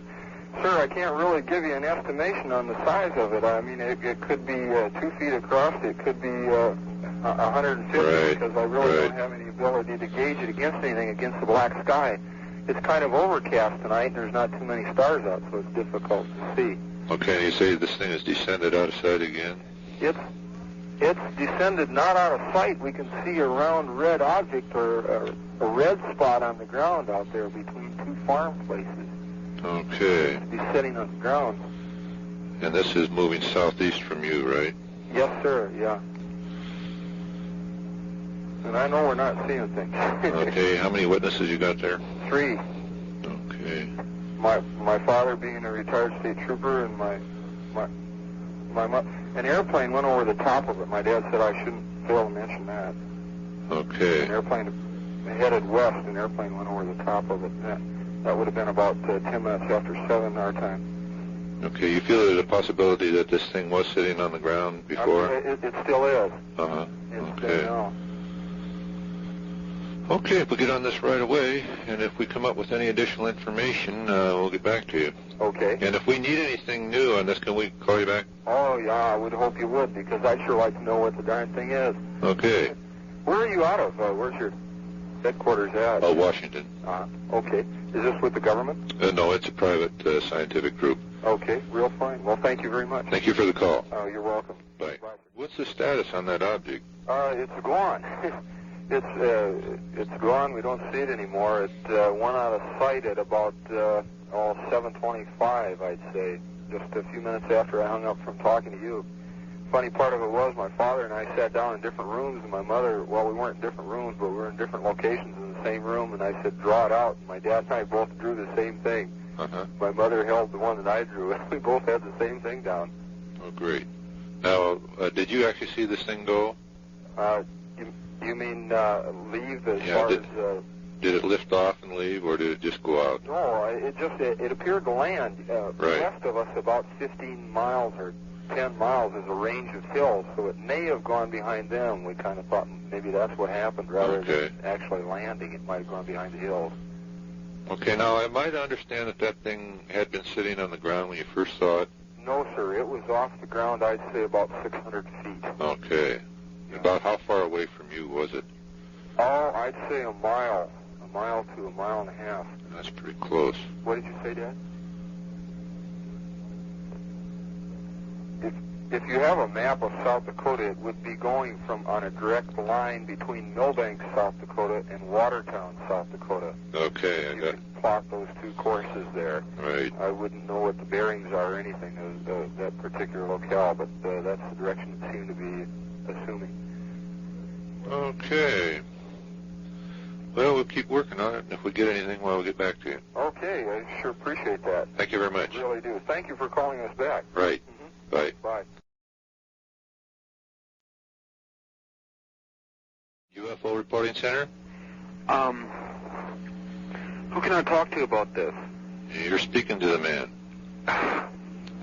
I suppose you won't believe me either, will you? Well, no, that's what they all say. But that's what we're here for. Well, does it matter how long ago it happened or what? Not really. Not really? Okay, this has been bothering us, me and my friend, for, Christ, about 1.5 years, almost 2 years. Okay, you're in Seattle, right? Right. Okay, about 1.5 years, 2 years ago, there was something out at Pyramid Lake. See, me and my friend was out there, you know, and we was driving, and then we took this road to the right, you know, going to these cliffs, you know. Yes. And we stopped up there and parked, you know, went to the bathroom, and it come down like a falling star, you know, just like a shooting star, come down real fast, you know, bright star. Then it stopped, but it was still bright, and it kept getting brighter, and then started turning different colors, you know, like a ball, you know, purple and green and all this shit, and it come right over the top of us, you know, and I checked the time, you know, and it was 11 o'clock, almost exactly 11 o'clock, and then I found myself scrunched down in the seat of the car, and when I woke up, it was 2 o'clock, And a friend of mine said, stick a compass at the back of the car, and if radiation was there or something, it'll go haywire with the compass. And so I did it, and just went spinning all, shit like that. Right. And it's been bugging us for a long time. And how many were involved? 2. Okay, do you remember the date on that? Oh, crap. Hold on. What was the date?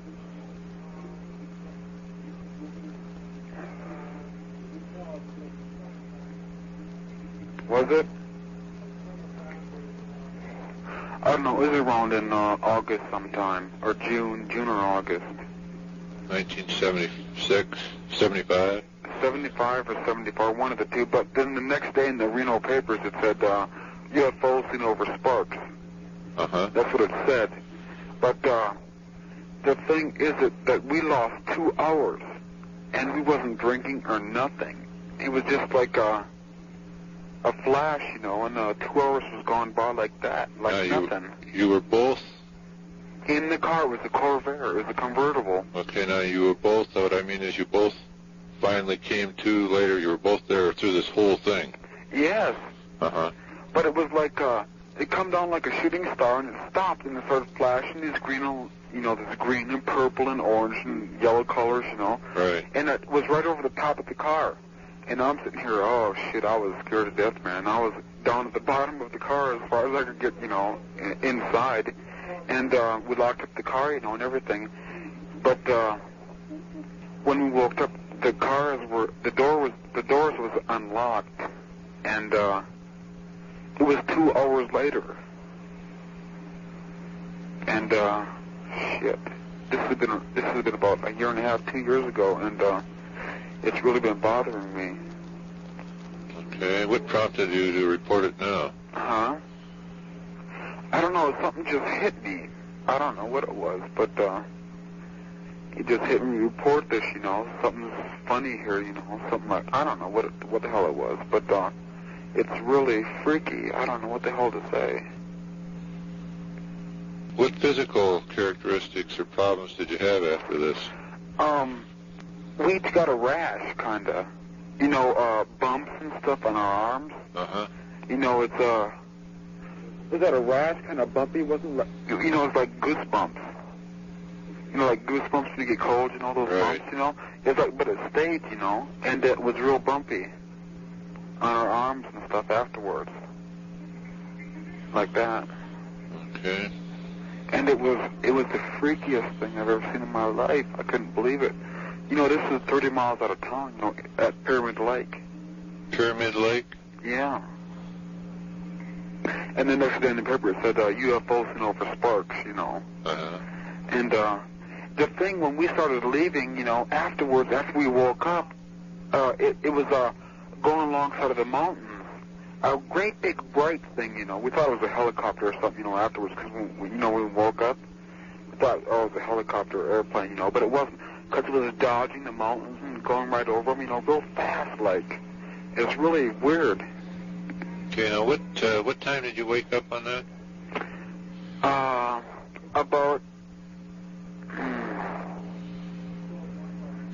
About 1:30, 2 o'clock, something like that.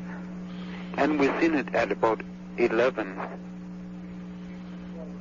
Okay. Would you be willing to talk to an investigator on this? Yes, I would. Okay. Have you any knowledge of the subject of UFOs? The what? Do you have any knowledge of the subject of UFOs? Just that they supposed to come from outer space. That's about it. I don't have anything else to say about it. I don't know anything about it. Yeah. I see movies, but I guess that ain't too realistic. Okay, where did you get our number? Huh? Where did you get our number? First, it's a long story. I called the Atmosphere and Planetarium here in Reno. Then they gave me the Reno Airport. The Reno Airport gave me somewhere else. And the operator. Then the operator gave me Seattle, Washington. So then I called there, and I guess I got you. Uh-huh. Yeah. Okay, well, we'll see if we can't follow up on this thing. I suppose they're all a bunch of hoaxes, huh? Well, it all depends. But, you know, it was the funniest thing. It was 11 o'clock, and then it was like nothing ever happened, and we woke up at 2 o'clock, or 1:30, 2 o'clock, or something around there, and it was just like it was before, just like nothing ever happened. But they stayed there, like, and they dried out, like, it was really funny. How long did that last? Oh, about 2 weeks. It was, I don't know, it was just kind of funny, you know. We seen that, and then we got, after, you know, it was like, we just went to sleep, and we woke up. That's what, you know, that's what it was like. Then we woke up, and we took off real fast, you know. And there's a great big bright light was falling over the mountains, you know. And we was driving down the road, you know. And, but, you know, on the way out there, we lost the road we were supposed to take. It was so funny. He was sure he was on the right road, but then it went to some other road or something. I don't know what it was. But it was just tripped out. I couldn't believe it. But it was funny as hell. And we didn't know where in the hell we was at. And we never had nothing to drink at all either. Yeah, believe me, we got something to drink afterwards, though. I'll tell you that. Jesus. How many other people have you told this story to? About 2, but they laughed and said, oh, yeah, you was drinking and drunk and all this stuff. But we told them, no, we hadn't had nothing to drink, you know. And they go, oh, yeah, sure, and all this shit. You know, they just laugh about it. Think it's so funny, you know. They think it's make-believe in our dreams. But, you know, we both had the same dream, of course, you know. How often have you dreamt about it? How long? How often? About 6 times since then. I've dreamed about you know, I've seen that movie too about that a woman, that man getting taken by the flames. I've seen that once, you know, but I've never dreamt nothing about that. But I've dreamed about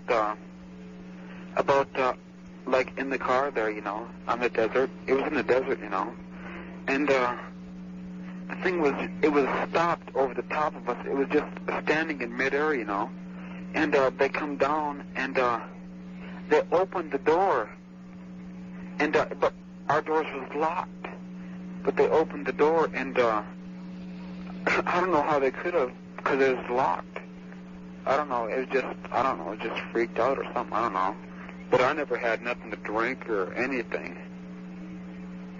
You know, I'm not one of those heads that smokes dope either. Right. Right. No, but seriously, I couldn't believe this. But it's been bothering me for a long, long time. It has really been bothering me. I dream about one night. I dreamt about somebody showing, like on that movie about a map, you know. But except I seen in my dream about the planets and where they was, you know, and all this stuff. And I dreamt I knew right where it was at, and then I woke up and I couldn't find it. You know, like on one of our maps, or star maps or something, you know. And I dreamed I knew right where they was living at, but then I couldn't find it when I was woke up. I guess just unconsciously I could find it or something. I don't know. I don't know, Christ. Okay, what do you want us to do about it? I don't really know. I just wanted to tell you about it. Christ, it was so weird. You want to get yourself hypnotized? Do I? You want to be hypnotized? I've never been hypnotized. Huh? Well, that's one way of bringing out all the facts, find out what happened. You think that'll work?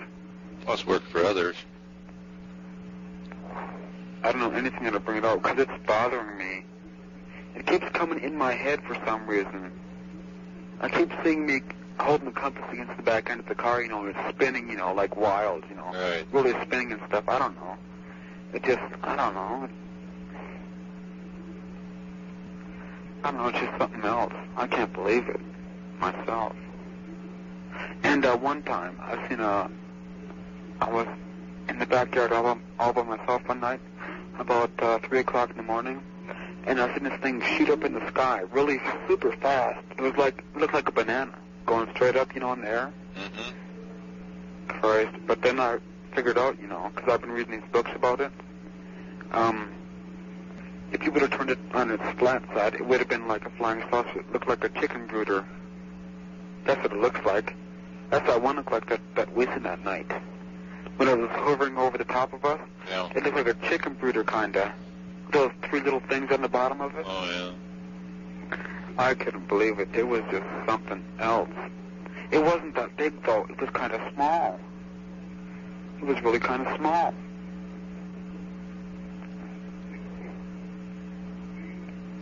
Okay. Well, I got all the information. Yeah. You want somebody to come down there and talk to you? Do you? Well, it's up to you. Do you think it's worth it? Well, if you've had an experience, I think it's worth digging into it and find out what happened. Yes, I have had, and I do think it's worth digging into. I'd like to get it out because sometimes I can't sleep. I dream about it, and it's really weird. It is really weird. Well, do you want me to refer somebody to you to talk to? Yes, I would like that. Okay, we'll do that. You think they'll come down and see me or something, or what? Oh, I'm sure that they'll get in contact with you. Well, I hope to. Then you can decide. Do you have my address? Okay. Okay, I'll notify one of the people and they'll contact you. Okay. All right. Okay, thanks a lot. Thank you for calling. Okay, bye-bye. Bye. UFO Reporing Center? Yes, I was coming back from Dallas, Texas to Tyler, Texas, and I was on Highway 64. Yes. And a UFO passed over my car. Okay, would you like to describe it? I sure would. It was a triangle shape, and it had a white light on the front on one side of the triangle, and it had a blue light and a red light on either side. And my wife and I were driving along, and we saw it. It's like up in the sky, just hovering, about 100 feet up, and we kept driving toward it. We thought it was some sort of plane or something, because the red light's blinking and the white light just stays on all the time. Right. And the closer we got to it, it just stayed there, and then finally I slowed down my truck, and I looked out the window, and I unrolled my window and looked out, and it passed right over us, and it had a hole in the center of it. Or it's almost like it's transparent in the center. You can almost see through it. Yes. I went straight home to Tyler, and I got my brother and another friend, and we went back out there, and we saw it again. Okay, now, do you have any estimate on the size of this thing? Well, that's hard to say. First time I saw it, I thought it was real small. Uh-huh. The second time, it looked like it could be from anywhere from 10 feet to maybe 15. Okay, was this object hovering over the roadway? Yes, and there were no other cars around, when it came over us, both times. Because I wanted to stop, because I've been looking for one, all my life. Uh-huh. And, but I couldn't, I slowed down, and I just got scared, and we left. Okay, now, can you give me an estimate on the altitude of that object? It looked to be maybe 150 feet. Okay, did you hear any sound? There's not one sound at all. Okay. Do you travel this roadway quite often? Well, not often. We just moved up to Tyler. Oh, I see. Okay. Is it unusual for lack of traffic on the highway?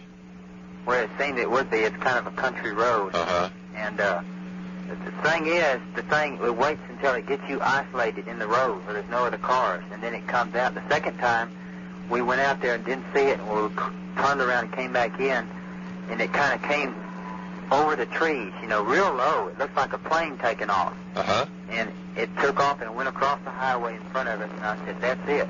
And I pointed it out to them, and it stopped on the left-hand side of the road, and it came back directly in the middle of the road and just hovered over us. And we slowed down, and it passed right over us again. And then, this time, we went by it, and we stopped, and two of us got out. I tried to look at it, but it just kept going, as it passed over it. Did it just go out of sight? Hello? And we turned around and chased it and flashed on our lights, trying to stop it. Yes. But then it just did. This is now the end of the initial period. Please signal for overtime. Okay. then it stayed ahead of us, and it just took off. Okay.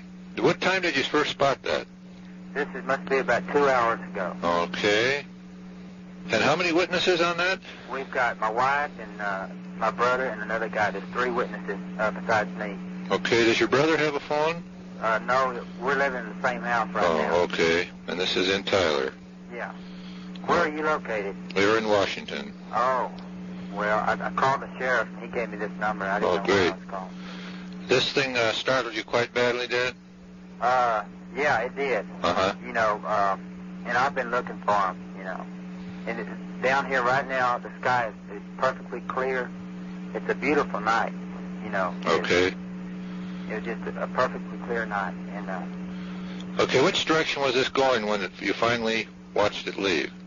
it was heading back toward Dallas, so that would be a west. Okay. West, but it looks like to me that it's out there right now. I mean, it's going up and down the road. Uh-huh. And it's passed over cars. It won't... Was the second time you saw it, was it just as low? Yeah. Okay. Just as low. About 150 feet. Okay. What highway were you driving at the time? That's Highway 64. Okay.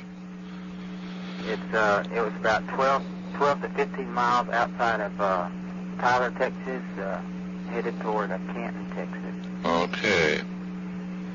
All right, sir, would you talk to a representative if we could get one in there? Yeah, I sure would. And, I don't know. I mean, we're thinking about going back out there tonight and taking pictures. There's a good idea. If I can find a camera. But, you know, nobody around here is interested. I can't, you know, I talked to a guy at the airport here, and, you know, he just hung up on me. Uh-huh. But, you know, can't get anybody else to go out there with us. Okay, we sure appreciate this call, and we'll see if we can't get somebody in there to talk to you, and if we come up with any more information on it, why, we'll get back to you and let you know.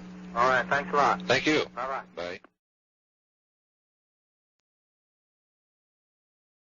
Where are you? I called the police in Fort Worth, Texas. Now, they gave me this number to call. Yes, we're in Washington. We just experienced the most peculiar sighting, and I've called the police to see, you know, if they had any calls. Yes, I'd like to hear about it. Well, I couldn't sleep, and I was just sitting here watching TV, and all of a sudden everything just got haywire on the television. Uh-huh. And our west window faces right the couch where I was sitting, and the whole, all of a sudden, the whole window pane became illuminated with just a brilliant orange, you know, and I thought, gee, that moon's bright, you know, and it just the screen kept rolling, and then the sound disappeared from the television and the whole thing, and I kept thinking, well, they'll get that straightened out on TV, you know, and then I just kept becoming so aware of this brilliance of this. It was really very, very orange. So I thought, well, this must be what you call a harvest moon.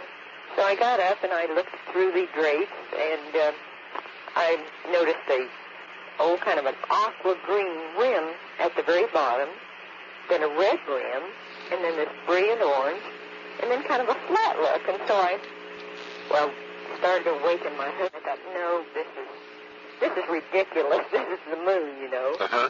And then I kept looking at it, and it was flat on top, you know, just kind of like a cloud kind of hanging right over the top of it. So I opened the door, and it's very cold tonight right here, and I stepped outside, and I thought, well, that's unreal, because now it can't be that I'm looking through maybe a dirty pane on a window or something, because I'm very definitely seeing kind of a turquoise or a light blue at the bottom, then definite red rim in the middle, and this brilliant orange again. And I mean, it's it's kind of a burst, but yet a little bit brighter. So I finally went in and got my husband, and by this time it's down below almost the house across the street from us, and I thought, golly, that moon's sinking fast. Could you hold for one moment, please? Yes. So anyway, I said, honey, you're going to think I'm crazy.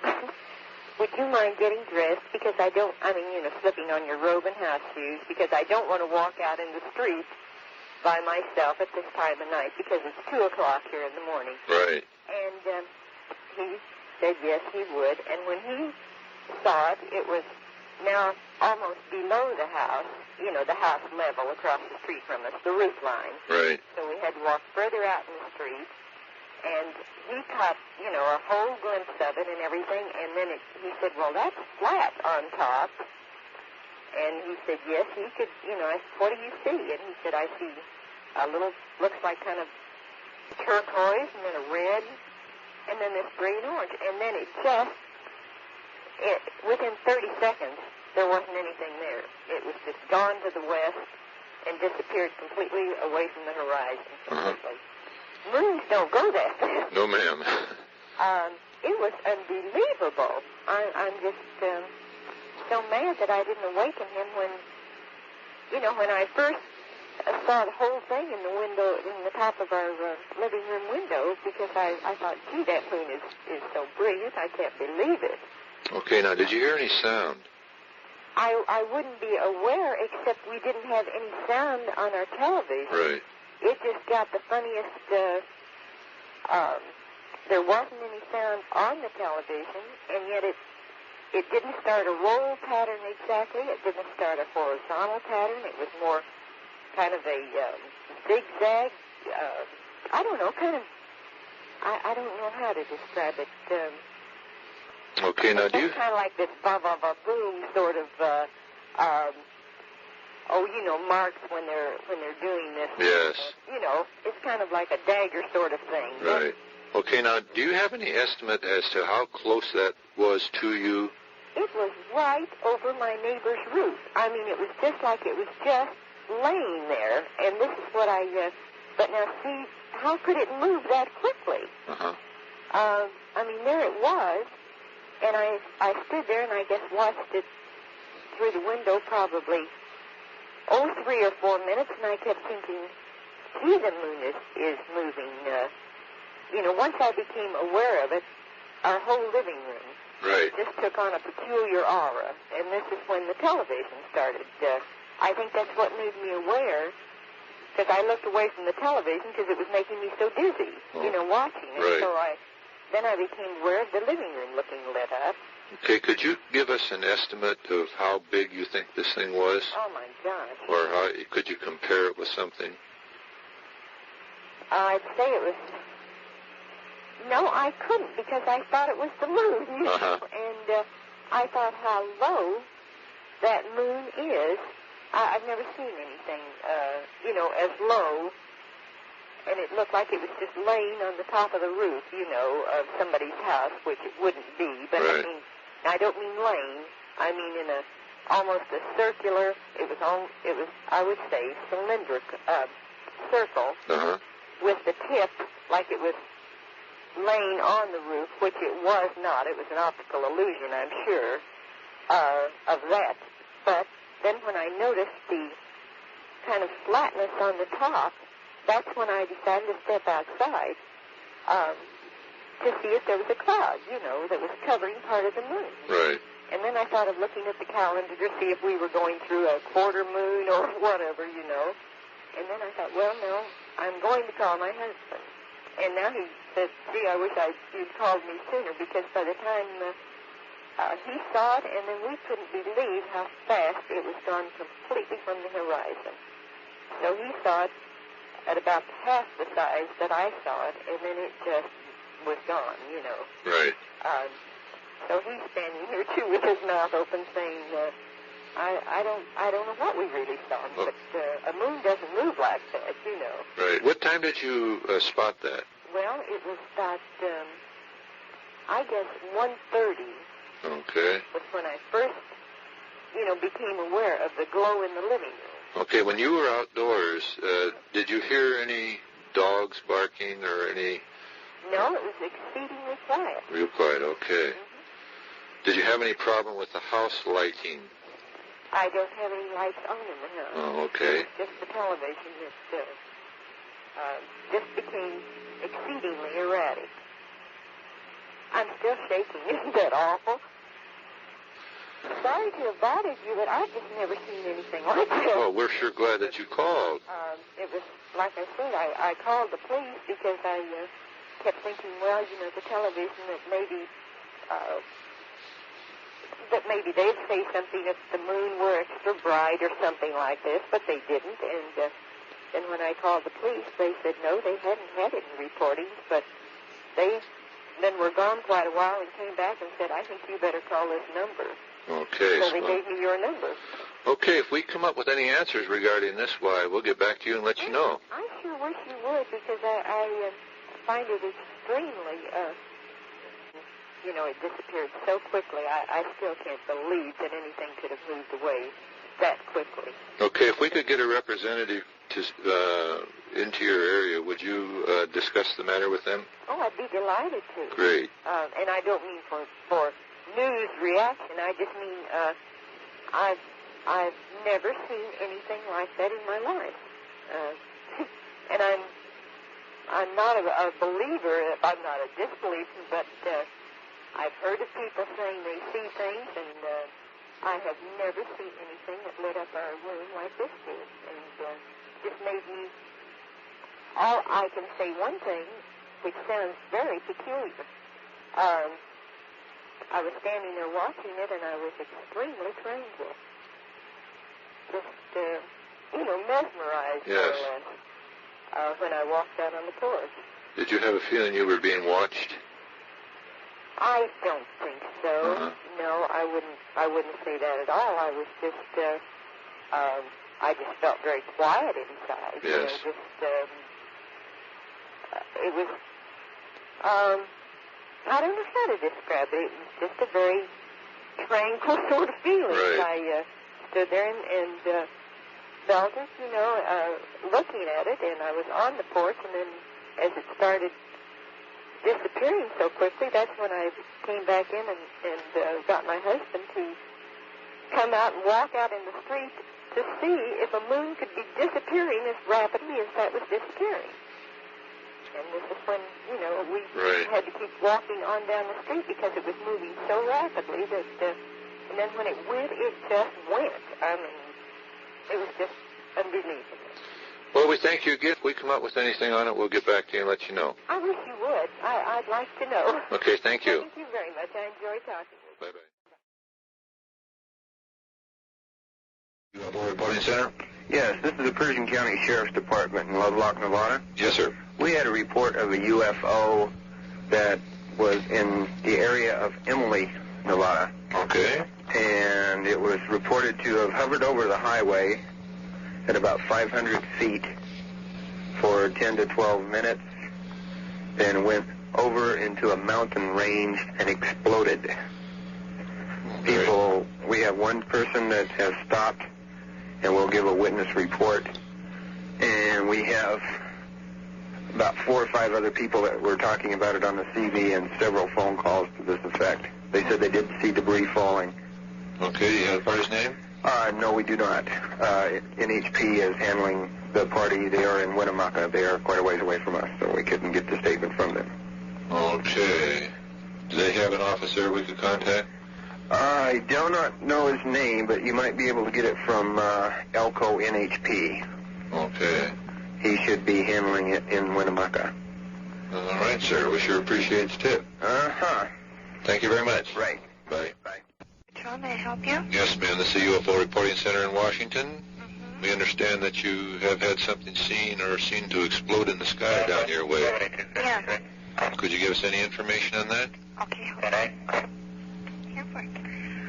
Well, most of the reports came to our trooper on CB. He was in the Winnemucca area. It's supposed to be about, let's see,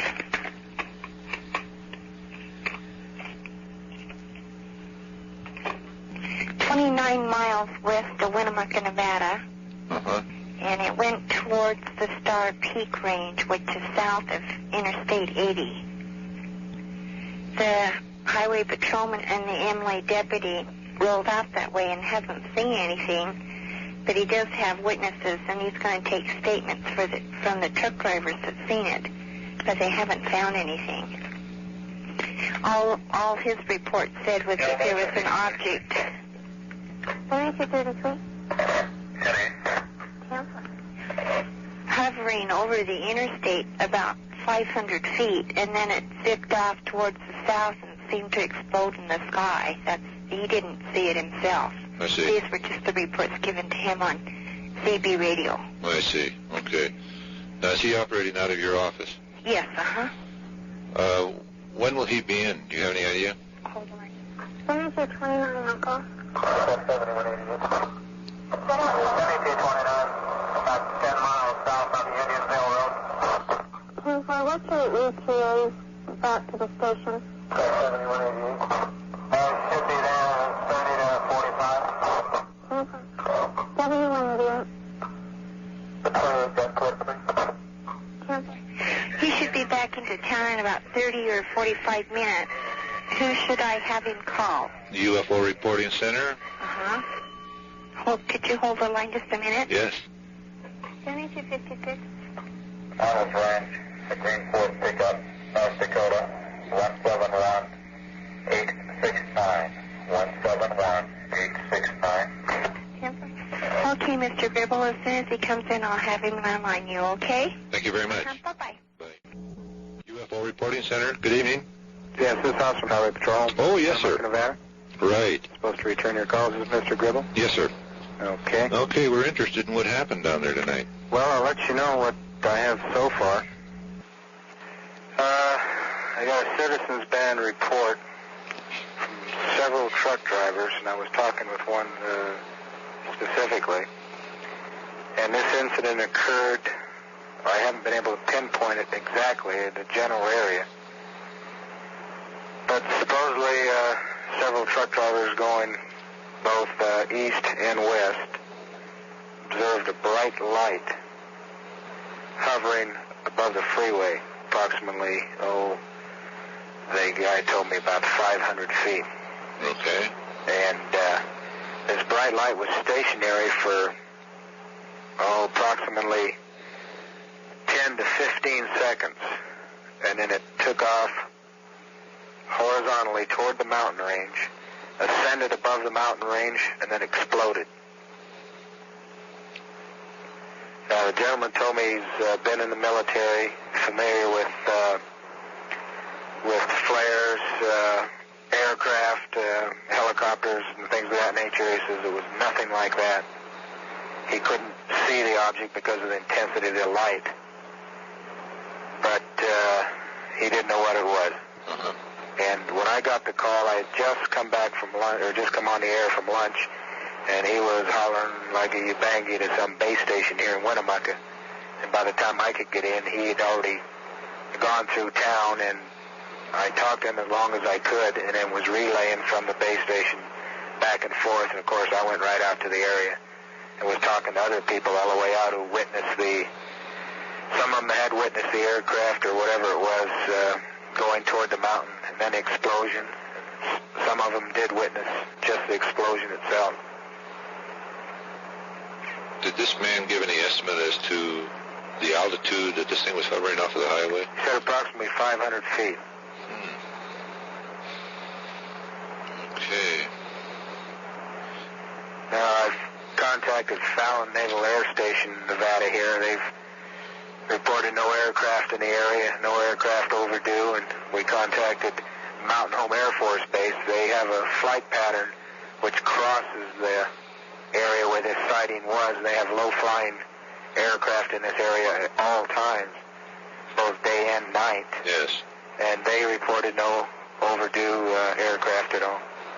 Okay. Did you get the names of any witnesses?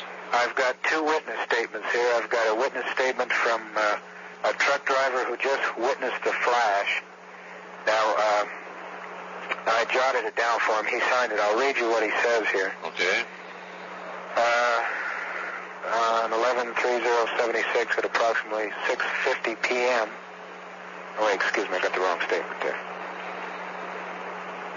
Okay, here we go.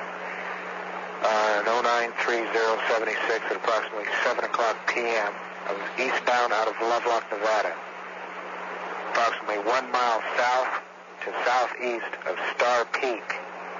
Observed a bright flash of light that lit up the whole top of the mountain.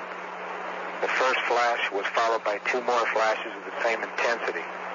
As soon as I was in radio range, I contacted Highway Patrol.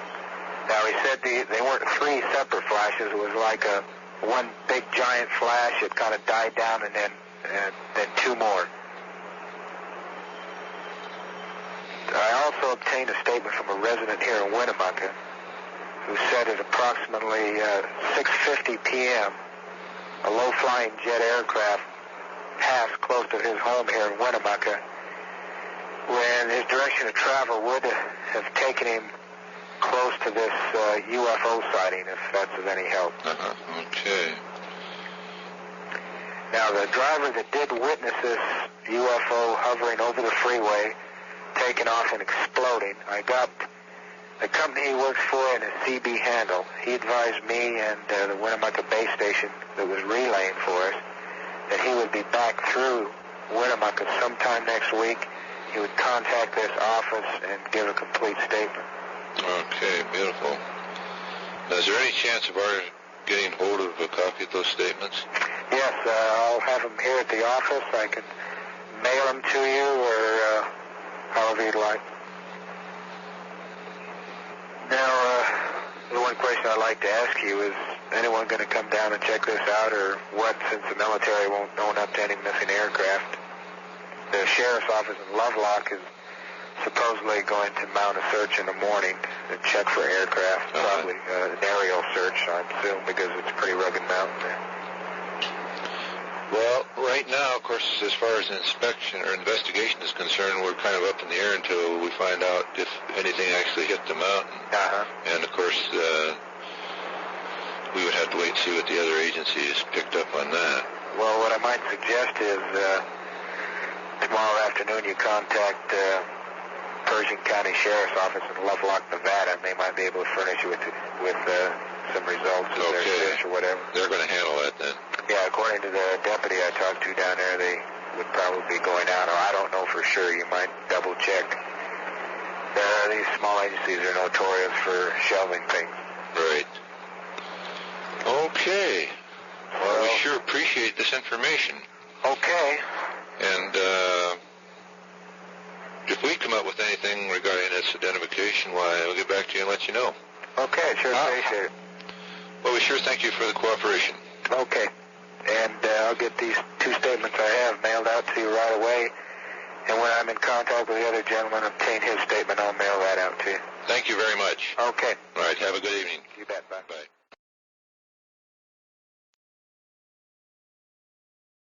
Yes, the local police department gave me this number to call about UFO sightings. Fine. And I was wondering if you got any reports about any sightings over the Alamogordo, New Mexico area. No, sir. Did you see something? Okay, I'd like to make an official report then. Very good. Okay, last night, I and several other persons and a few other people were in the Alamogordo area, and we did see these unusual lights, I guess you'd call them, in the sky. And they couldn't have been airplane lights, no warning flashing lights, nothing, just two bright, solid lights. One of them came down close to the ground. The other one went over the city and over by the mountains and stayed there for a while and left. I've been trying to file reports with the police and the Holloman Air Force Base and everybody I can around here, and nobody, they're all turning me off. They're all skeptical about it. I just can't file a report. I tried to last night. They kind of shut me out, too. And several other people, including myself, did make this sighting. And there are balloon reports in the area this morning, but they didn't have any last night. Yes. And no clouds in the sky. We've had clear weather. I checked with all the local radio stations and everything. It's been good weather. And what more can I say? Okay, now, these lights, what color were they? Okay, they were bright, very bright white with a blue hue to them. Okay. Now, did they move in any particular flight path? Yes. When they were over the city, one of them did drop down low, out of sight. The other one stayed up above it for a little while, then came right over the top of us. There was no sound, no engine noise, nothing. We thought maybe it was the emergency helicopters here in the city, but when it came over, there was no engine noise, and there were no trailers, no warning lights, no nothing on this thing. It just went right over, and it stayed over the mountain for, I guess, about 5-6 minutes, and this other one never did come back when it went down low. It stayed there for a while. It blinked a couple of times, and it was gone. That's about it. Okay, did they have any particular shape?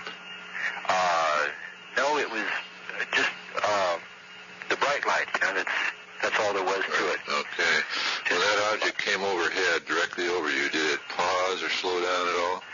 No, it was over the city, and it stayed there. It was to the south of the city, and it hovered there, or it stayed there for a few moments when the other one dropped down, and then the other one proceeded northerly until it did get over our mountains. I guess it's about a 7-mile trek across the city there. Okay. Any estimate of size on these? Can you compare them with anything? Hard to tell. They were pretty low. First thoughts were an airplane. They could have been around the same size as an aeroplane, but it was hard to tell. Like I said, it was just that bright light. You know, it's hard to tell, like distance and all. Right. Okay. Brightness of the light. And the one that was over the mountain, did you watch that leave after it hovered there for a while? Well, like I said, we sat and watched it. It stayed there for a while, and we were trying to find out where it was going to go or what it was up to or anything. Like I said, it stayed there right above the mountain, blinked a couple of times, and the light went out or something. Okay. It didn't reappear. And how many witnesses were there? Okay, in my party alone, there was 2 of us. There was me and my date last night. And while I was there, there was another man I drove up in an automobile. And we talked about it for a while and looked at it, and it was, you know, we talked about it, whatever. But anyway, there was a busy street there in Alamogordo, and there were several other cars parked along the street there with people outside of the car looking, too. Okay. And after I saw this thing last night, I got on my CB radio, and first thing I did, I tried to get hold of a local boy there. And I had someone on there. He said he was local, and I told him about the incident, and he says we're checking into it, that's all. And then all this morning I've been trying to check with the department. They haven't told me anything. They haven't even said they even gotten a report. Okay. Get on this thing, and if in our investigation, if we come up with any answers, well, we'll get back to you and let you know. Okay, I'll tell you what. I work at a radio station. I'm trying real hard to get a story or something out on it here. And you can call anyone down here, and they'll be more than happy to take the information. Okay, will do. Thank you much. You bet. Bye-bye. Bye.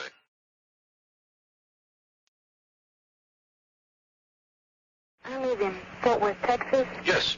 And I would like to ask if there was an extremely now, brilliant, bright orange moon Friday morning between 4 and 4:30.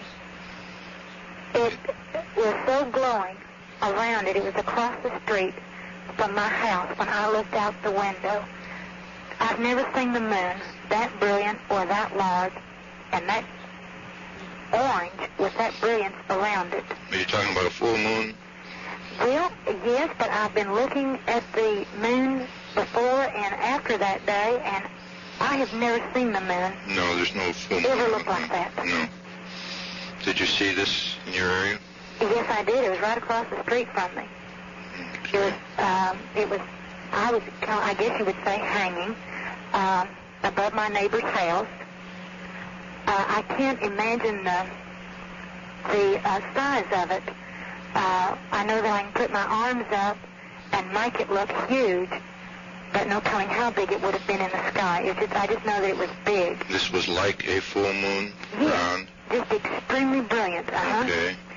And I watched, to begin with, while I watched it, we have a dog, and she barked. And I assumed that she had woke me up, and I assumed that she had heard a cat, and I let her out our back door. And while I was waiting for her to come back in, I walked through our den, and I noticed the light coming in through my front window. Yes. And I went to the door, and I thought, my goodness, I've never seen the moon so bright. So I went into my living room and pulled my drapes, and I was just amazed at the brilliance of this color and all. And so I stood and I watched it. And my eyes started to bother me. And so I left the room. I thought, well, maybe it's just so bright, and I shouldn't be staring at it. And so I went into the other room, and when I came back, it was still there, but it had started to move. And it had moved further into the west. And I guess it would be about the size of of what I would say, what I call a regular moon, which is small. It was red, just at the top. And then as it started to move between the houses, I went outside and I got up on top of the bumper part of our car, and I watched it because it looked like it had taken an uneven shape from the top, like it was dark. And I looked down to the ground because I was afraid I might lose my balance. And when I looked up, it was gone. Okay. Now you say this was right across the street? Yes. Hovering over the house? Yes. I mean, it wasn't just right on top of it, right. But I mean, it was over it because it was just right in front of my front window, right above the house across the street. Any estimate on how far off of the roof? Oh, goodness. We live up on a hill, and it's kind of hard to, the houses across the street are higher than my house. Oh, I see. I would say 4 or 5 feet, maybe more. Okay. But it was probably more, but I would say at least that much. Okay, now while you were watching this, did the color and brightness remain about the same as it was hovering over the house? Yes, until the brilliance around the object changed. Uh-huh. And when I looked out, as I was in the house and started to go through, we live right off of I-20, and we have an overpass, and the trucks go back and forth, make a strange sound when they go over the bridge. Right. I heard that. Yet when I went to the window and looked out, there was no sound. I couldn't hear anything. I was just taken by this, by the glowing of it, the brilliance and the size of it all. It was just so terribly, terribly quiet. And I looked up and down our street because it was so bright. We do have a few homes with gas lanterns, out in the front yards. And I thought, well, maybe it's between them and the moon that makes this look so brilliant. But when my eyes started to kind of burn and I started to have a headache, is when I left and went into the other room because I thought, well, maybe I shouldn't be staring at it like this with the naked eye. And when I came back, the glowing around it was not as bright, and it just dimmed away. And then it seemed like the outside came back into perspective, like just regular night, regular lights from the neon signs that are up, and house lights and what have you. But at this brightness or the glow from the object, did that block all of that out while you were looking at it? In other words, was it so bright that these other lighted fixtures and so forth could not be seen? Well, I didn't notice them. Okay. I know they're there because I see them every day, but I guess I was so amazed at it. It's so hard to explain it because it was as if they didn't exist to a certain extent because I was not concentrating, on anything else. I was just so amazed by the size and all of what I thought was the moon. Now, would you say that this object in diameter was bigger than the house itself?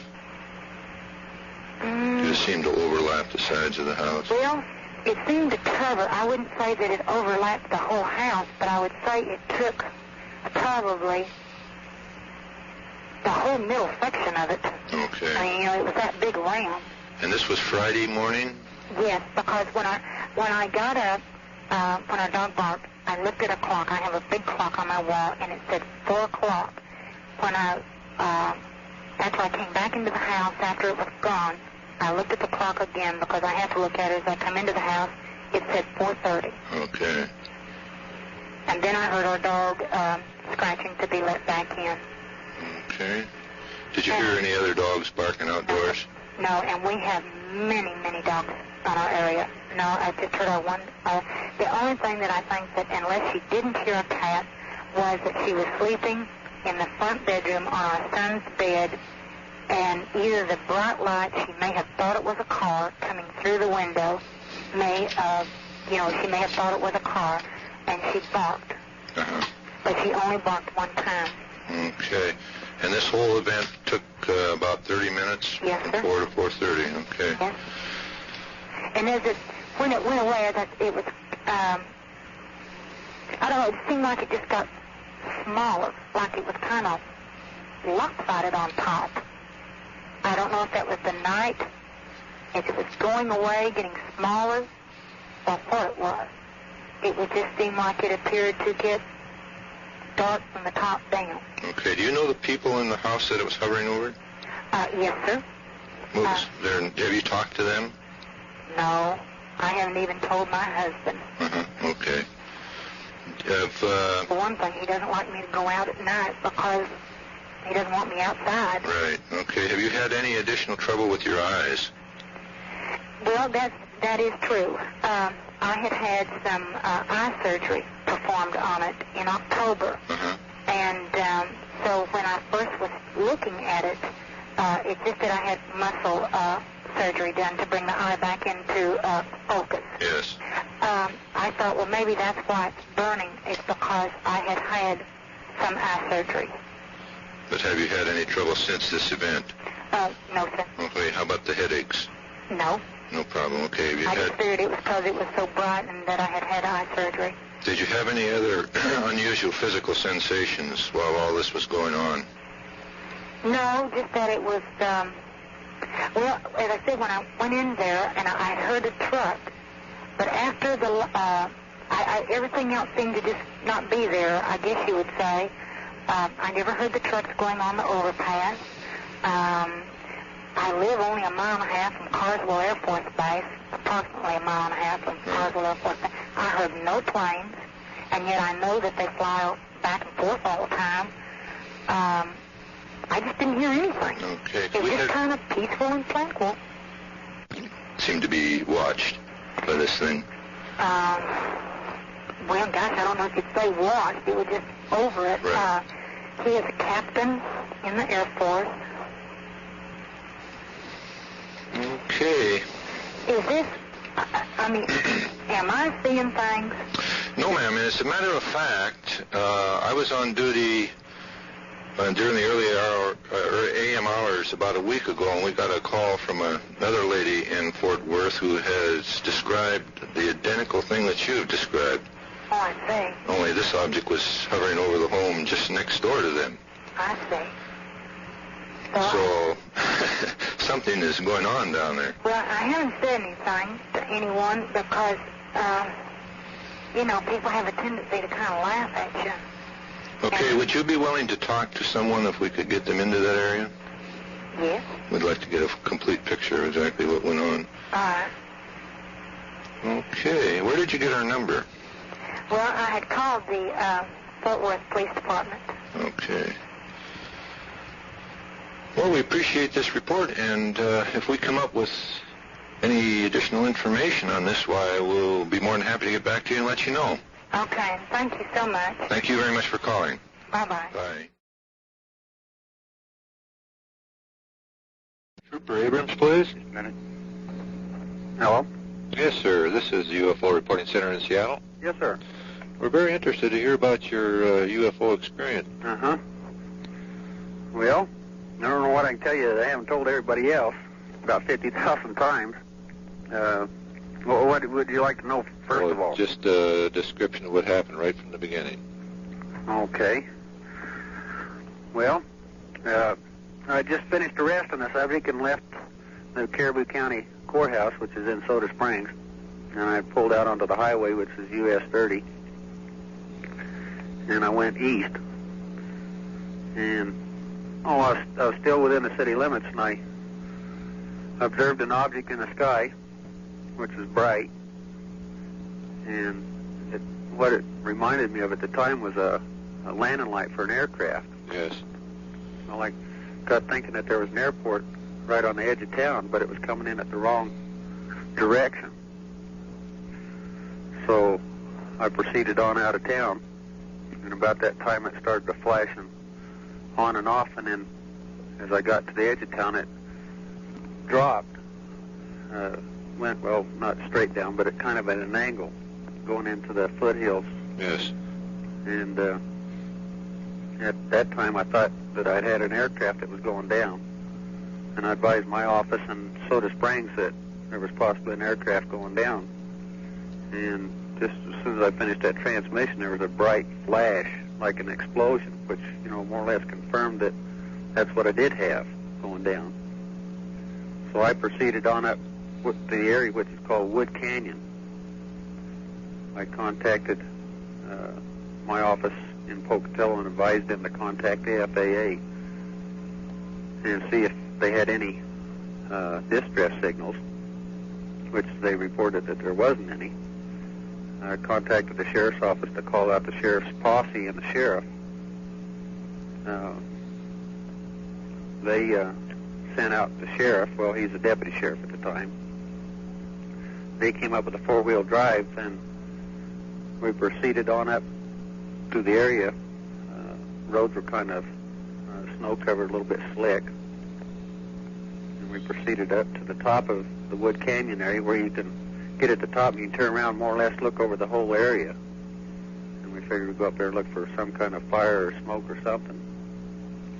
And we got to the top and didn't observe anything. And he said that he would continue on up the road. And I told him, well, I'd have to turn around because my car couldn't make it in the snow. And I turned around and had gone back approximately, I guess it'd be about a half mile, 3/4 of a mile back down the road, going down a grade. And this is all a recreational area, and it's dirt-type roads, where you only have one lane and it's kind of narrow.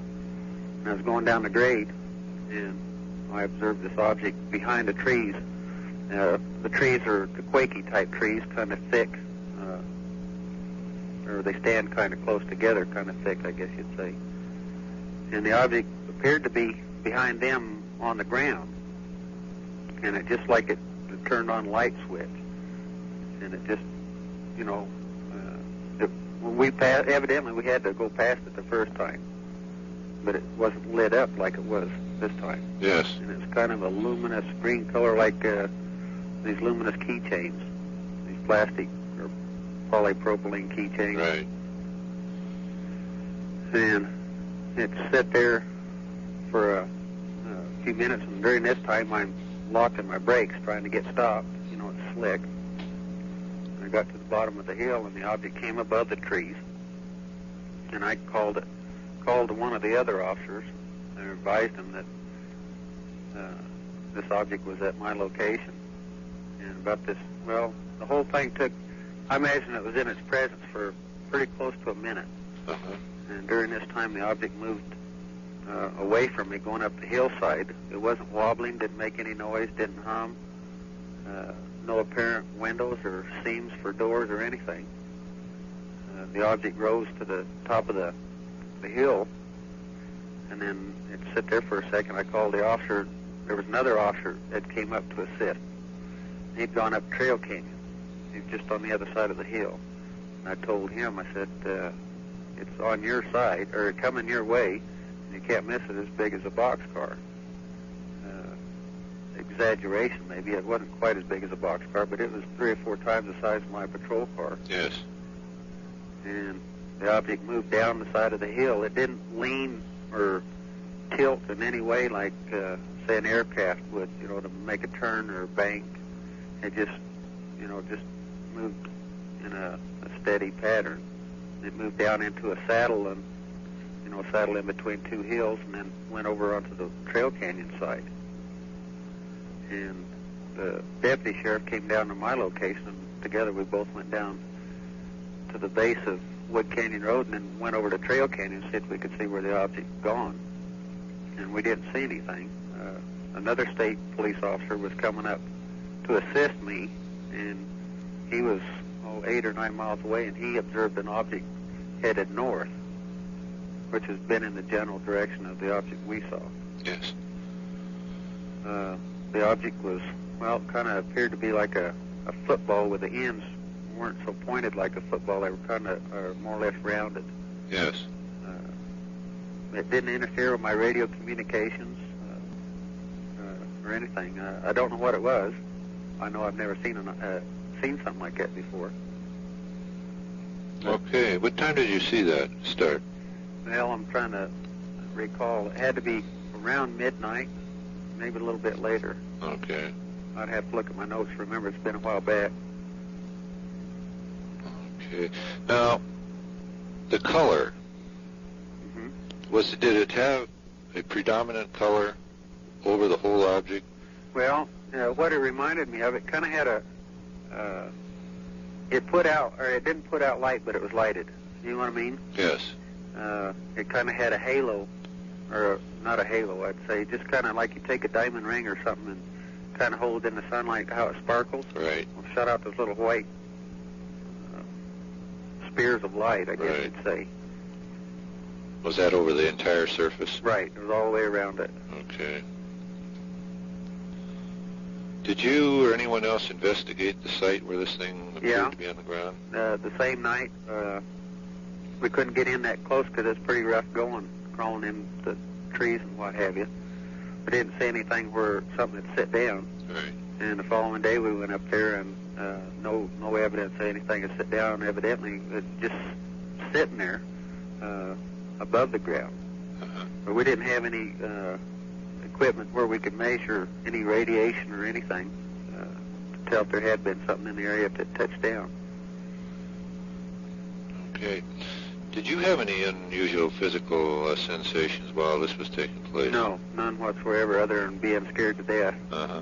Have you ever seen one of these before? Well, I was in the service. I saw objects that, well, didn't look like this, but objects moving in the sky, you know, when I was in the Navy. Yes. On ship, we'd see objects. We had one object followed our ship for considerable distance when we were down around Panama. Uh-huh. And we never did find out what that was. Well, then you felt that you were aware of the reality of these then before you saw this. Oh, yeah. I definitely believe there's something out there, but I don't know exactly what.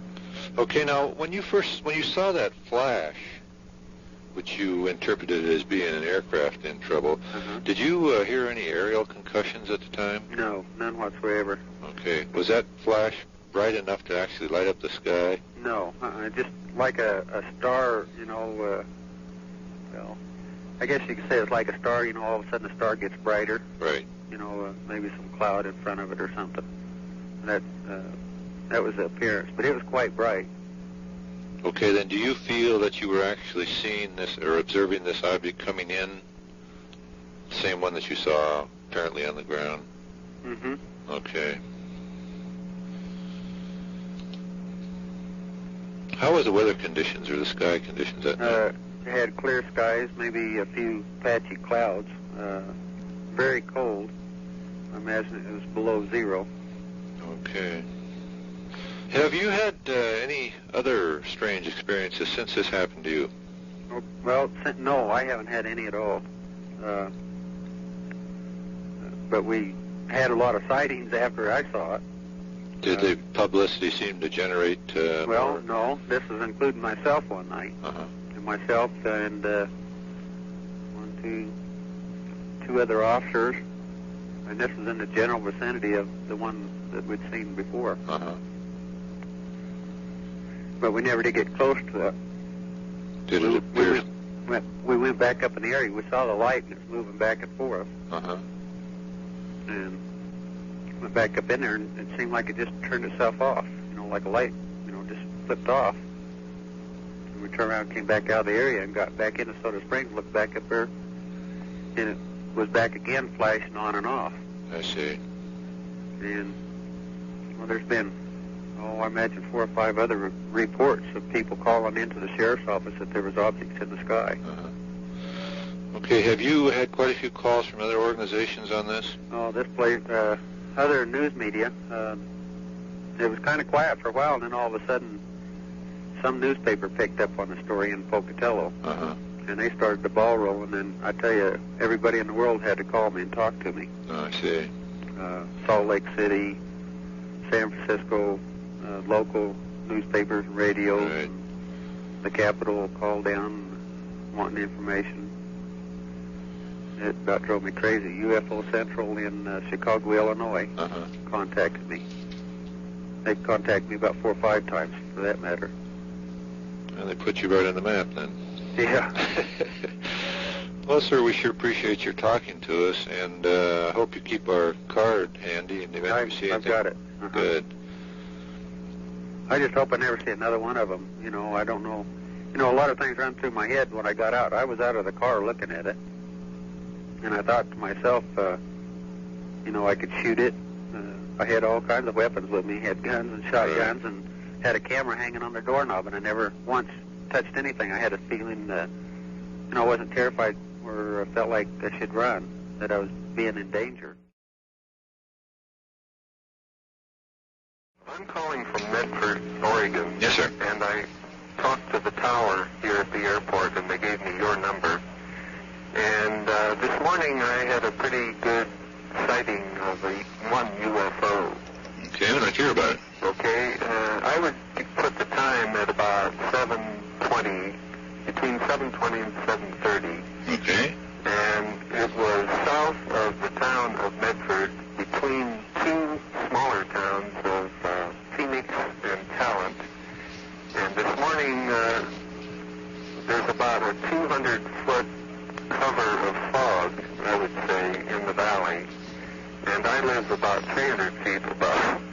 So I had a pretty good view of the valley and the fog, and I could see both sides of the valley, so I could estimate where this thing was. And it emerged kind of like a fish swimming in milk. I mean, it never really got out of the fog area completely, but it looked to me like a flattened football flying on its edge, and also seemed to have slight striations on the side, like a sunflower seed, and was doing what I would consider, I used to be a pilot, and it was like doing procedure lazy eights, just kind of coming out and then rotating and going back into the fog, and pretty much at the top surface of the fog,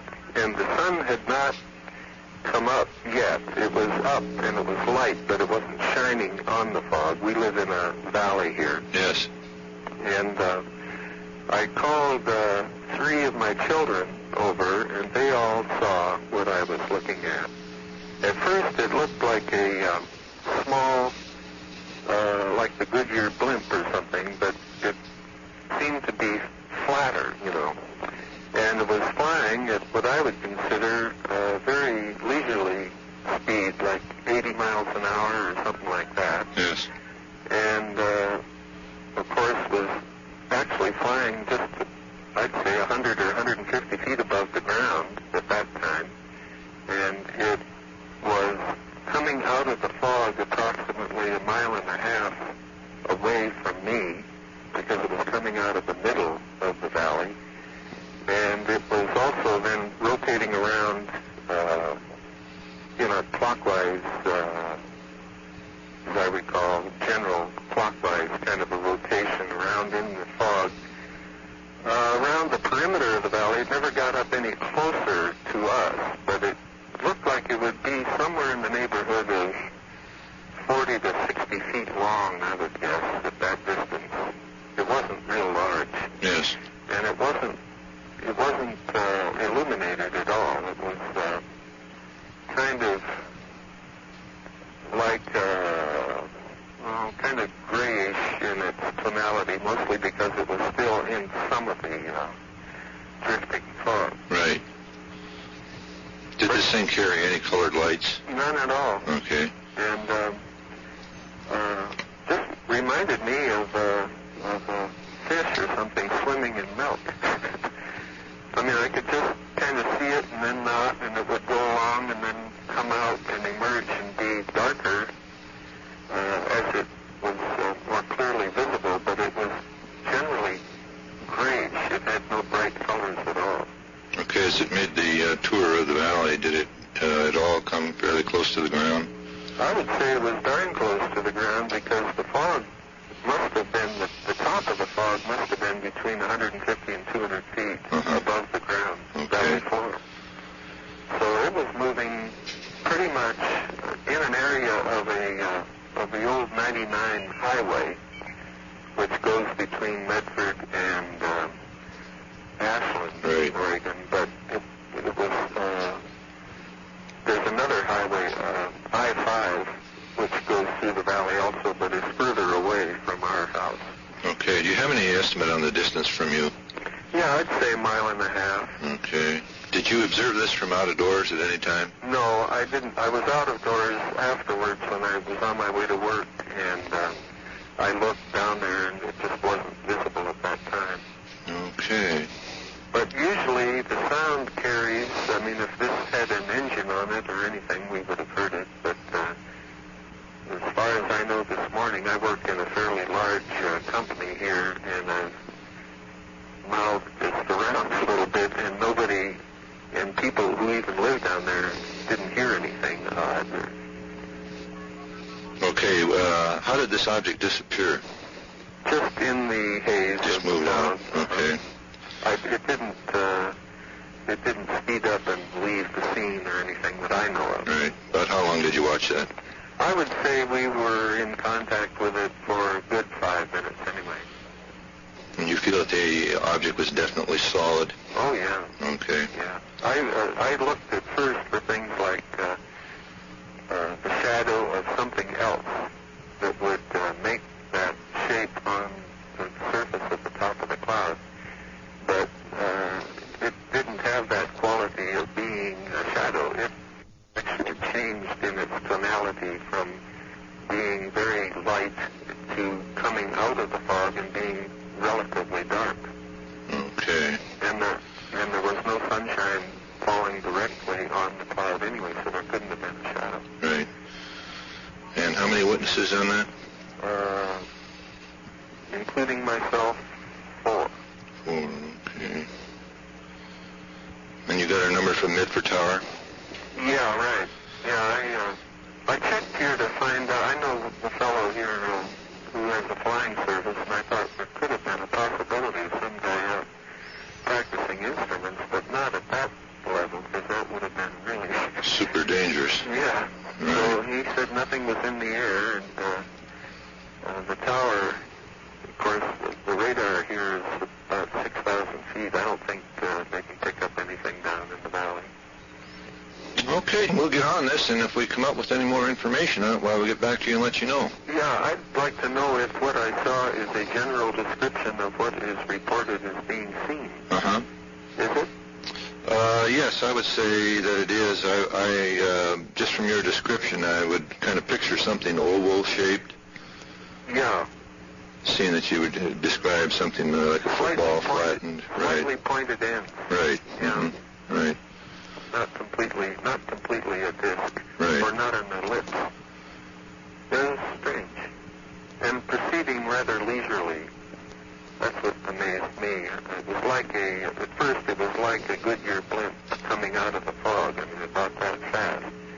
But it was moving much more athletically than a blimp would. The blimp would just, kind of hover there and move very sluggishly. Right. This thing moved almost like a fish would move if it were swimming in a pool. You say that it was definitely under intelligent control? Well, I don't know, I mean, yes, I would guess so, some kind of control. Right. It's actually staying within the boundary of the fog. It never seemed to want to get out of it. All right, sir, we'll see what we can do about this. Good, okay. Thanks a lot. You bet. Bye. Bye-bye. Well, Buddy Senate? Yes. Has anyone reported a UFO from the Gresham, Oregon area? No, sir. Well, I seen a strange light in the sky tonight. Uh-huh. And the whole family was with me. And so it wasn't by myself. I've never seen nothing like this, but I called the police, and they said I might call you if I wanted to report it. Okay, would you like to describe it? Well, we was at the intersection of the old Loop Highway and Highway 212, and we was heading due west, and the light came from about a 45-degree angle. I could see it from the windshield. It was like a streak of lightning, but it went straight across the sky, straight east, and it came from an object that it looked like a star, but it was different colored than a star.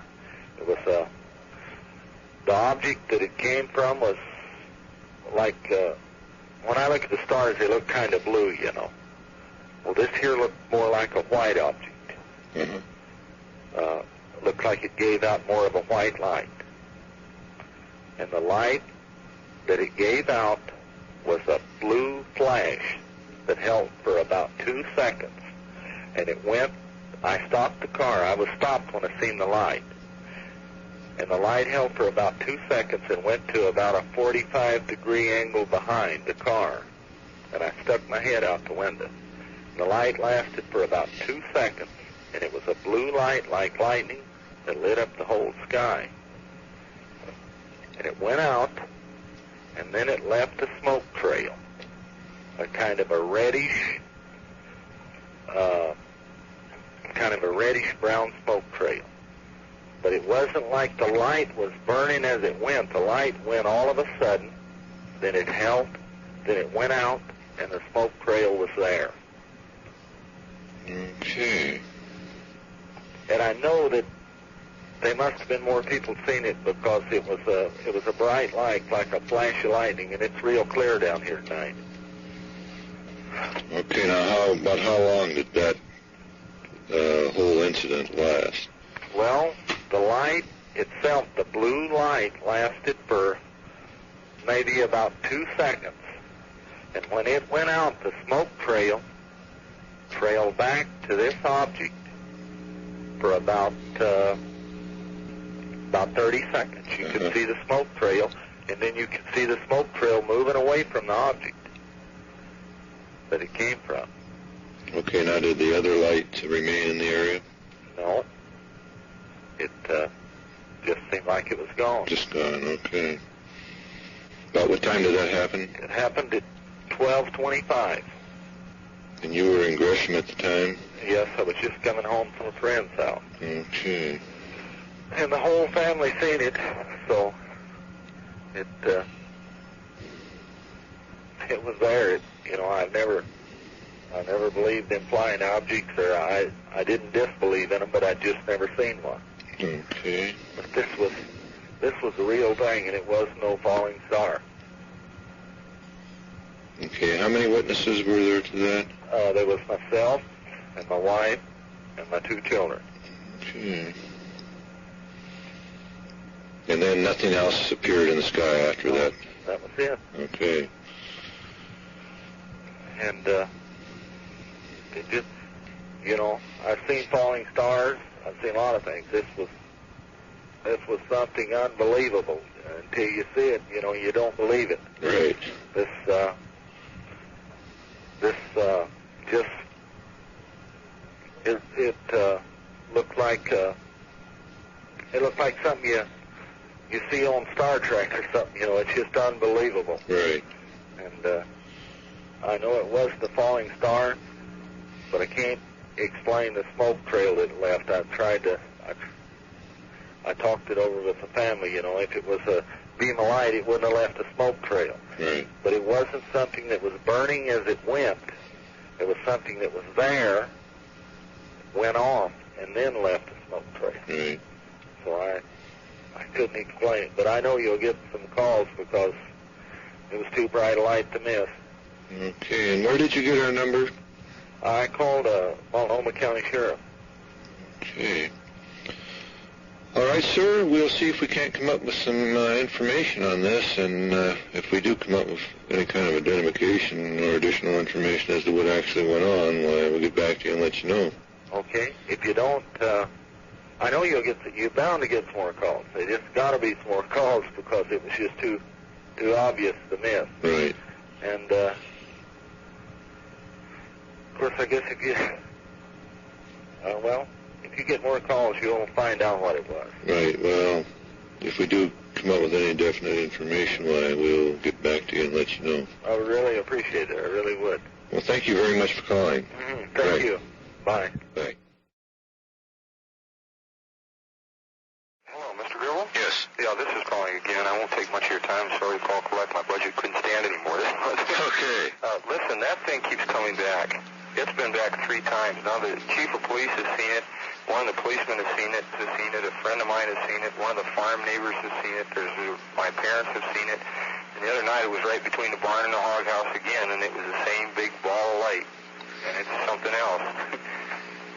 What in the devil you got out there in the way of surface features that would attract that? I don't know, sir. We have a big barn out here. My father was just trying to consider some different things. We have a big barn out here. It's 40 by 80, and it's got an all-steel silo inside of it. You can't see it from the outside, but it's an all-steel silo on the interior of it. We also have a huge big stone power plant, and if you guys wanted to see UFOs, all you'd have to do is come over here to the big stone power plant. It's one of the largest in the nation. And is that atomic? No, it's just coal burning. Uh-huh. But you can sit out there on the hill, and my buddy and I sat up there on the hill, and I know airplanes. I worked with Delta Airlines for a long time. And we sat up on the hill up there. It's always clear, and you can see the stars virtually every night. And the sky above that thing is just swarming with them. Okay, do you have cattle on your farm? None at all. No cattle whatsoever. No livestock in it anyway? None at all. No, sir. I'll be darned. But it's always between the last night, the thing looked like it was 40 feet. Did you get my letter? Yes. Okay. Last night, that object, I didn't stand around, or night before last, I didn't stand around to really look at it, but it was about 40 feet in diameter, and it was right between our hog house, and I ran back in the house and called the police department. We have a police scanner here, and by the time I called and went back to look at the window, it had dropped down to about an inch across, visually. Uh-huh. But it keeps coming back, and it's getting to the point where it's ridiculous. Is this thing getting any closer to you? Yes, it is. Yes. Okay, what was the last time you saw it?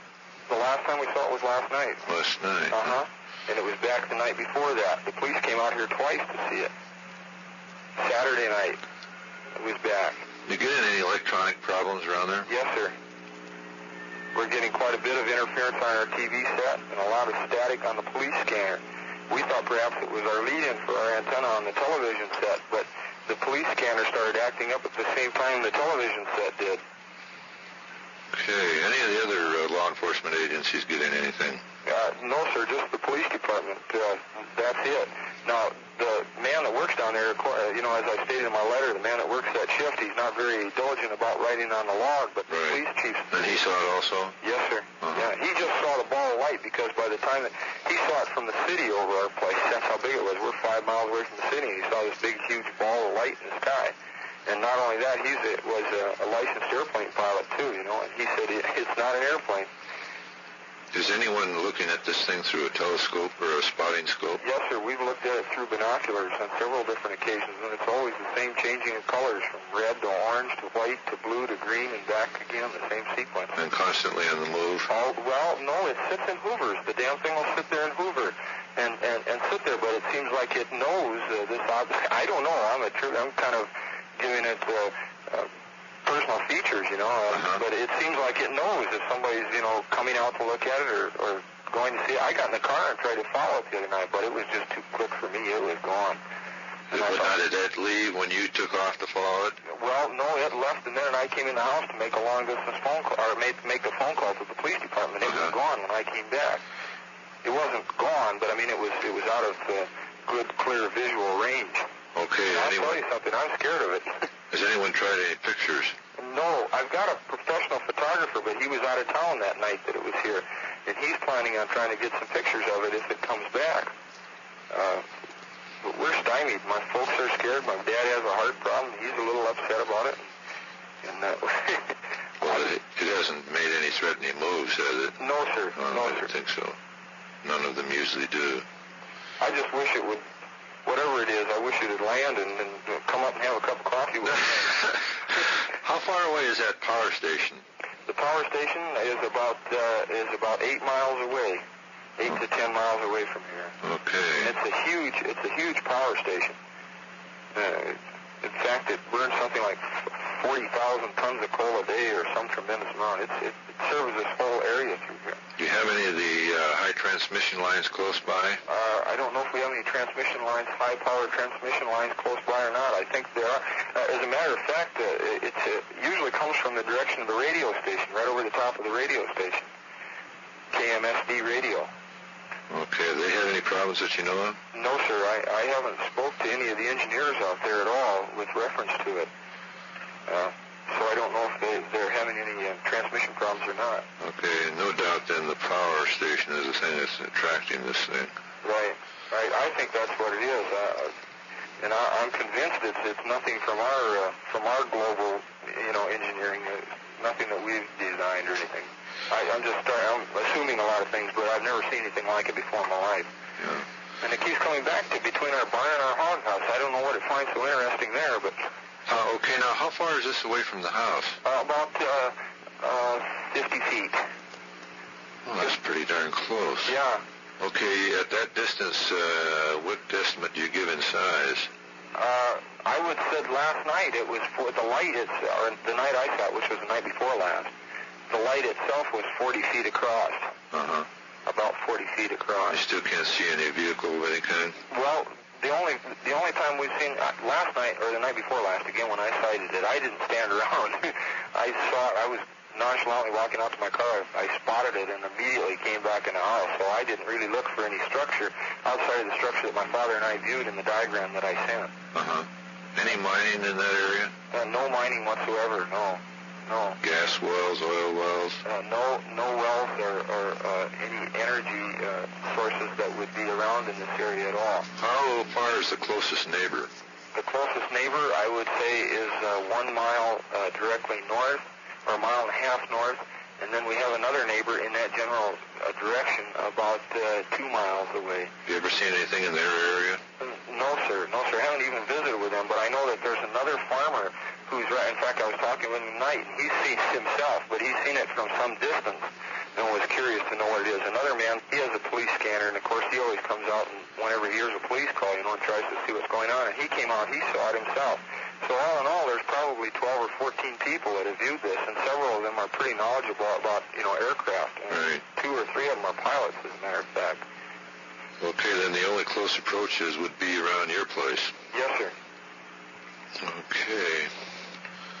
I'm sorry, this is costing you a pretty penny. It's going to look like the Korean War debt, your phone bill. Important information. How about physical or mental experiences and sensations when these things are in the area? Anyone get anything? When it's in the area, I wouldn't say that anybody has any physical or mental experiences, although that I know since it started coming, I have a heart problem. And I don't know if it's because of what's going on or what it is, but I know both my father and I have really been feeling bad. As a matter of fact, our dog had a heart attack and a stroke just the other night, and we had to put it to sleep. I don't know if that means anything or not, but that did happen just the other night, and the dog was only 7 years old. It was a German. Was the object in the area that night? I believe so, yes. What night was it? That was last Friday night. Last Friday, okay. That'd be a week ago tonight, I'm sorry. That'd be the 13th. Yes. Okay.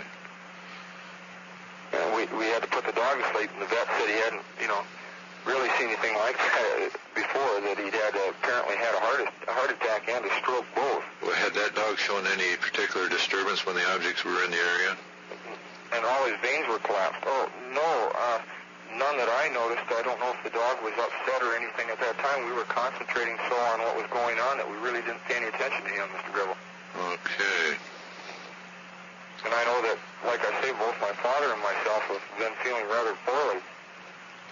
And again, it might be stress or nerves or wondering what the devil it is, Any dreams of any kind? Yes, sir. I'm telling you, I've had some dreams that have knocked you since that thing has come. It's put a lot of, and I have a creepy feeling. I can't understand it, but I have a feeling like, if I can explain it to you, then you won't think I'm insane. Go ahead. I have a feeling like it's coming back for somebody. That's just the feeling I have, and the dream. And I told my folks that one night. I said, I know it's coming back, and it did come back.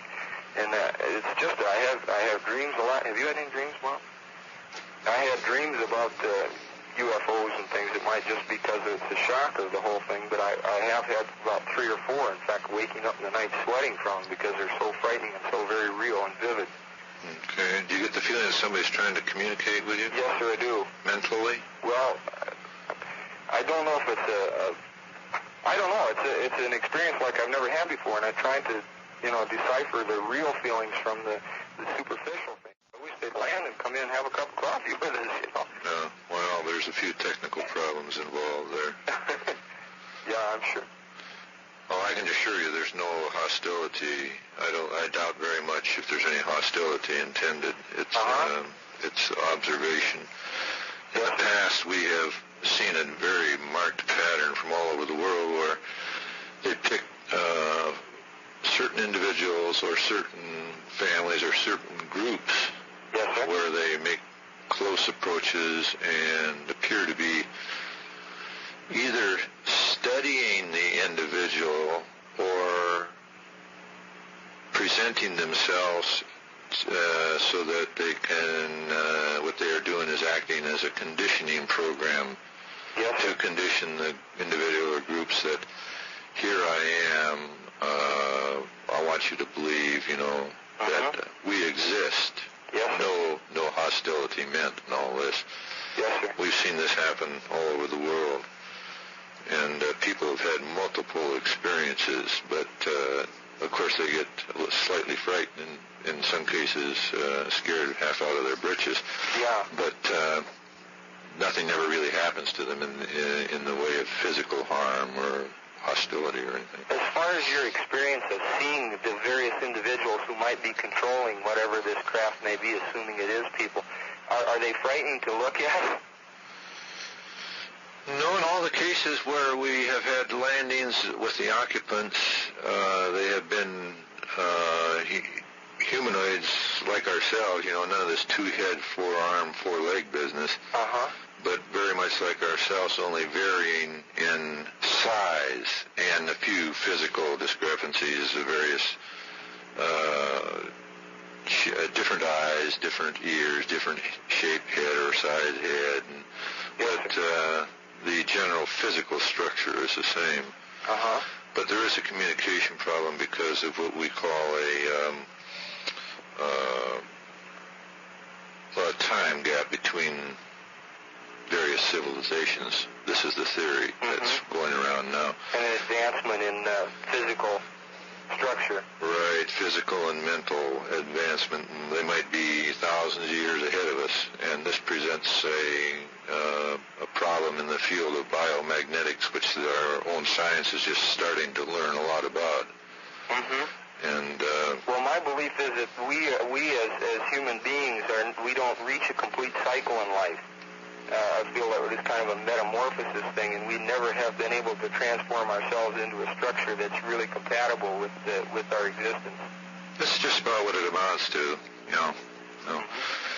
Has anyone in your family ever been bent towards having psychic-type experiences? I have, sir.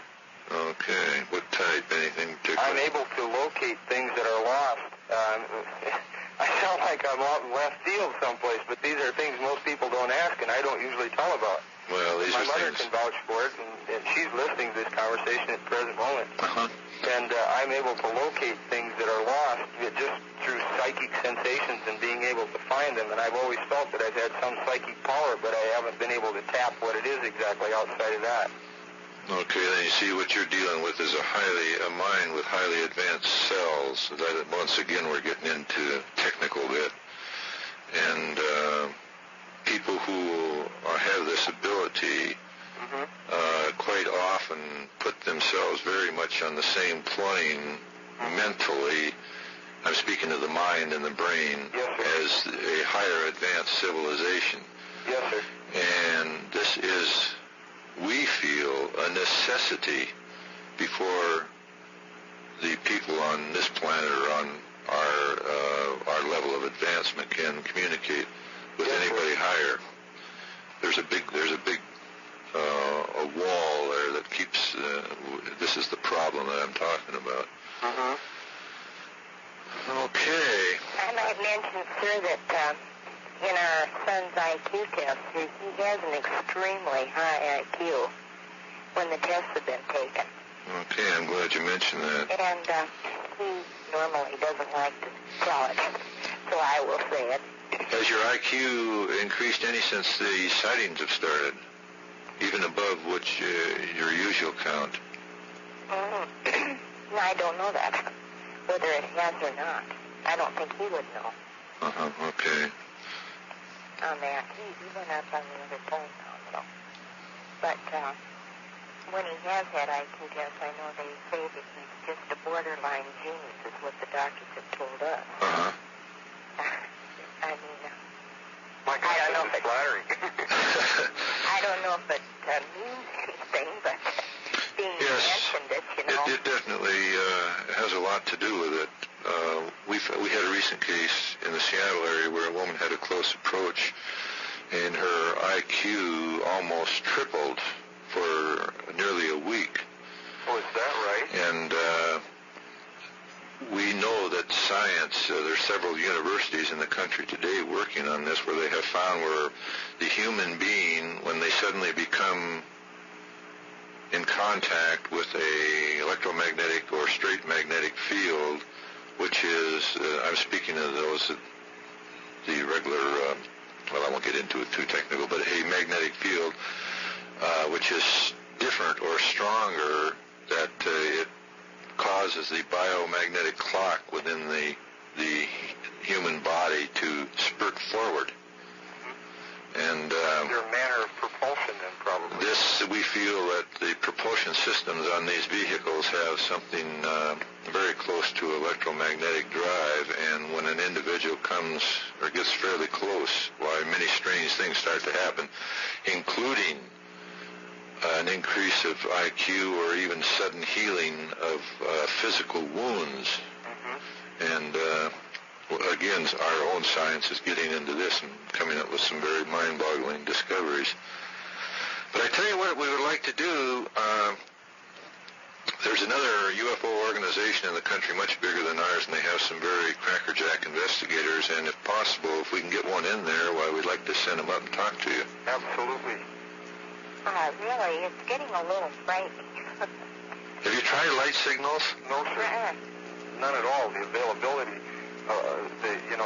the access to the light signal is not there at the time it's needed. I mean, we haven't kept it handy, and I guess it's because we perhaps know they're coming back but haven't really expected them to. Right. What I'm saying. And I have a feeling that if we make, again, it's a strange statement, but I have a feeling that if we make any effort or overt attempt at contacting them, that they won't come back. And personally, I'd like for them to come back. Well, we have found that if they want to establish contact, they will do it. I mean, it won't be necessary for you to step forward, but if they want, as they feel that they can communicate with you without any problems, technical problems between you and them, then they will do it without any problem. And I think that possibly their continuous presence in your area would indicate that they are more or less conditioning you for something in the future. I have, like I say, I absolutely haven't any fear of what's on board. Several people have suggested shooting it. No, oh heavens no, don't do that. And that's not feasible. And another part of my philosophy is that I won't even kill an ant or a fly. I don't believe in it. And I won't do it. Well, I see you and I think much alike. But no, there are a lot of people, especially law enforcement officers, have been frightened by these things and taken shots at them. Of course, there hasn't been any repercussion, only they just move away is all. But we'll try to get these people up there. I'll give them a call tomorrow morning, and I'm sure that they must have someone in your area, and see if we can't get somebody down there to talk to you and maybe stand by and watch for these things too. It was here tonight, but not close. I could see it over here in the southwest again. I mean, from the house here in the southwestern direction. Yes. In the night, but it was, well, if you didn't know if you hadn't seen it up close, you'd probably think it was a star or something like this. But you watch it and it starts moving and you know it is. Yes. Okay, we'll see what we can do about that. Thank you, sir. Thank you very much. It's been a pleasure talking to you. Thank you. It's been our pleasure. Right. Thank you so much. Bye. Yes, sir. How would I go about reporting a UFO incident? Okay, let's hear about it. Okay, my husband saw it. He's at work right now, but he asked me to find out, how he would go about reporting it. I can tell you what he's told me. Fine. Okay, this happened the 18th of November, outside of on White Mountain, outside of Tucumcari, New Mexico. He was lost deer hunting in that area. He got lost. He was several miles from camp, and it got dark on him before he could get back to camp. He saw them come in. There was 8 of them on the ground. I'm sorry if my voice gets shaky, but I get shaky every time I talk about it. It's okay. One in the sky. He said they were about 2 stories high. He said they were saucer-shaped. They had the top and the bottom were ridged like he told me, like the edge of a paper plate, it's ridged. Okay. He said that's the way they were on the top and on the bottom. In the middle there was a band of lights. They were white, but they had some red lights that were in the shape of N's on the side. Okay, they had and he observed these for 7 to 8 hours. And they observed him. They had an antenna about 50 feet over his head. One of them did. He was about 200 yards from the one ship that he could see. Yes. But there was one ship that was closer to him. He knew because the ones that had the antenna over his head. Okay, they had a square light on the top ship that produced kind of like a spotlight, but it was very bright, and he said it was foggy looking. Toward the tail light, they had a revolving light that went 180 degrees, and it flashed red, green, and blue. Now, this fog light, as it went around, my husband would duck behind the hill, because he said, I didn't know what that thing would do. So every time it would pass over his head, he would get down. And he says, as it passed, he says, as it hit the bushes and the grass, he says, it sounded like wind blowing, but he said the grass did not lay down like it was being blown. He said all it did was shimmer. And the spaceship had landing lights on the bottom. He did not see any landing gear. So it came down, but he did not see any landing gear. He says there was 8 of them on the ground. They were all about, I think he said, a half mile apart. I'm not sure of this, I forget. He can tell you exactly. He can describe them real well. Yes. Okay, and he saw each one of them had a minimum of 4 antennas. Now, he was watching these through the scope on his gun. He said when he first came in, it scared him to death. He was more frightened than he knew what to do. He didn't have any ammunition in his gun because he had shot some wolves earlier that were tracking him. And he said also there were coyotes in the area. And finally, after he got over the initial shock of seeing these things come in, he lit a fire. He said, well, they're not going to bother me after this time, He just went and lit a fire to keep the coyotes off of him. And he said this antenna from this one ship had come over his head about 50 feet, watching for a little while, and then disappear. A few minutes later, it'd come back again. And he figured then they weren't going to bother him. But he said the antennas were rectangle. He says they did not have a boundary, though. He could see, and they didn't see anything attaching them to the ship. He said they looked like little twinkly lights. He said they were red and I think he said white, blue, green, and he says all they did was flash and twinkle. He said it looked like a neon light ready to go out. And he said when he looked at these antennas, or whatever they were, through his gun scope, he said you didn't see the twinkly lights. He said you saw a thing that looked like a car flare in the shape of a V on its side. And he said there was one in the sky, and he said they would flash a light beam up to the one in the sky, and then the one in the sky flash one down to the one on the ground that he was watching. And he said also, when they came in, they did not make any noise. And he said they would, he said he thought they were communicating from ship to ship because they did make a noise from, there was a real sharp, high blip noise back and forth to the other ship. A beeping sound? Yeah. Okay. And, okay, he said also, occasionally, during the night, they would flash an image in the sky. He said it was a white light, and he said the image was like a triangle upside down, and it had two slants, like where an eyes would be, and a long slant where a nose would be, and that's the only way I describe it. He said, I don't know if it was a face or not, but that's just where the, where the lights were. Yes.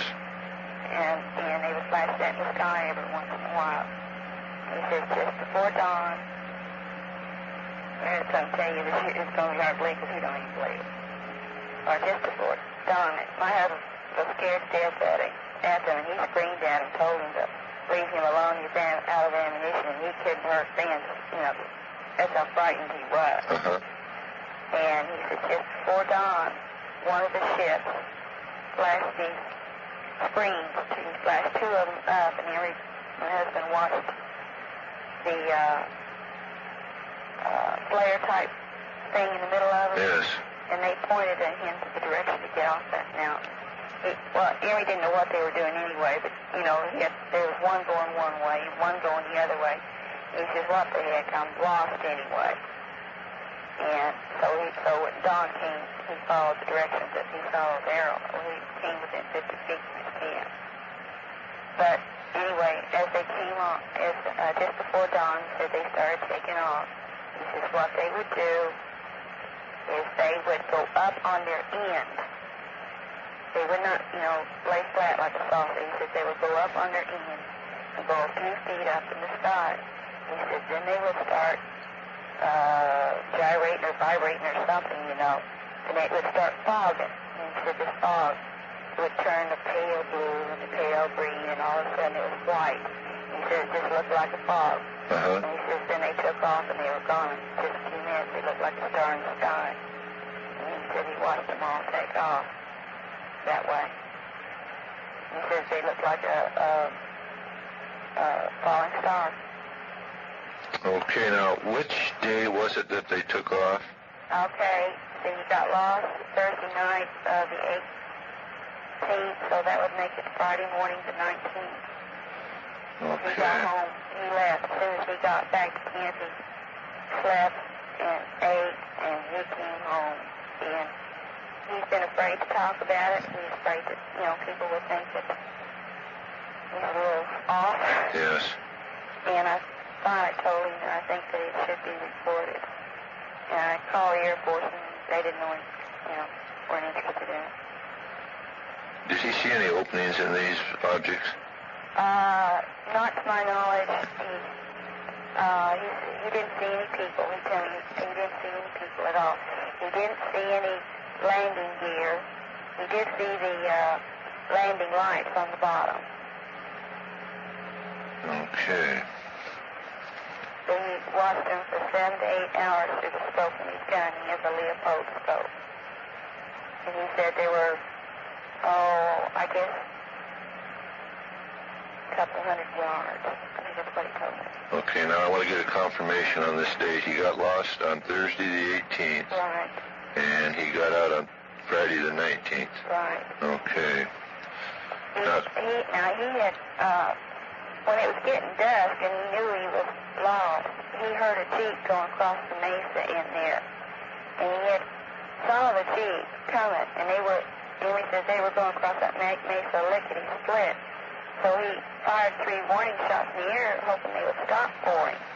They turned the spotlight on him, and those people wouldn't even stop for him. They just took off, so apparently they saw him too, coming in. And he was at Tucumcari at the time? He was out of Tucumcari, I think he said somewhere around White Mountain, the other side of White Mountain. Okay. But he's at work, and we didn't know who to call, what to call, if we should call you know, and he just asked me if I'd find out about it today. Okay. Did he give any estimate of size on those objects? He said they were about 2 stories high. Wow. But I don't know how long. I don't remember him saying how long they were. Okay. And has he told this to anyone else besides you? His friends. Uh-huh. Close friends of people that we wouldn't think we were crazy. He hasn't told that many people. Okay. Now, would he be willing to talk to someone if they came down there to see him? I'm sure he would. Okay. I'm sure he would now. He's gotten over the fright now and over the things that, you know, we have found out that people won't think we're crazy now because other people have seen them and so forth. And, you know, the first couple of weeks he was home, he was afraid to tell anybody because they'd think he was crazy or something. Because my husband did not believe in UFOs before that time. Okay. And I was skeptical, but I believe in them now. Well, he's had a very rare experience, and obviously he has knowledge of some very important scientific data. Well, he was scared to death. I mean, he said, I was so scared. He said, you know, in that beginning, he said, I screamed at him. And not only that, you know, he'd shot a couple of wolves. He'd used the last of it. He'd used some of his ammunition trying to get those other hunters to stop pouring, and they wouldn't stop. And then he had... Did he give any estimate as to how far away the objects were that were on the ground? The one he was watching, I think he said was about 200 yards from him. Uh-huh. He said he thought that there was one closer than that to him, but he didn't see it because he figured that the antennas or whatever it was that was over his head. Now, that's what he's calling because he don't know what else to call. Yes. That was over his head. He said there's about 50 feet over his head. He said he thought that they were coming from a ship that was closer than that to him. I think he said they were a half mile, 3/4 of a mile apart, each one of these that were on the ground. And he didn't know how high the one in the sky was, but he counted 8. Okay. And then the one in the sky. He didn't see any occupants at all? No, he didn't see any occupants at all. He said, I didn't even see any landing gear down. He said, I saw the landing lights, and he, you know, described that fog light, and he described this other little light on the tail that it only went 180 degrees, he said. It flashed blue, green, and red. Okay, what time does your husband get home from work? Well, he's in business for himself, and right now he's working a lot, so I don't know exactly when he's going to be in. Okay. In and out during the time. You know, he's self-employed, he's in and out during the daytime. Uh-huh. That's why he asked me to call, because he figured he wouldn't get in until after dark, and can't call anybody after dark. Right. Okay. Well, we sure appreciate this report, and we'll see if we can't get somebody down there to talk to him. Okay. Thank you very much. Okay, Where did you get our number? From the police department. We called the Air Force, and they didn't know who to call or if we should report it or what, and they suggested we call the police department. So I called the police department, and they gave me the number. That's the Mesquite Police? Mesquite Police. Right. Okay, thanks again. You're welcome. Bye-bye. This is the UFO Reporing Center in Seattle, Washington. Yes. And your wife was telling us this morning that you had quite an experience. Yes. I wonder if we could get your rundown on it right from the beginning. Well, went hunting alone in New Mexico, which you're not supposed to do. Uh-huh. And went down into the canyon. And I stayed too long in the canyon. This is the first trip to New Mexico. I see. And when I came out of the canyon, I didn't go far enough. And as dark as it got so quickly, I more or less got turned around and I went in the opposite direction. And I kept walking, and I figured I'd cross a fence line or a road. And, well, I didn't. And I kept firing warning shots, you know, big rapid fire. Right. Somebody either going to hear you and fire one shot to home you in. Well, I seen some lights. It flashed. It flashed about, 15, 20 seconds apart, and I figured, well, it was bright enough to be a beacon for airport. Yes. Okay, but I was a heck of a long ways from it. But I started going to it because I was lost and I was scared as hell. And I kept going and kept going and kept going. And naturally the light, kept coming up on the light. And when I got up there, a little ways, before I got to where I finally stopped at, I kept thinking in my mind, they ain't no damn airport here. Not where I'm at. But maybe it's a ranger anyway, or a game warden. Yes. Heard me shoot. So I went on, and I got to this little knoll, and this big light looked like a beacon that was coming across, and there were several other lights in the area. And I heard this Jeep coming, and the Jeep was running full speed across this mesa. This mesa is about 3 miles in diameter. Well, I fired my gun, and they shined the spotlight on me, and they was flashing the spotlight all over the area, but they wouldn't stop. And I kept shooting and screaming at them, and they wouldn't stop. But the Jeep, evidently, they had seen them too, and they were just getting out of there. Well, anyway. About what time was this, do you recall? Oh, this was about 11. Okay. 10:30, 11.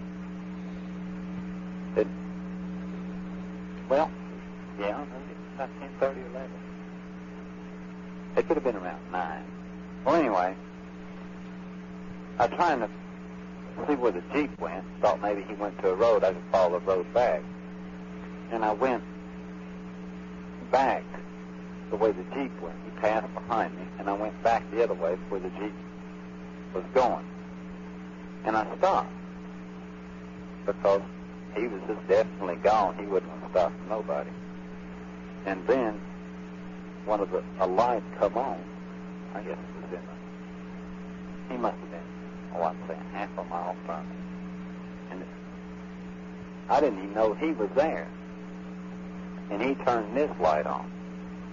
And so I didn't know what it was, but I knew it wasn't anything that I've ever seen before because the light was a big rectangular light. I did not look directly in the light.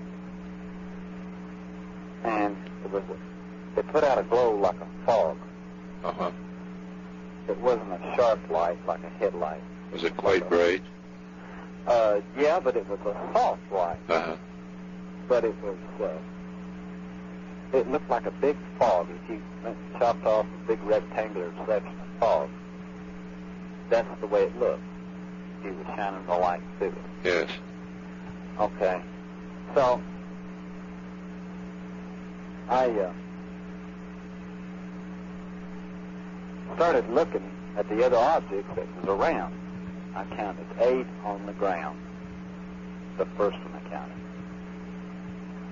And the light would pass and sound like, when it would hit the bushes, it sounded like wind.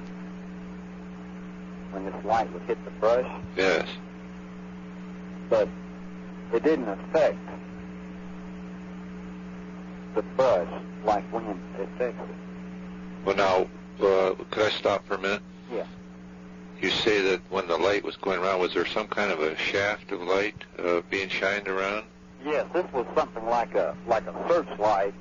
If it, if you seen these searchlights they use for advertising. Right. Yeah. Well, that was a type of light, but it was a rectangular light. I see. And I just guesstimated it was, as far away as he was, it could have been a 4x8. It was that big. Uh-huh. Well, when the light come around the first time, I got down. I don't know why I got down, but I got down. And I still had my rifle with me, but I used the rifle. I figured, well, hell, if he's going to move this light around, I might be able to spot me a deer out there. And that's when I seen the bushes shake. It's when the light was on. I did not look directly in the light. Yes. And I looked through the scope. Now, it would take this brush and it would just shake it. And when the light would pass by, the bush would stop. And it would do the grass the same way. It would just take it and just shake it. Not blow it down like the wind does. It just shake the grass and shake the bush. And when I was watching them, I watched the other one across the mesa. There was one that had a revolving light right on the porch. And I looked at it, and the light was rolling in a counterclockwise direction. I'd actually make out that. And I've got a good scope on my gun. I got a Leopold. And I could see every detail at all on that light. And it would flash blue, red, and green.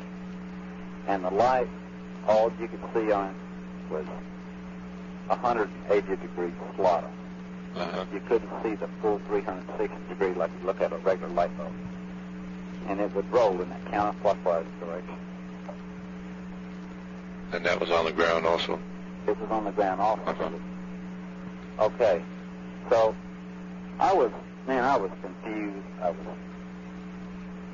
I was damn scared. And in the meantime, this other light kept moving back and forth. And I noticed he was only moving 180 degrees. And I didn't know which way to run. And I built me a fire right there. And when I built the fire, I looked up, and in the sky, they could make like a little antenna that'll appear in mid-space. I'd say it's a rectangular antenna. Now, there's no wires attached. It's just projected in mid-space. It has blue, green, and little red lights in it. It looked like a grid. And they just, right there, just twinkling. I never seen nothing like this before in my whole life. It's just suspended in midair, nothing. It just appeared. Do you have any estimate of altitude on that? Oh, that damn thing wasn't over 30 feet from me. Okay. And, it was probably 25, 40 feet in the air. Uh-huh. And this thing was just right over the top of it. If you had a rectangular board, and you could take the board, and you could just turn it any position you want to, that's the way they did it. And the one that drove me was just looking straight down. It was flat. And I didn't know what the hell it was. I was talking. I was so scared I was talking this. I told him, leave me alone. I wouldn't want to do him no harm. And I just thought I'd look at it with the scope on my rifle. And I looked at this thing, and you couldn't see these little flickering lights, blue, red, and green little lights in it. When you put the scope on it, you could look right through it. And what I had seen was amazed the hell out of me. Uh-huh. It looked like a road flare. A road flare burning with two wings on it. It just sat there, and you take the scope away, and the little grid would stay right there. But you put the scope on, you'd come up with a road flare. Real weird. But it was just, you couldn't see the road flare with your naked eye. Right. But the scope would look right through it, and in the center of that thing it looked like a road flare. And it would disappear, and then it would reappear at a different location. And at times it had 2 or 3 at different places, as if they were watching. Only thing I could figure out, it might have been a closed-circuit TV, and maybe sound transmitter. I don't know what it was. But I figured it was an antenna.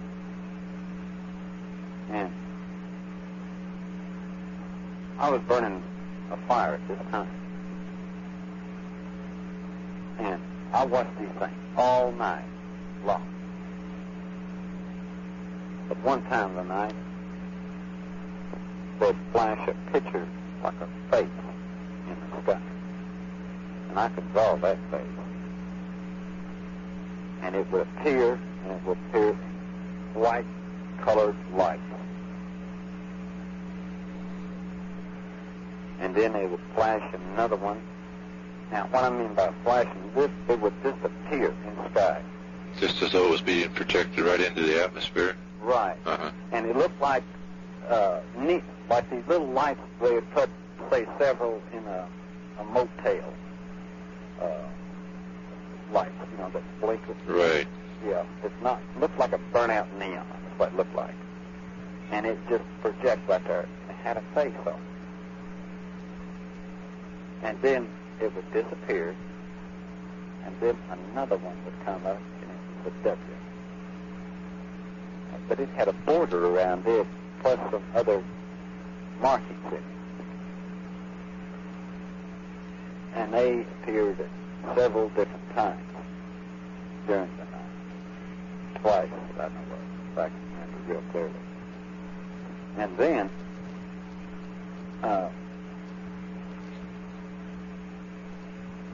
the only time I've seen actual landing lights on the craft is when one was coming in, and it was on the circular on the bottom. They were lights on the bottom. But after we touched down, he'd turn them off. That's the only time I've ever seen that I could see. No landing gear or nothing on it. Also, on this one big craft, I could see colors on it. Uh-huh. Okay. It looks basically like a band going around the middle of it. Now this band must have been at least as far away as I was, 8 foot wide. And the band had something like a picket fence going through it. And these, not like a picket fence, you know, you've seen a diagonal type fence, like a Z-bar type? Right. And these panels were red with a white background. And these Z-bars all the way around this craft. Now, this was moving around on the horizontal? No, this was stationary. This dude was stopped. Uh-huh. But what I mean is the band was around on the horizontal, not on the vertical. Right. Okay. Right. Okay. Now, I never thought I'd ever believe, but when these things took off, I watched these things all night till sunrise. They would lay on their edge, and they'd go about 300 feet, and then they'd lay horizontal with the ground. Right. Then he'd start this panel up. The panel would turn white first. Then it would go to a pastel blue, to a pastel green. And then the longer he stayed there, it started to come to a pastel white, but a fog white. And the longer he sat there and run that thing, it would, this white would engulf the craft. You could just watch it spread from top to bottom. Uh-huh. And then he'd just move off, and he didn't make a bit of sound or anything on leaving or anything like that. They run one sound pattern while I was there, 2 sound patterns. And one was a great big whooping, and the other one was just a plain sound, straight pattern. and they was running into another ship over there. They was running them back and forth, different sound patterns. But that's the only noise they ever made that I've seen. Let's see, what else? Well, each one of these crafts took off on their edge, one at a time. This was daylight when they started doing this? No, it was, they started probably pulling out around 3:30. 3 to 3:30. And the last one, most likely, I guess it must have been a 4 to 5. But he pulled out, and he sat up there, I guess he was about a half mile or a mile up. And he sat there with the dawn coming in. And he just sat there, and I just watched the heck out of him. Could you see a solid surface on this? Could you see a solid surface on the last one? Oh, yeah, right. He was just sitting there, like suspended in space. There was no cloud or nothing around him. He was just there, just stopped, wasn't making a bit of noise. Okay, he was the last one to leave. Before he left, he must have been a control ship over this, or something, because there's one in the sky, and he looked like a bright star. But there's only one thing that was different. There was a light beam going up and a light beam coming down. And it just more or less like you could see two light beams. And it was going right to the star. It was not going past the star. And they were coming right down to this ship, the last one to leave. Now, was the star in the sky, the star-like thing in the sky, was that quite large? Well, it was bright.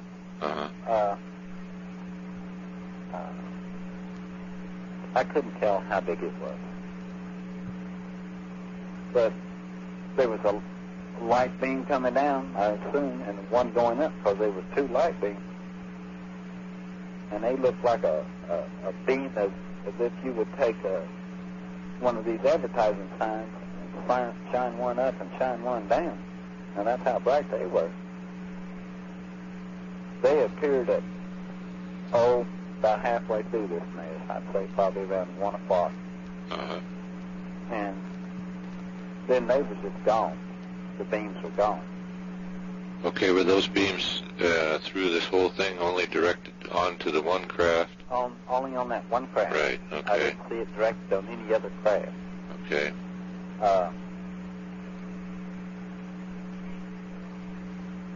And if I told you how I got out of there, you wouldn't believe me. I'd like to hear about it anyway. These little, you probably think I'm nuts. These little, I call them antennas. At dawn, when this ship picked up and moved up and just stopped, there was another antenna appeared approximately 60 feet from me. And I still looked at it with my scope. And the flare, remember, it's got two wings on the flare. It's not like wings of a bird. This is like a regular road flare that you light up. Right. And they can move these in any direction, these little old wings. They can be pointing, say, north. And what I'm talking about, the point is the base of the flare. You know what I mean? Right. The burning substance. Yes. It was pointing to about southwest. I'd say southwest. And another one was behind me. It was pointing southwest. And being lost, I said, to hell with it, and I went the way the thing pointed, and I come in within 50 yards of my truck. And I didn't get back to the truck till 10:30 to 11 o'clock. And I'm in very good physical condition. That's going down to canyons and across mountains. And that's not hunting, that's moving out. And I was totally exhausted when I got to that truck. I couldn't have went another 2 miles without rest. Okay, now was that 11 o'clock a.m. or p.m.? A.m. Okay. And now I don't know how far away I was, but I figured I was going at least 3 miles an hour. Uh-huh. I guesstimate anywhere from 10 to 12 miles. I was past my truck. And do you feel yourself that they were actually directing you in which direction to go? Yeah, I did. Because at one time, when I seen them, when I started to see them pictures on the sky, one of these antennas was there, and I explained to him. I said, I don't know who the hell you are, but you sure got your shit together. You know what the hell you doing. That's what I told them. Uh-huh. I don't know if they could hear me or not. I told them I was lost and leave me the hell alone. You can do your thing. But I didn't want nothing to do with you. And that night I burnt 2 logs. Oh, I'd say about 15 foot long, 20 foot long, all night long. I was afraid to go to sleep where the coyotes would get me up there. I could hear them holler, yelling, you go to sleep up there in that mesa, they will get you. Okay, then you are sure that you did not sleep or lose any time at all? I'm sure of that. Okay. I had to stay awake all night. Uh-huh. Now, there's a couple times that I almost fell in the fire. Now, about falling, though, you know, I stepped into the fire a couple of times, but I'm not crazy enough that I wasn't aware. But I'll tell you, I could close my eyes or look in a different direction or forget about them and turn around, and they'd still be there. Okay. You know, I thought maybe you're seeing things, you know. So, you know, the best way to do if you think you're seeing things is just don't look at it anymore. Right. Think about something else. Right. And so I looked at it, went back there and started singing and whistling and yelling and screaming, hollering help and everything else. And turned around, they're still there. Okay, now, the last object to leave, you got a good look at that. Was it partial daylight then? Yeah. Okay. It's fully visible. Okay, now, in your opinion, would that object be metallic? Yeah, but it was, well, you wouldn't believe the engineering on that thing, though. Anything can lay on its edge as big as it was and move off without a sign or sound. Okay, now, in your opinion, just how big, excuse me, how big what? Well, I'll tell you, it was big as, I'd say it was at least as big as my house. And I got a 1,200 square foot house, 1,400, with a 2-car garage. It was at least that big. Okay. Did you notice any openings of any kind? No, I couldn't see no portholes or anything like an aircraft fuselage in it, or any kind of a tower that would suggest that, you know, people could look out. I couldn't see no people or nothing. Okay. Now, could you describe that last one, the exact shape as you saw it? I'll tell you what, okay, then, if you took 2 paper plates, you know, the type that's got the ribs in it? Right. Okay. You take them and you reverse them. The ribs would go one way on the top and one way on the bottom, but the opposite direction.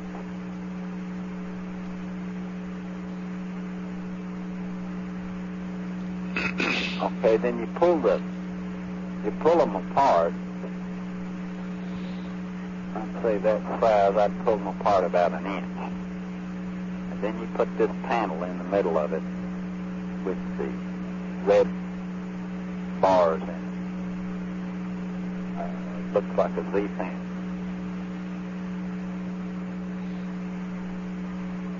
Okay. But it didn't really Z, it was more like an N fence. Like it was N. Uh-huh. It wasn't a Z. It wasn't it wasn't an M-type fence. It was I guess it'd be a Z-type. Lay a Z on its side. Okay. Now... That Z that was laying in there was red. And the background on it was white. Okay. Now, how many did you actually see land? I seen 4 land, but I could observe about 4 more that was already there before I came. Before, okay. In other words, after you got to the area, there were 4 more came down. Right. Okay. And did they seem to be in one particular area, or did they more or less surround the area that you were in? They was more or less surrounding that mesa. They was in more or less a circular, and I'd say they was,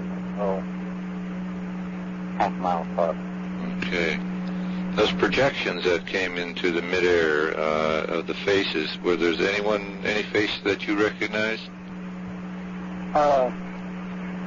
Looked like a man's face. Uh-huh. It was a triangular type face.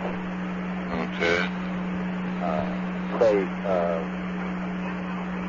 The point of a triangular would be at the bottom, and say the head would be at the top. Okay. And with kind of slashes down.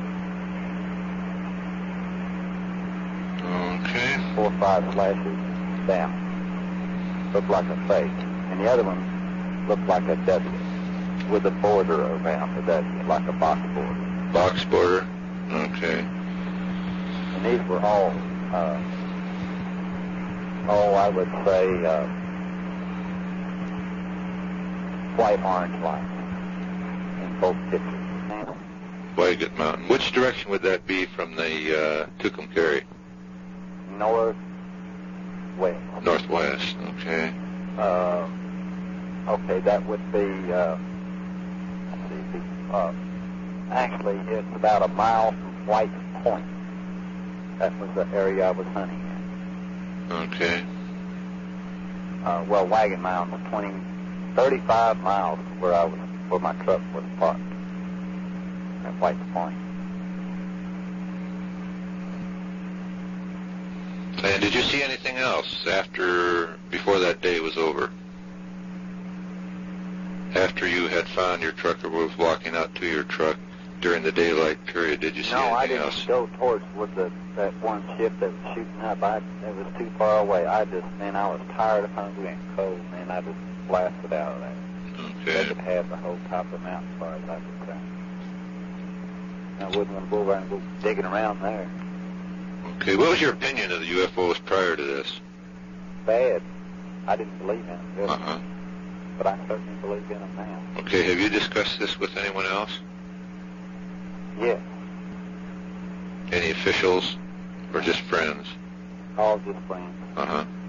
They thought I was all nuts, so I'm going to let them pass it off.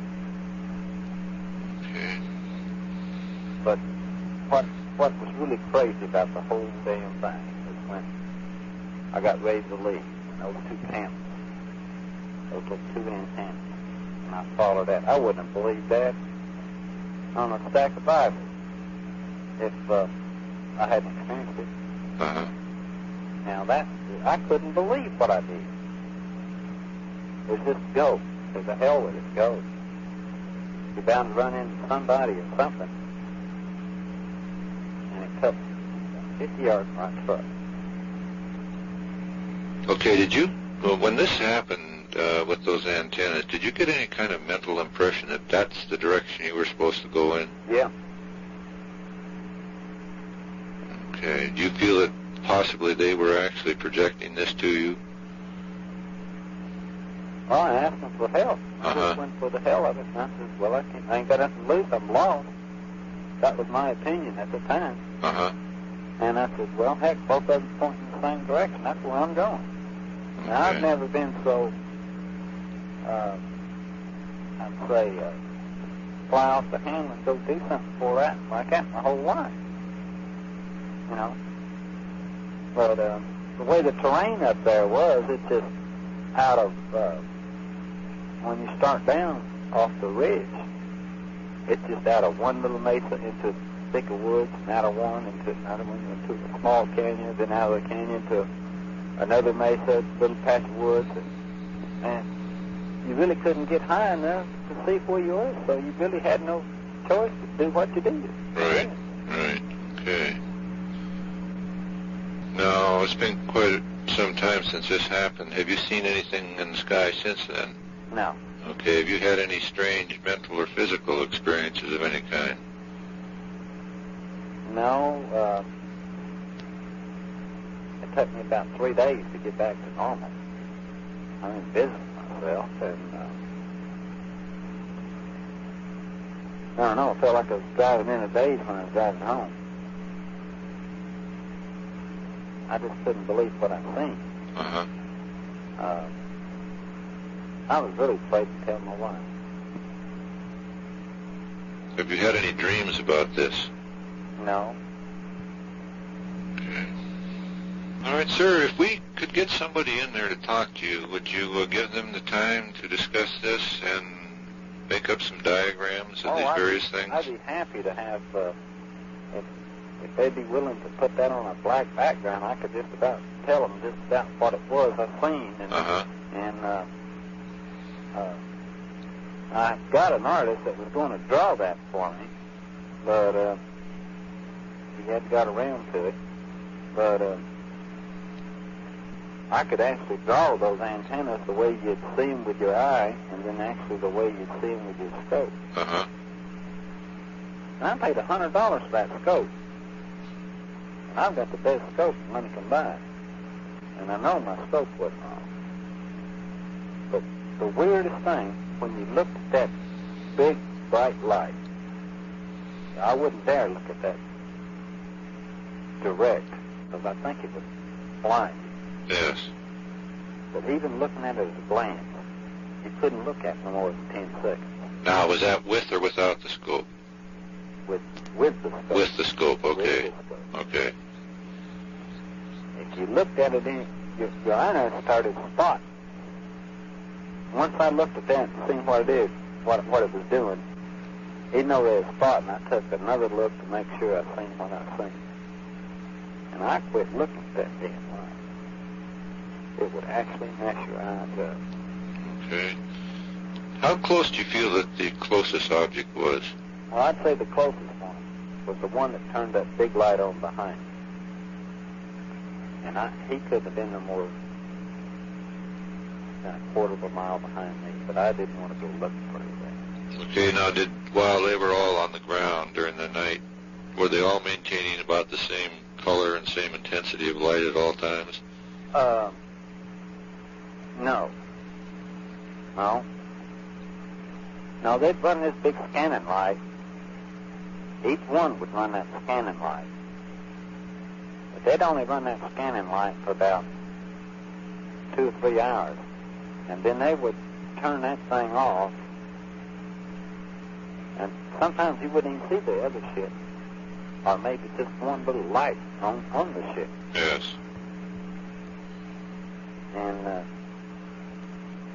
And the light was on the outside. I could not see nothing on it. I wouldn't even see the landing lights unless that man turned them on, or whoever he was. Yes. But the best one I got to look at was the one that shot the beam top in the sky. Evidently, the other beam come down. Now that's the best one I got to look at, because he was directly in front of me. Okay, now that beam that came down from that light, is that the one that came right to the ground? No, it went in. It stopped on top of the ship. At the object, okay. And in other words, there was two running from that vehicle up to the one in the sky. Yeah. Right, okay. Now, these objects that were sitting on the ground, were they all sitting up on or standing, or parked, or whatever, on their side? No, they was laying on their belly. They were flat? Flat, okay. Yeah. I could not see no landing gear on them. Now, when they took off, did they rise off of the ground a little bit before they turned up on edge? Yeah. Okay. Then they laid on their side. He was totally suspended in the air when he was on his side. And the edge almost went on the ground. He laid right on his edge, and then he just moved up. Okay. Real slow. Did they go slow all the way? And he went slow until he laid it back down, vertical with the ground. I mean, horizontal with the ground. Uh-huh. And then only thing what got me is that I just started calling it a gyro. I started calling that center section a gyro. The one with the red panel in it. Yes. And with the white background. Now, I call that a gyro. Now, that's about the only thing I know it could be sophisticated enough, but it's got to be something far superior than that. And while all this takeoff was going on, you didn't hear any sound? No sound at all. No sound at all. But all of them eventually were engulfed with this corona of light. You couldn't see the vehicle itself. Right. All it looked like was a comet. Right. Now, when they moved away, did they go straight up? No. They went off at a diagonal. Did they all go in the same direction? Basically, yeah. Okay. But then they turned and they headed out towards this other one. That bright light in the sky? Yeah. Okay. They headed towards it, but boy, it didn't take them long. Did you actually see them go to that light? No, not exactly to it, because they were moving so damn fast. Yeah. Now, it was a clear night. But you could still see them moving, then after you get out a little ways, it just looked like a star moving through the sky. Right. And they just gone. Okay. Okay, Mr. Masterson, well, we sure appreciate your talking to us, and if we can get someone in there, why, we'll have them call you ahead of time to make an appointment and give them a chance to get some diagrams. Well, I would be more than happy to cooperate with it and give them as much information as I possibly know of what I've seen. Okay. Now, do you want your name held absolutely confidential in this? Oh, I don't care. Everybody knows I'm crazy anyway, I guess. You gotta be crazy to be in business for yourself. No, it didn't make no difference. I don't care one way or the other. Uh-huh. But what I tell you is going to be the truth. Exactly what I see. Uh-huh. It ain't going to be nothing that somebody dreamed up, because I actually seen it. Well, that's what we want. We're in search of good scientific data. But I tell you something. I sure in the hell wouldn't want to fight an army with this damn thing. I've always said, if I ever seen one of these things, I'd shoot it down, with my rifle, When I was up there, I fired my last round trying to stop that Jeep. And I didn't have a round at all, not one shell in my gun, and that's foolish. That's foolish. I had an empty gun, and I don't think a loaded gun did anything good. If they got that kind of use, they sure in hell know a lot about us, too. Yes, yes they do. I'm sure they've got a protective force or some kind of Mickey Mouse deal that could prevent rifle fire at them. Okay. I'm not going to sit around and let somebody shoot them up. Okay. That's bad odds, 9 against 1. That's everybody says. Uh-huh. It's better to sit by the fire and watch them. Yes. Is your first name E-M-O-R-Y or E-R-Y? Yes. O-R-Y? O-R-Y. O-R-Y, okay. All right, sir, thanks again for taking the time to talk to us. You're welcome. Thanks a lot. Right. Bye. Yeah, I was given this number to report some UFOs I saw tonight. Okay, we'd like to hear about it. Okay. I was inbound El Monte in a 210, I'm sorry. And I spotted 3. I guess they were UFOs. I've never seen anything like it before in my life. And they were flying approximately, eastbound approximately, about 070 degrees. And at my altitude, I would say that they were probably around 20,000 in formation flight, 3 of them. Uh-huh. One in front, 2 in the rear, 1 on each side. And at the speed, they were traveling at a pretty good speed. I would say probably somewhere around 6,000-7,000 miles an hour. And the first thing I saw when I saw them was that they kind of turned blue and then emitted kind of a red streak, and it trailed off for a second or two, and then all of a sudden it burst back in again, and then they were off and disappeared over the horizon. Okay, about what time was that? This was about, I would say, about 35 minutes ago. Okay. Any estimate on distance or altitude? Well, altitude, I would say, it was hard to judge, not knowing the size or anything like that. From looking at the stars and as to where they were, I would say they were probably 17 to 20,000. Okay. Clear sky? Oh, clear sky, perfectly clear sky. Okay. And like I say, they were in formation flight. All 3 did the same thing at the same time, as if they were cutting in an afterburner or something. I see, okay. Can you compare those with anything that you know of for size? Well, there was other airplanes in the area. I could see them all around me. I see. As far as size goes, they were pretty, well, being the altitude, they were not exactly small. I would say the size of a light bulb. Okay. About how long did you have those in view? Oh, for approximately 45 seconds. Okay. They gave out 2 bursts of light, and that was all I could say.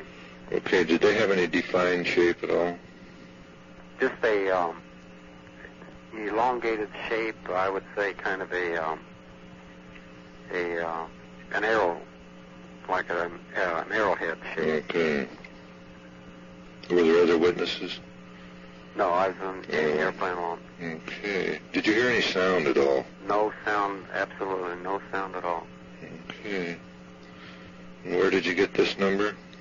From the Ontario Tower.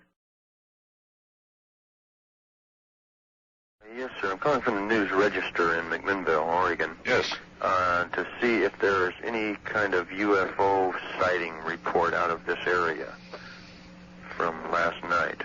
No, sir. None whatsoever. In fact, we didn't even have a call last night. Okay.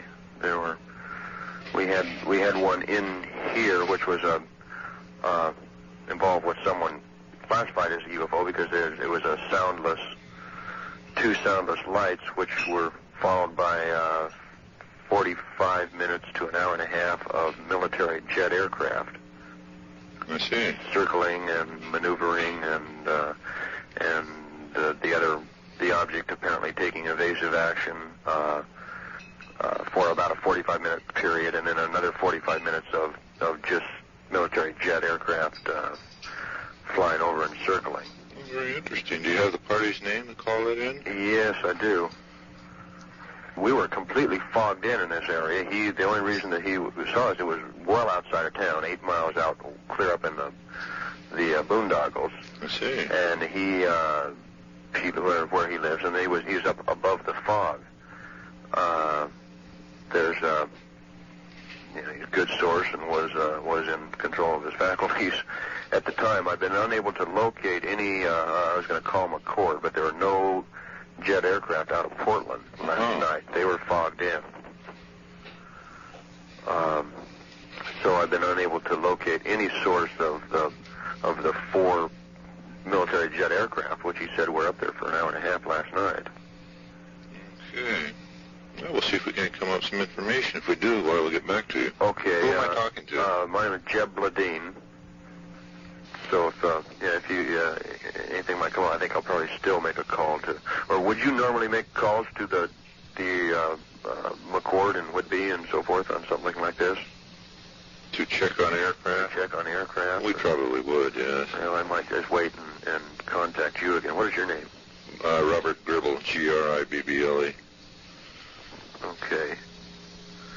Okay, well, I'll if I don't hear back from you, I'll give a call back this afternoon. Okay. Okay. All right. Thank you. Bye. UFO Reporing Center.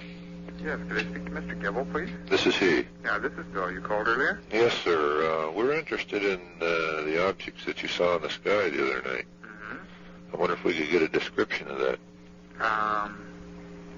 They were fairly high altitude, so basically all it was is just a very, very bright light and more of a circular, shape to it. Seemed like when I saw it cross, I could see a little bit of a light, whether it might just have been a light, from trailing from the speed it was traveling at. It looked like there was a smaller light towards the back of it, but it was at a fairly high altitude, and it was a very bright light. It looked like almost like a landing light or something. When you're at a close distance to it, so it was that bright. So it was be very difficult to estimate, like how high it was or anything, because it was so bright. But I did see aircraft in like jet aircraft in the area at the time, and I could make out. I don't know how close they were to it, but I could make out all the running lights on the aircraft. It was, like I say, I can't really judge how large it was, or how high it was, just because I didn't know how big it was in the first place. So. Yeah. But what time did you spot that? Just almost exactly 8 o'clock. That was Monday night? Mm-hmm. Okay. And was the object on the move? Yes, definitely. It was circling. It kept doing it was coming from northwest and circling. I first saw it coming out of the northwest, but it was doing a definite circle pattern. As it was moving? At a very high rate of speed. It made 4 passes, and just as near as I could tell, the exact same course. It didn't seem to vary at all. But it was going out at quite a distance to the east, to the northeast, and then coming back through. I could not hear any sound from it. That after I first saw it, then the aircraft came in. Then I saw them. I don't know if it was there before or not. I don't know how long it had been up there. Yes. Because I just noticed it. By coincidence, I happened to go upstairs and look out the window and see it. So I don't know how long that it was visible. But after I did see it the first time, then I could start to see the aircraft, which seemed to be like they were pursuing it or at least shadowing it, and then I could start to hear the jet engines from them. But when I first saw it, there were no aircraft in the area. My first sighting of it was just 30 seconds or a minute, but I could not hear any sound from it. After a point, then there were a number of aircraft in the area, and I could hear them. So I don't know, they were making so much noise, I couldn't tell whether it was making any noise or not. Right. Did the object itself seem to be evading the aircraft? It seemed to be sticking to pretty much of a course. It did seem like that it would, that it would accelerate and go away from them. What I saw in my first reaction when I saw it was that it did try to move away from them, and that they were definitely in pursuit of it. I see. Our checking around yesterday said everybody's claiming that there were no military aircraft up that night, which is kind of interesting. Uh-huh.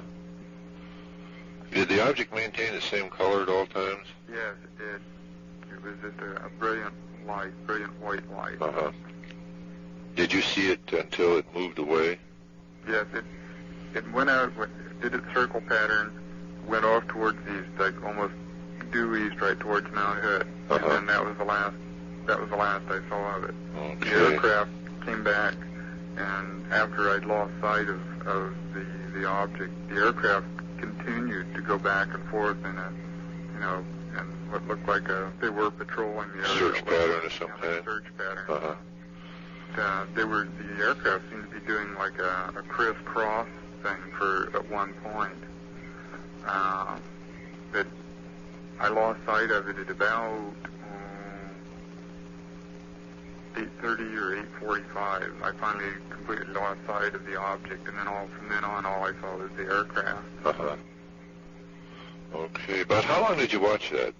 I watched from 8 till 8:45. I saw the object, but then I stayed and watched for until well after 9 o'clock, and continued to watch the airplanes. And then everything quieted down. But at one point, I counted what I thought there were a lot of stars out that night. I live up to fairly high elevation. It was quite foggy, but it was extremely clear, and there were a lot of stars out. But at one point, it looked like a light show going on. Yes. With so many aircraft going. But I counted what I think was 4 jets at one time. So, do you have an 800 number there by any chance? No, we don't, unfortunately. I was thinking that somebody around did have, but I think there's one in the southwest. There's one in Illinois, but it's confined to police use only. It's not available to the public. We're the only public center of its kind in the country. Yeah, this is the first time I'd ever seen anything like that. I've never I've flown a lot. That's the first time I'd ever seen it, and I don't think it would even have interested me. I would have passed it off as a meteor or something if I had not seen the aircraft, which I felt to be in pursuit of it. Okay, now, was this object, you saw it come out of the northwest, it was maintaining this circular pattern as it was moving through the sky? I mean, was it circling as it was moving, or did it just maintain a constant? It maintained pretty much of a constant pattern. Yeah.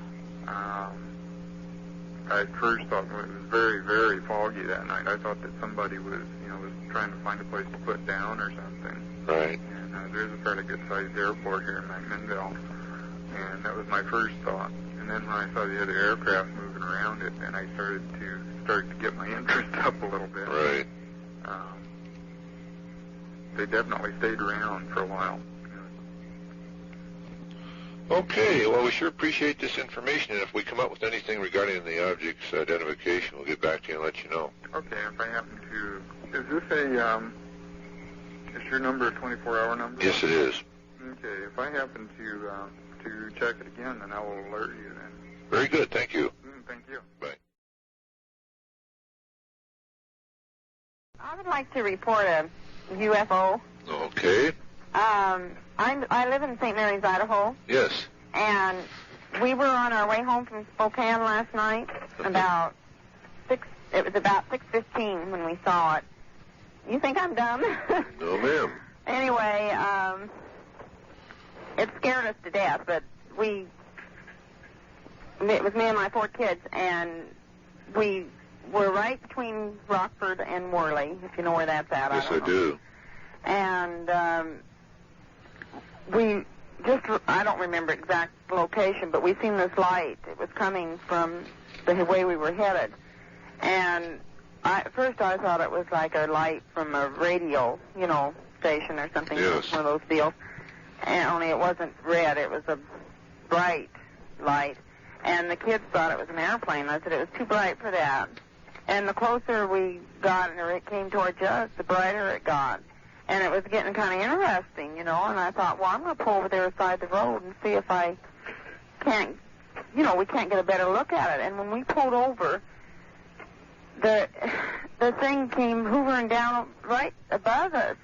And I never believed in UFOs before, but that thing scared me to death. It just was a great big light, a great big dome light on the top of it. And then you could tell it was shaped like, you know, like people describe a flying saucer. Because, like a disc? Huh? Disc-shaped? Well, it was, I don't know what disc shape is. I mean, it had like a great, you know, a dome on top, and then like a saucer thing on the bottom, and there was two lights blinking on both ends of it. And I just was petrified, you know. I didn't know, and we just sit there staring at it, and I started to take off down that road. It scared me so bad, and then I thought, no, I'm not going to do that. I mean, what if it was something from outer space and trying to get us or something? So I backed out onto the highway. And when I started to go on down the road then, it started heading like over towards Spokane. And there was other cars, and I don't know if they seen it or reported it. They surely must have seen it. And I was going to report it when I first got home last night and call down the local station, but my husband said, no, he wasn't with us. He says, people think I was crazy, you know, and not to report it. And then I just couldn't stop thinking about it all night. And the funny thing was, I was even imagining. But anyway, we watched that thing when we pulled off down the highway, and it went over towards Spokane. And then I stopped after there was no cars behind me. I wanted to stop and see if I could see it, you know. And I got out of the car, and it looked like it was headed back over towards us. And then it started over alongside the mountains and just went until we couldn't see it anymore on the other side of the mountains. And then I was scared to death driving all the rest of the way home. I kept thinking every light I seen, I was seeing something, you know. And then when we got into town, there was a light. It looked like it was a ways off, but right over, not too far from where we live, I could see a bright light, and it was there for, you know, for about an hour. And then I looked out later, and it was gone. Okay. About what time did that happen? 6:15, because I asked my kids if they looked at the watch, you know, and about 6:30 I thought about what time it was, you know, that it happened, and Vince said he did look at his watch, and it was 6:15. Okay, which highway were you driving on? I think that's Highway 95. I don't know. Oh, I'm not very good. I just know my way over there. That. Okay, now when you first saw this light, did it appear to be over the highway at a distance? Over the highway? Yes, I mean, was it, were you driving directly towards it? Well, we were driving, no, not really, but then our road's kind of curvy. Yes. There to here, and really what it looked like, it could have been off the side. I don't think so. I really don't think so. And the object, or the light stopped directly overhead? Yes, because we could see it, and either it was big or it was close to us. Okay. One or the other. Okay, now. But it was bright. Do you have any estimate of how big? Can you compare it with anything? Oh, we were so scared. Can you compare that with anything about how big it was? All I know is that it had to be pretty big to be able to even... I don't know. I really don't. Okay. Was it as big as your car? I'd say it was as big as my car. Okay. Okay, now, do you have any estimate as how high it was from the ground? More like that, because I just don't. Okay, now, could you hear any sound? No, we couldn't. It was no sound. I mean, we couldn't hear anything at all. Did it maintain its brilliance, the same brilliance at all times? Yeah, but the closer it got, it was really bright, you know. Okay. Then you could definitely... Oh, I know one other thing. But then we got into Worley. Now, I didn't know whether I was just scared or what, but we got into Worley, and I was going to stop there and report it at a place, but there was nothing open. Yes. But there was something right above the town that looked like might have been the base of that thing, but the dome light wasn't shining. You know, it was just like, how many lights were on that thing? 4, 5, 6 or something, and they were all different colors, and it was just like right up in the sky, but there was no big big dome light, you know, and I couldn't have told what the object was or anything. It was just some big bright, not big lights, just like they were colored lights, and they were up in the sky. Okay. Did those lights remain stationary Those on colored the lights? object? Yes. They weren't yeah, they were just, it was just standing still. Okay. And about how long would you say that it remained directly over you until you started pulling away? Yes. Oh, I was scared. Oh. Did this give off a glow which lit up the ground area? I didn't look at the ground. I didn't look at the ground. I didn't, Okay. Did you have any unusual physical or mental feelings while it was hovering overhead? Just scared, just like I was wanting to take right off and go down that road, and then I didn't do it. Okay. But I prayed before I went to Spokane and asked the Lord to watch over us and give us traveling mercy. That sounds dumb, but I don't care. I thought it scared me to death. I thought, what if that could have been somebody that we went down that road and they could have, who knows? Okay, did you have any problems with your car while this was close by? No. Okay. No. Were you playing the radio at the time? No, because I don't like to listen to it. And then this just moved away, just out of sight. Yeah, but it was like behind us going, and I was driving, so I couldn't really watch it. Right. Okay. But it took quite a ways before it got out of sight, because I went quite a ways down the road until the cars behind me weren't behind me anymore. And then I stopped the car on the highway and got out and looked myself. And it looked like it was headed back over towards where we were. And then it went and headed back the other way, and we watched it until, then I could see it out my window as I was driving. We watched it until it just disappeared on the other side of those mountains. Okay, but when it was hovering over you, you didn't get out of the car, did you? No, oh my goodness, I was so scared. We were so scared we couldn't. I mean, it was just...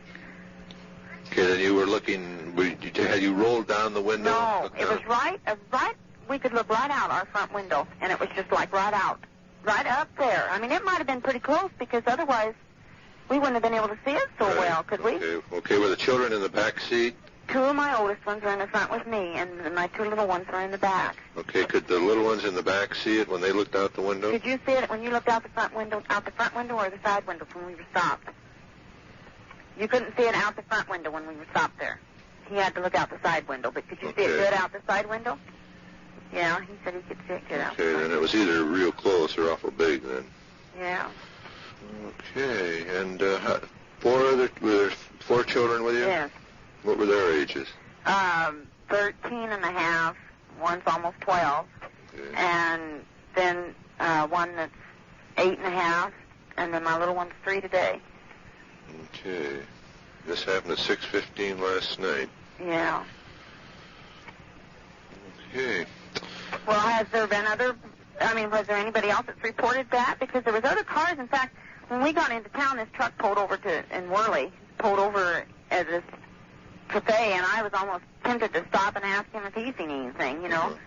But nobody else reported anything last night? No, ma'am. Now, when you were sitting there watching that, and it was directly overhead, was there any other traffic coming by? There was a car in front of us a few times, because I wanted to pull over quite a few times, and I couldn't find, before we stopped, I wanted to pull over a lot of times, but I couldn't because of the traffic was behind me or in front of me. And so there was a lot of other people on the road, and that's the reason I was curious. I even sat up and watched the news last night thinking that it was going to be something on there that somebody reported, you know, because I really thought that somebody would report it. Okay, now, but do you remember when you were stopped and the thing was directly overhead, if the other traffic was going by you? No, we were to the back of the highway. Uh-huh. I mean, you know, I pulled off like it was another road going out the other way. Oh, I see. But the kids, when we were pulled off the side of the road looking at that thing, do you know if there was any other cars going behind us? Then? No, when we pulled off the side of the road, and, you know, and that thing was right over the top of us, was there any, did you notice, or was you too scared? Was there any cars going along the highway behind us? When we were parked there looking at that thing, you noticed the car behind us? But that thing wasn't real close to us when we first stopped. I don't know. Okay, that's okay. And where did you get our number? Well, we called the information, and they gave us a number, and nobody answered, and then we called, they gave us another number in Spokane at a weather place, and then he looked up a number and gave us this number. Okay. Okay, we'll get on this right away, and if we come up with any information, we'll get back to you and let you know. Oh, I'd appreciate that, because I just really want to know if I was crazy or if we really seen something that wasn't supposed to be. Okay, and if we're able to get somebody in to talk to you, would you willing to discuss this with them? Yes. So we would really like to get some diagrams. Yeah, I think the kids, and all of us together, because after it left, we were trying to describe it, and we all three described it just exactly how we seen it. Okay. It was really scary. Well, it's still fresh in your mind. It might be a good idea to draw a sketch of what you did see, so you don't forget any of the details. Well, my little one is trying to tell me the thing, and the one we seen in Worley.